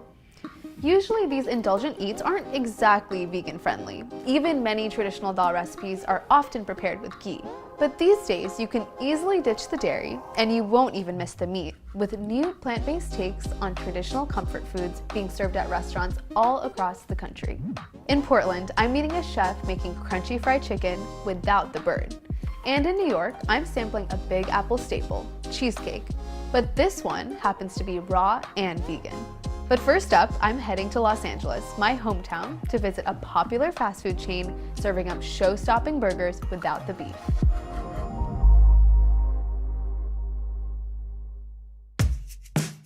Growing up in SoCal, there was nothing more comforting than grabbing a burger by the beach and cruising down the Pacific Coast Highway. Monty's Good Burger in LA is recreating that iconic experience for a plant-based generation. Everything here, from a melty cheeseburger to fully loaded fries, and even their creamy milkshakes is totally vegan. Lexi Jarris is the co-founder of the up-and-coming chain. What inspired you to start this place? I and my partners, it was a time in the vegan space in LA where there wasn't just a really good casual vegan burger. I felt like in order to get that fix for a burger, I had to go somewhere with white tablecloths and you had to be waited on. In 2018, Lexi founded Monty's with Bill Fold and Nick Adler. Lexi and Bill both work in the music industry. He's a festival producer and Lexi is a creative consultant for Coachella. Nick brought the culinary chops as a former food director for music festivals. I think because we all come from music, when it came time to market and brand and strategize how to grow, we were all coming at it from such a non-traditional viewpoint. The Monty's team runs their business differently from many restaurants. They focus on creating digital buzz with celebrity milkshake collabs, pop-ups at festivals, and lots of merch. While Monty's now has 5 locations and millions of burgers sold, they make more money from their swag, like hats, t-shirts, and mugs, than the food. The star of said merch and the brand's namesake is Lexi's adorable schnoodle mix. How did Monty become the mascot? He's lucky. He's a lucky pup. He's very lucky. He was found essentially on the streets of Riverside, which is kind of nuts. We looked for his owners. They were nowhere to be found. So after a few weeks, I was like, this is my son now. But it really kind of goes to show the playfulness and the headspace we were in when we started Monty's. Do work a lot with animal rescues now, and that is kind of something that's in our ethos. We care a lot about animals, obviously, but not just eating less of them, but also giving some fluffy guys and then around the LA area homes. Monty's is dedicated to getting pets adopted, from dogs to cats and even guinea pigs. But their main mission is to change how people see vegan food. I think what's really interesting is that there is this stigma and this stereotype that vegan food has to be super healthy, right? When I first became vegan, a lot of my friends that aren't vegan would have dinner with me and they would leave and be like, I'm still hungry. I hate when Lexi picks the restaurant. I think if you come here, I highly doubt that someone will leave here, still being hungry. It's lots of tots, lots of shake, lots of burger. To me, I feel that anytime someone is eating a plant-based meal instead of a meal that has dairy, meat, whatever, that's just kind of a win for the animals, the planet, their health, all that good stuff. I love that. Tell me about the future of Monty's. Where do you want to take this? Yes, honestly, the sky's the limit. I don't want to say too big, but we're all definitely thinking as big as America wants us to be. Amazing. I'm so hungry now. I want everything. I will order every single day.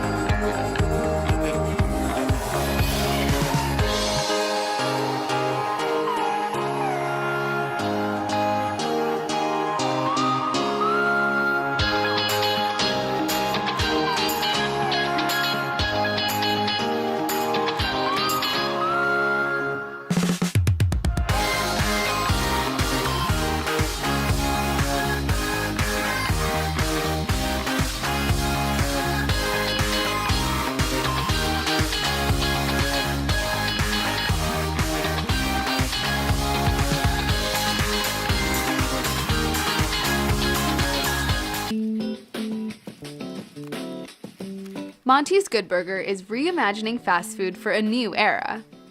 Co-founder Lexi Jarris introduced me to Gemma Kessler, the chain's operation manager. Gemma trains new chefs on how to cook the entire menu, which includes a plant-based chicken sandwich and fully loaded fries. And she's teaching me how to make the restaurant's signature item. Okay, Gemma, you are gonna show me how to make the Monty's Good Burger. Let's do it. Let's go. Making a Monty's burger isn't all that different from prepping a beef patty. First up, Gemma oils the grill so the Impossible patties don't stick. And then we're gonna smash those patties down. So I am going to use both spatulas and really get that squeezing out the edges there, as you can see. Nice. Number 1, number 2. Perfect. Awesome. And now we're gonna have those just crisp up and cook on one side, and then we're gonna flip them. Flip it! Check that out. Good thing I didn't screw that up on camera. Right. Next up, 2 slices of vegan cheese. And now I'm gonna have you spray a little bit of water on the outside there, creating some steam. All right. Perfect. Nice. That's gonna get all melty and delicious. Cheesy, We love delicious. Next, we're going to raise this and add some grilled onions. My favorite. This is like your entire store of grilled Amazing. onions. All right. Perfect. Perfect. All right. And that's That is it? ready to go. To finish the burger, we get the perfect toast on our buns. See you later. Time for the Monty's house bread. It's similar to a Thousand Island sauce. And what burger is complete without a pickle? 3 juicy house-made pickles. Now the patty meets the bun. To your bottom This bun. is the best part of my day. Okay. This is going straight on here. There you go. I feel like I'm hired. I don't want to be forward, but okay. I think you might be. This is the final step, though. This is the important part. Okay. To build it all together. All right. Yeah, but you're gonna fold that forward. Gorgeous. Okay, I am so excited to eat this. I want to try everything else on your menu. Should we go find Lexi? Let's do it. Let's do it. Okay, I'm so Ready? excited. Cheers. Ready? Cheers. Okay.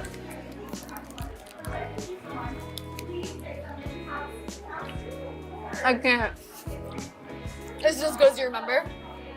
It's better.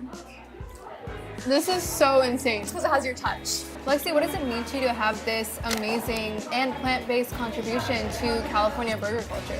This is our Culver City location, so this is definitely our most family-friendly location. We have customers that like come in strollers with their parents, obviously, and they get like pins and stickers and things like that. But like these kids are gonna grow up with us around the corner from us. I think that's so just like brings me a lot of joy. Especially growing up in California, and this was such a big part of my culture, like getting a burger whenever going to the beach, and I feel like I can have that experience again in a plant-based way. So thank you and cheers. It means the world. Thank you so much. Have to take a picture, please, because this just feels right. We love photos around here.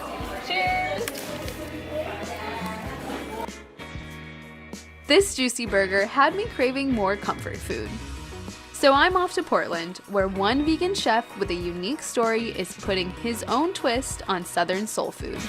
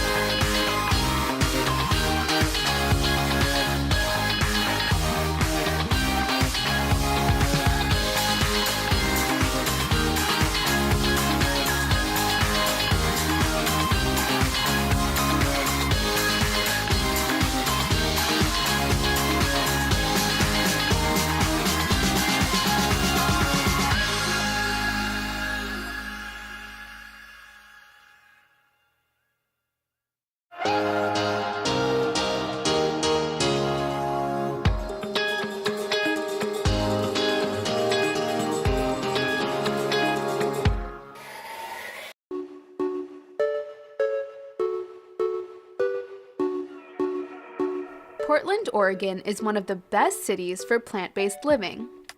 From vegan donuts in every flavor imaginable, to the world's first all-vegan barbecue joint, there is no shortage of delicious veggie-forward fare here.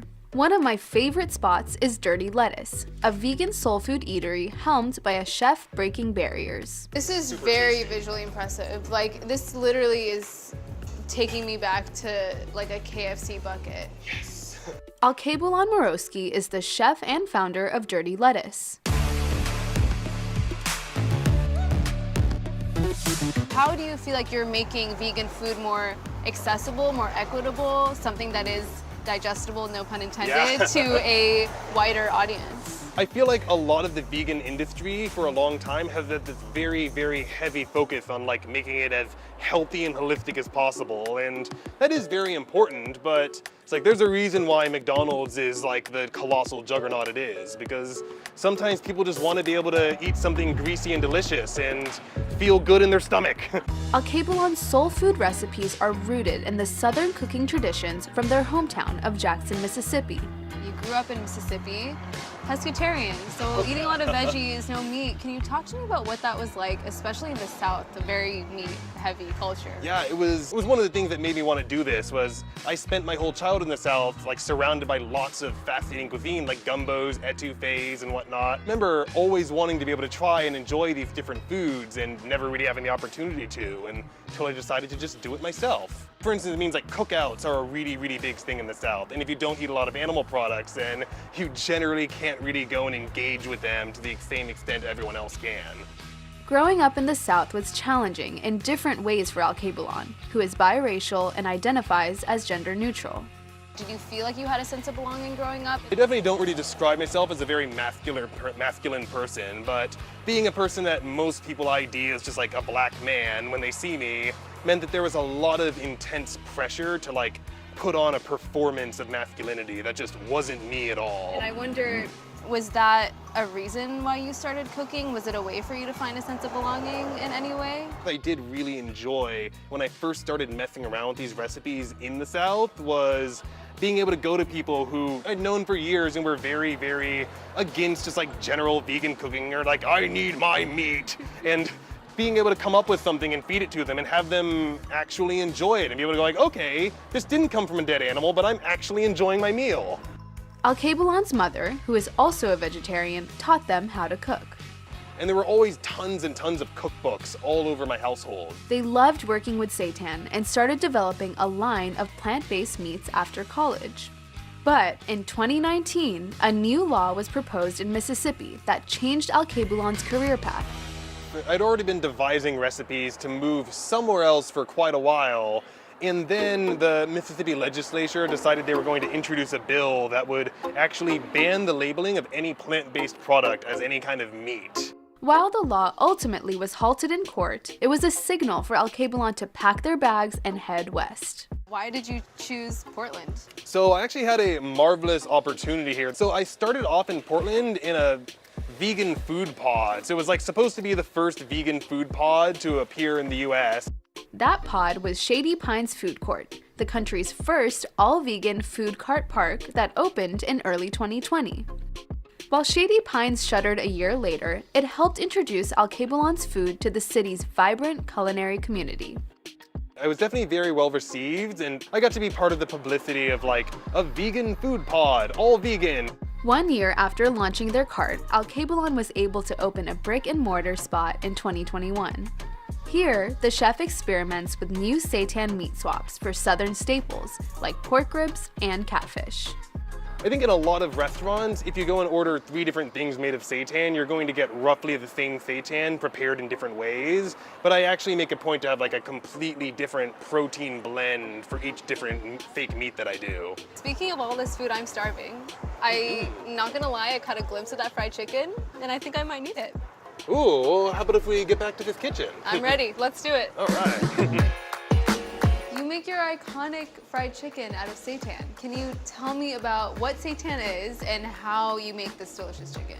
Oh yeah, so seitan is essentially, it is a mass of pure wheat gluten protein. Actually, you would make it by just like taking regular wheat flour and washing it until you have like a sticky protein left over. But these days you can just buy like the dehydrated gluten on its own, which is what we have here, mixed with a whole bunch of different spices. Alkebulan adds a liquid mixture to the wheat gluten. This is the secret behind the different meat textures. Yeah, and the idea that depending on how much like oil, fat, and water you have in your wet blend, you're gonna end up with a different final product of your seitan. The next step is similar to making bread. The seitan and liquid mixture are kneaded together. Like it doesn't feel like dough. Yeah. You know, it feels like something that has a lot more texture and pull to it. Yeah, the weird pseudo dough. It's very much a pseudo dough. The dough transforms into seitan after simmering in veggie stock. After the seitan cools, it's cut into fillets and soaked overnight. Then the seitan is ready to be breaded and fried. Here is the chicken. A major thing for me with all my seitans is I try to deliberately make them as irregular as possible. Because if you get like an actual piece of meat from an animal, it's not going to be a uniform disc. Right. The process starts with a healthy sprinkle of cayenne. Then, just like a regular dredge, it's covered in flour and a secret spice mix. The egg-free wet mixture is where things really get interesting. Oh yeah, so this is just a blend of mustard, water, a little bit of cornstarch, and my house spice blend. I love that. Mustard, why mustard? You'll see it sometimes in like old southern fried chicken recipes, but it's not nearly as common as you'll see just like your standard egg or buttermilk wash. It's not as much a flavor thing, it's like a texture thing. Mustard is kind of acidic in a way that reacts with your breading. So yeah, going from there, we get right over into our second dry bath. And from here, we get pretty weird with it. This is where we're actually building that texture of the chicken by hand. How do you do that? You just kind of... Yeah, so we start by just sort of coating chicken and coating our breading on there, getting a nice pasty, goopy mix. So yeah, that's how it's like, looks like very rough and all over the place, but that's roughly what a piece of chicken is gonna look like before we fry it. Wow. It's like very rough, very lumpy. Yeah, wanna check that out? Oh, how cool. Do you trust me to make one? Absolutely. Okay.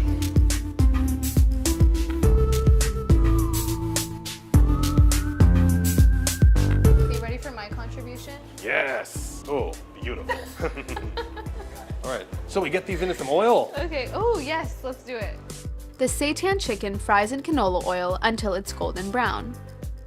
I loved my fried chicken, and then I went plant-based, and I never had fried chicken, so this is an exciting That's my goal. It's like let people have all the tasty things they ate growing up and not feel guilty about it. We're probably just about ready to pull this up. That is looking pretty happy. That's definitely like the go-to signature is just getting those proper flakes. Wait, do you hear this? You got that? I think you eat with all of your senses, right? Okay, cheers. Cheers. All right, going for it. Stop. Like, I know you know this is good, but That's usually the response I go for.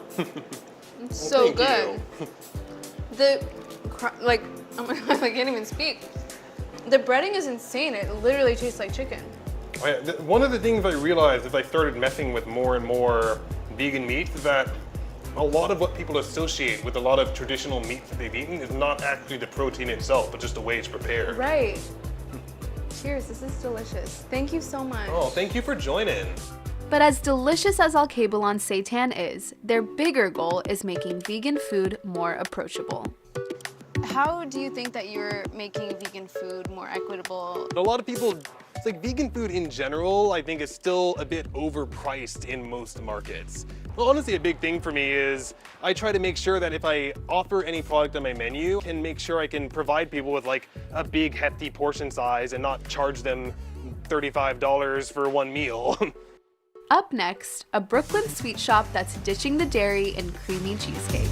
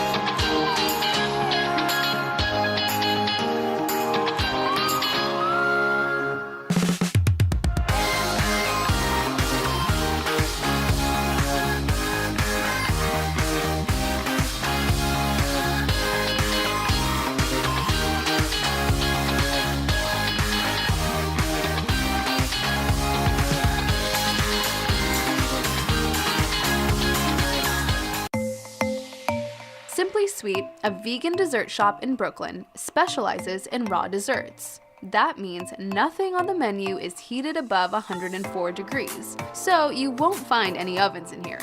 Opened in 2019, Simply Sweet makes treats that are free from gluten and refined sugar. You'll find anything here to satisfy a sweet tooth, from chocolate bars to creamy cakes and fruity acai bowls. Because I love sweets, everything sweet. I love desserts and caramel and fruits, everything sweet. Olesya Mirpushaeva is the owner and head pastry chef. She moved to the US from Russia in 2012. After landing in New York, Olesya quickly got her start in the food industry at Juice Press, then a fast-growing smoothie and organic food chain with a celebrity following. I fell in love with their food and smoothies and juices, and when I got there, it was like different world, because I've never heard about some ingredients like maca powder, goji berries. I'm like, what? Olesya also worked as a line cook at a private school in Manhattan. That's where she truly fell in love with cooking, whipping up delicious baked goods for the students. When Olesya became a mother a few years ago, she decided to start an eatery of her own. Can you tell me about why you started Simply Sweet? When I was pregnant, I was thinking how I'm gonna feed my baby when he's born. And when he was growing up, and then he started to pick food from my plate, I thought I'm gonna give him a piece of broccoli, but when I look into my plate, I see like slice of pizza, with sausage, pepperoni, lots of cheese. I'm like, I don't want to feed my kid this. Yeah. And then I realized I have to start from myself, to change myself, change my everyday eating habits, so I can be an example for my son. Her first step? Lots and lots of research.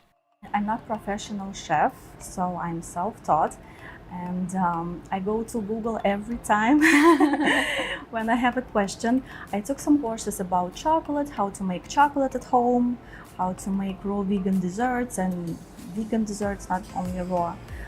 Yeah, I use Instagram a lot because I follow bloggers and recipe creators. I always try stuff at home. I love to feed my family, and here they feedback, good feedback. After 3 years of running Simply Sweet, being a mom is still Olesya's top priority. And I have a son, he's almost 6 years old, and he likes my dessert. He's a big fan of chocolate. He likes chocolate truffles, chocolate cake. So I try to keep him healthy. You must be the most popular mom in town. Like, do you bake everyone's cake? Or no bake? I keep saying bake, but really there's no baking involved. I don't know. I would say maybe I'm pretty famous here. I had to learn the secrets behind Olesya's unique treats. So she taught me how to make her favorite item on the menu, lemon blueberry cheesecake. It's super easy, and literally everybody can make it at home. You're not dealing with an oven. You're sticking it in the freezer, you're letting it set. Yeah, it's a lot. Yeah, it's like low maintenance as well. Yeah. First, the hazelnuts go in, then shredded coconut. And my favorite sugar alternative, dates. I love dates. It's like a part of my life and brand. Yeah. The mixture is blended in a food processor for 2 to 3 minutes. So what should the texture be like, when we know it's done? Yeah, it usually changes the color. Okay. And it's like a little darker. Wet. Yeah. The pie crust is then firmly pressed into a mold. The sticky dates help bind the raw ingredients while the base freezes for about 15 minutes. The crust is in our freezer. Yeah. What are we gonna do next? So now we're going to make our cheese part. First in, soaked and drained raw cashews. Soaking the cashews makes them easier to blend and ensures a creamy, smooth consistency. Our house-made coconut milk. I love that you make your own coconut milk. So how do you make it? We just mix coconut butter and filtered water. Coconut butter. Nothing else. I love that. Very minimal. Next up, maple syrup, vanilla extract, lemon juice, and melted coconut oil. Okay, so you've melted and cooled that? Yeah. Okay. It's already melted. And we use coconut oil so it stays firm.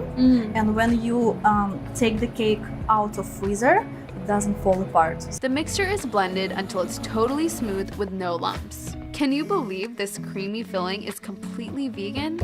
Okay, it's perfect. So now we're gonna put it in the freezer for like an hour. Okay. And then we're gonna do our blueberry layer. Amazing.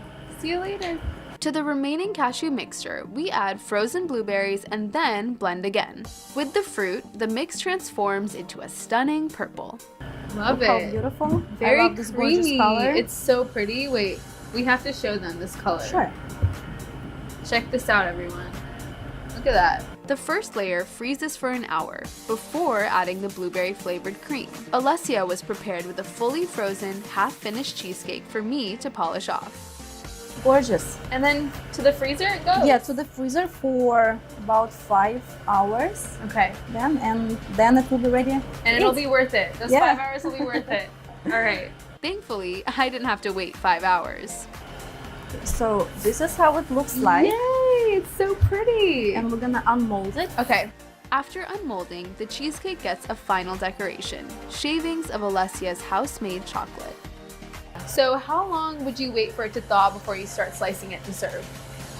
We will leave it at room temperature on the table for about 30 to 40 minutes. Okay. And then we can cut it. Well, luckily, you're very prepared. You have slices for us, so can we taste? Yeah, sure, of course. So excited. Here we go. Look how pretty they are. This food is really fun. Wow. It's so delicious. You know, cake is such a comfort food for so many people, and a lot of people don't think they can have this healthier, delicious, decadent options. What are your favorite customer reactions from people who maybe haven't tried this before? Most of them don't realize our dessert doesn't have eggs and flour, and they're like, wow. Yeah. They can't believe it. This is so fun to make it, and I will be eating this and taking it with me. So thank you. Thank you so much. Thank you. With innovative techniques and lots of imagination, modern chefs are turning classic meals and treats into plant-based comfort foods everyone can enjoy. But This is crazy. This is like, it's like the best floral arrangement I've ever seen in my life. Yeah. I'm Sama Dada. I'm a cookbook author and recipe developer in the plant-based food scene, which is becoming more innovative every day. I'm on a mission to see how startups, restaurants, and chefs are changing the way we see and eat plants. And I can't wait to show you how to bring more delicious dishes into your kitchen.